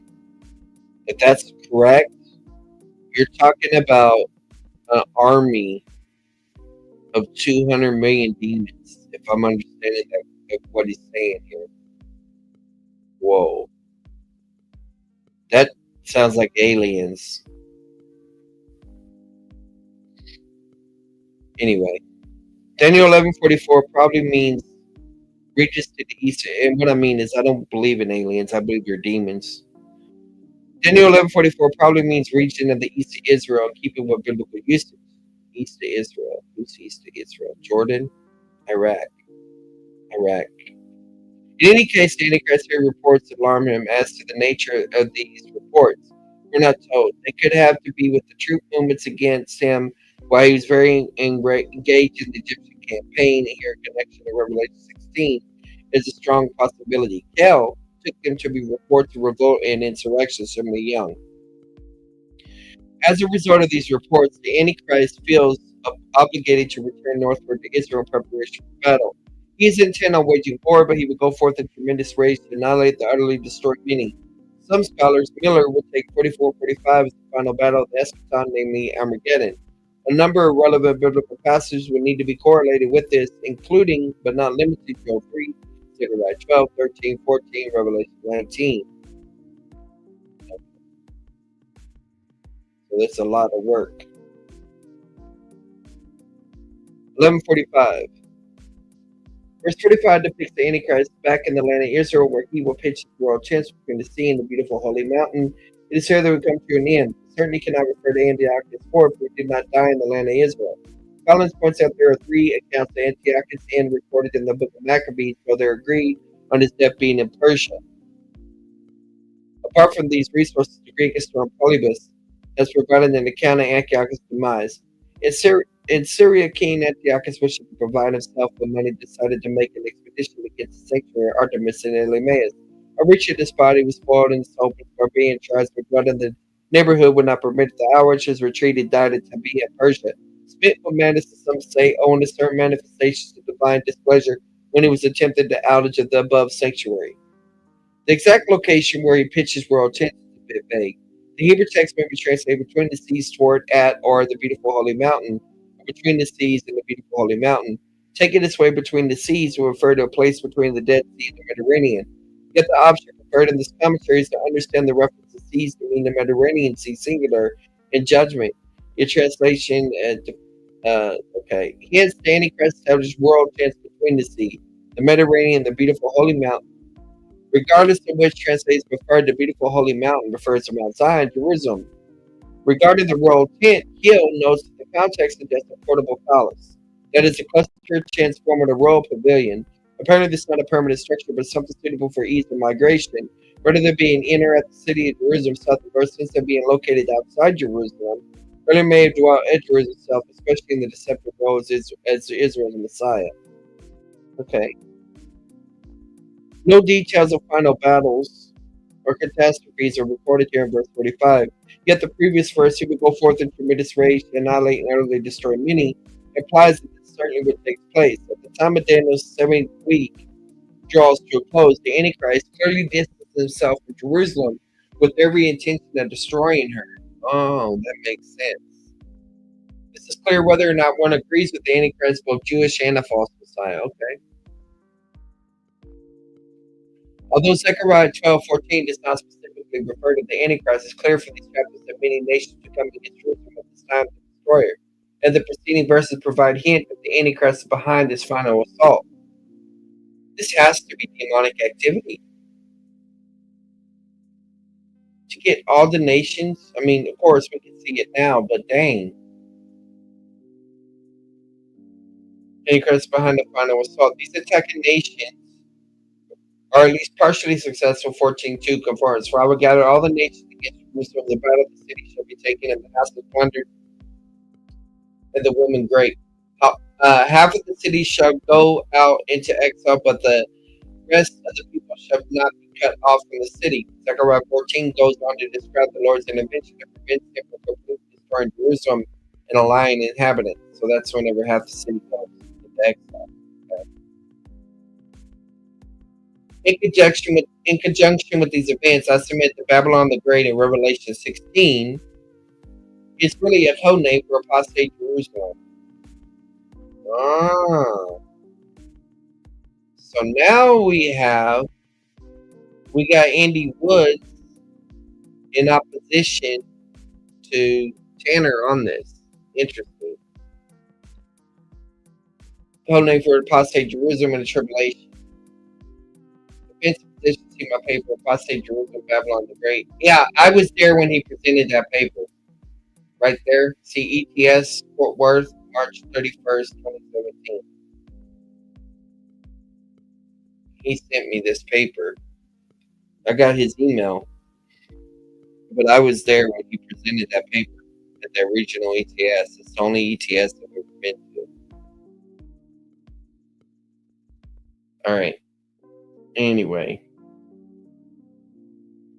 If indeed Babylon the Great is a cryptic reference to apostate Jerusalem, then Revelation 17 would be very applicable to the context of Daniel 11, to the 10 horns that King saw in the beast, the Antichrist. These will hate the harlot Jerusalem and will make her desolate and naked, and will eat her flesh and will burn her up with fire.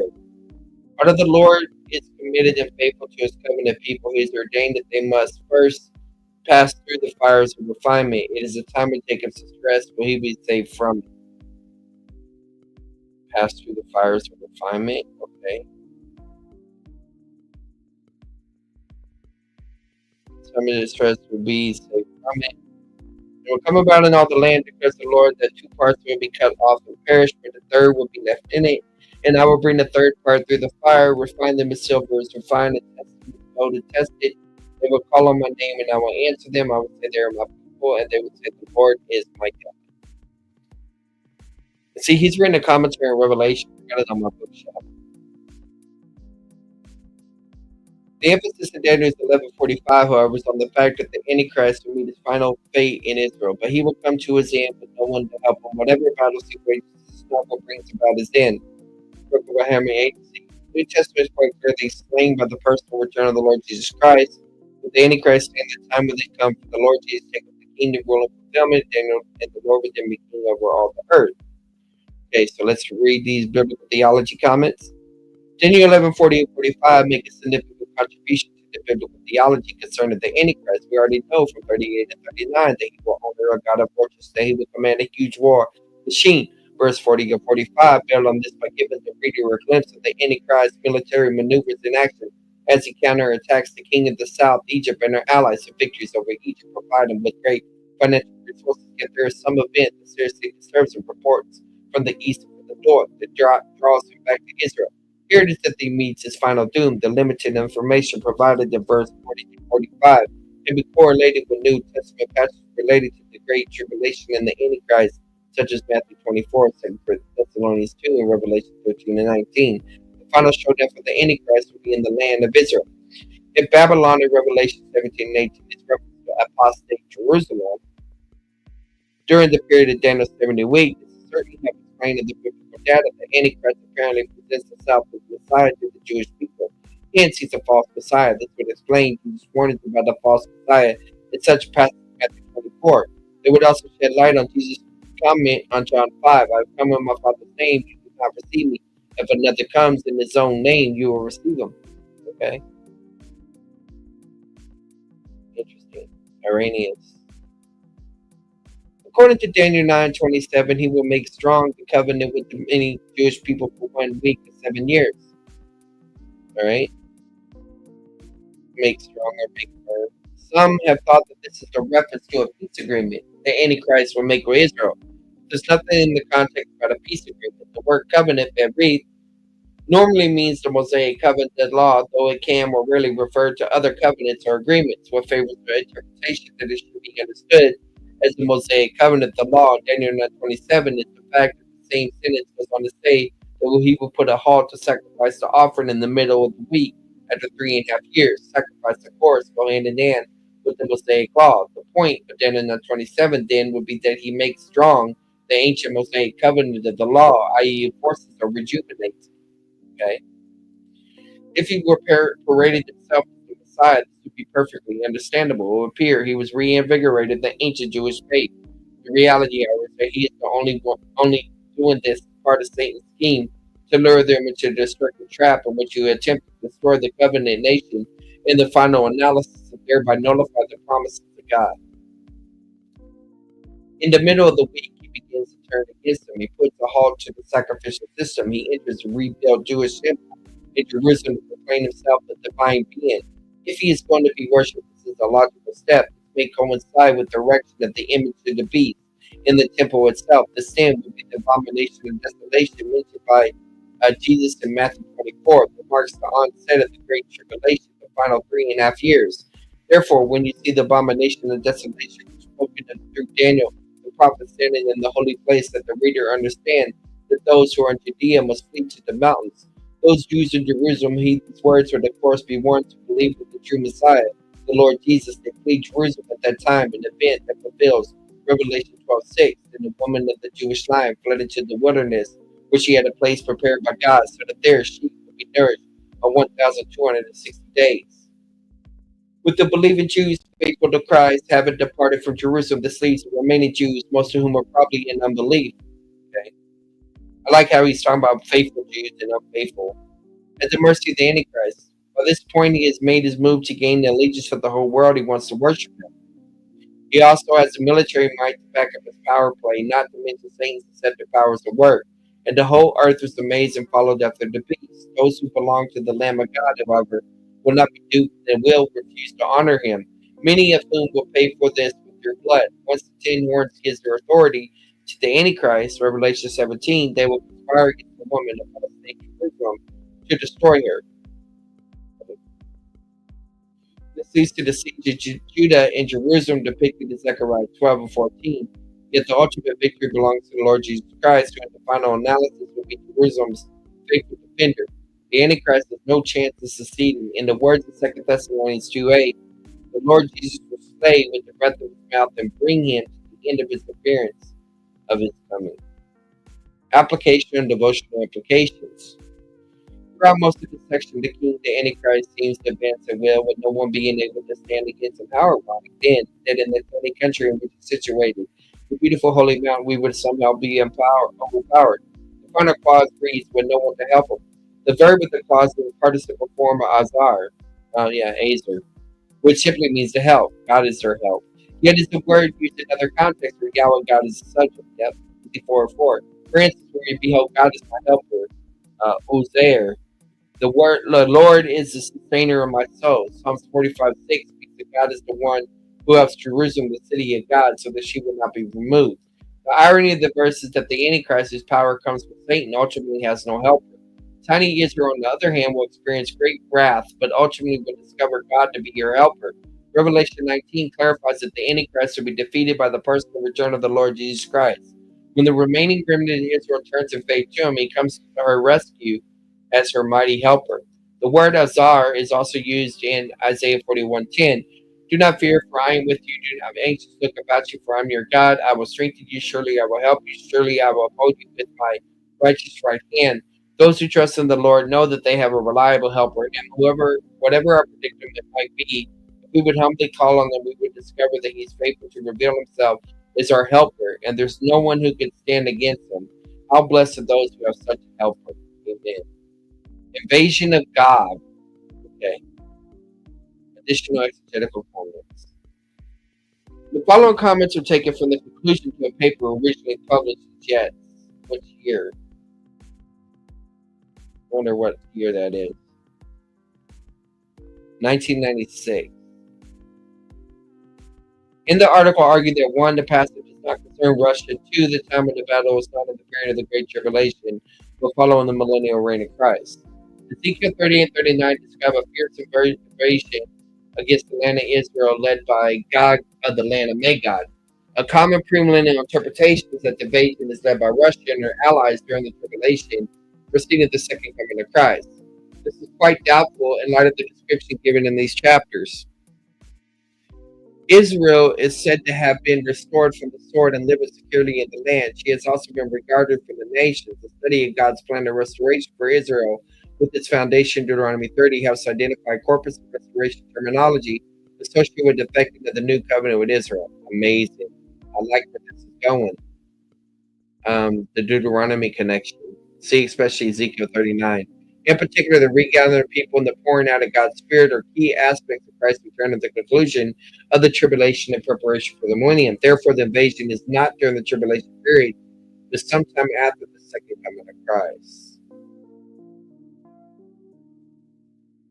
We gather from the nations. Okay. So it's after the all right, so let's look at this more. Therefore, the invasion is not during the tribulation, but sometime after the second coming of Christ. Right? Furthermore, the primary antagonist is most likely not Russia. In Ezekiel 39, the name Rosh is best understood as the descriptive adjective chief prince of Meshach and Tubal. The other proper names are linked with people groups in the territories north of Israel. The stipulation that the invasion originates from the remote parts of the north does not demand any place so remotely north of Russia. The thrust of this paper has been to argue the thesis that the Old Testament has a significant corpus of material describing God's plan of restoration for Israel with distinct terminology, and that Ezekiel 38 and 39 is strongly cast in this terminology. An analysis of the material leads to the conclusion that Ezekiel 38 and 39 finds its fulfillment after the restoration of Israel in the second coming of Christ. Now, there's another paper that's been put out about the different views that I'm going to reevaluate after reading this. This would not demand the conclusion of Revelation 20 is the proper fulfillment, because the passage suggests the time after Israel's regathering with God has restored them through the new covenant. The most plausible time of fulfillment is the end of the millennium, when Satan has been released and allows to see the nations one final time to strike Israel.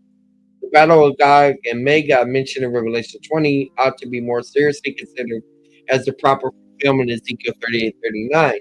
Objections to this view are not so determinative as to militate against it. Since Revelation 20 is only a brief summary of the significant event, we should not expect detailed correlation of these passages. Since there is a significant battle at the end of the millennium that John refers to as Gog and Magog, why should this not be the same as in Ezekiel 30 and 39? One thing they share in common is that the attack is directed at Israel. This provides a fitting inclusio to the biblical history. In Genesis 15, God binds himself by covenant to make a nation of Israel and give them a special land. When Satan is released at the end of the millennium, he makes one last desperate effort to defeat Israel, the apple of God's eye. If he can break God's promise to Israel, he will have defeated God's purpose and thereby won the final victory. But the Word of God assures us that this will never happen. God allows the final attempt to eternally demonstrate his own character. Ezekiel's account makes us conscious of who God is, the God who does not abandon Israel to her own devices, because he is jealous for the holiness of his name, who remains true of his people because he remains true to his name. God's promise to Israel are unshakable. Passages like Zechariah 14 indicate that the Lord Jesus is going to personally return to defend and save Jerusalem, especially if their inhabitants look in faith to the one whom they pierce. Nevertheless, the destruction language from Revelation 17 and 18 is not completely incompatible with passages like Zechariah 12 and 14. There's no doubt from a reading of Zechariah 12 and 14 that Jerusalem is placed under great siege and brought to the brink of destruction. So even though the Lord returns to rescue the surviving remnant in the final analysis, this does not preclude the city suffering attack and near destruction before he does. Whatever Babylon the Great represents, it must be significant because more than 2 full chapters are devoted to her role in destruction. It is very hard to escape the fact that a little city is involved. A greater importance, perhaps, is the contrast between Babylon the Great and the New Jerusalem. There are some parallels between Babylon the Great and the New Jerusalem, so that Babylon the Great is something of a counterpart to the New Jerusalem. First, we notice how each is introduced with the word "come here, I will show you." Second, they are both described in feminine terms. Babylon is the harlot, whereas the New Jerusalem is the bride of the Lamb. Third, both the harlot and the bride are called a city. Fourth, in both cases, John has shown these cities following the introduction statement, carried away in spirit. Fifth, emphasis given to the clothing in each. Babylon is dressed in worldly luxury, whereas the bride is ordained with fine linen and righteous acts of saints. This would be a good one to make a chart from. Sixth, he goes into a wilderness to see the harlot, but in contrast, upon a great and high mountain to see the bride. Seventh, the harlot is actively involved in committing acts of immorality and abominations. But in regard to the bride, New Jerusalem is said, nothing unclean, and no one who practices abomination and lying shall ever come into it.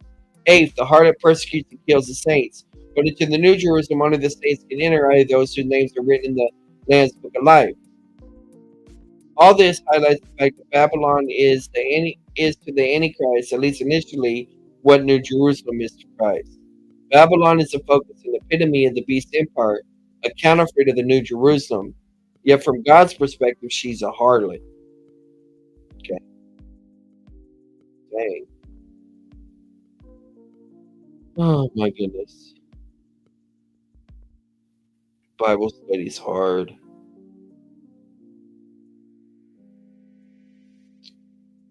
But we're gonna keep working at it. There were some convincing things that all of these writers, you know,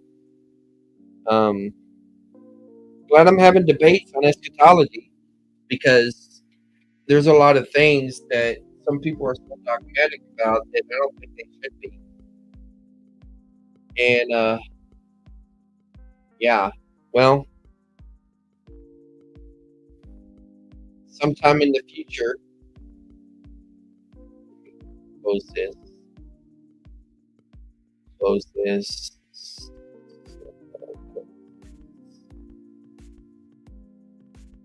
Maybe sometime in the future, soon. I think tomorrow I'm going to do a Bible study one and research method stream, and then do some more of this book.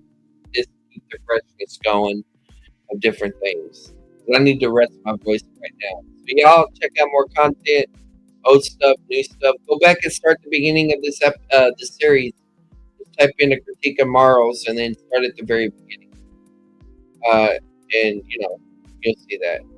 But y'all have a good day. God bless.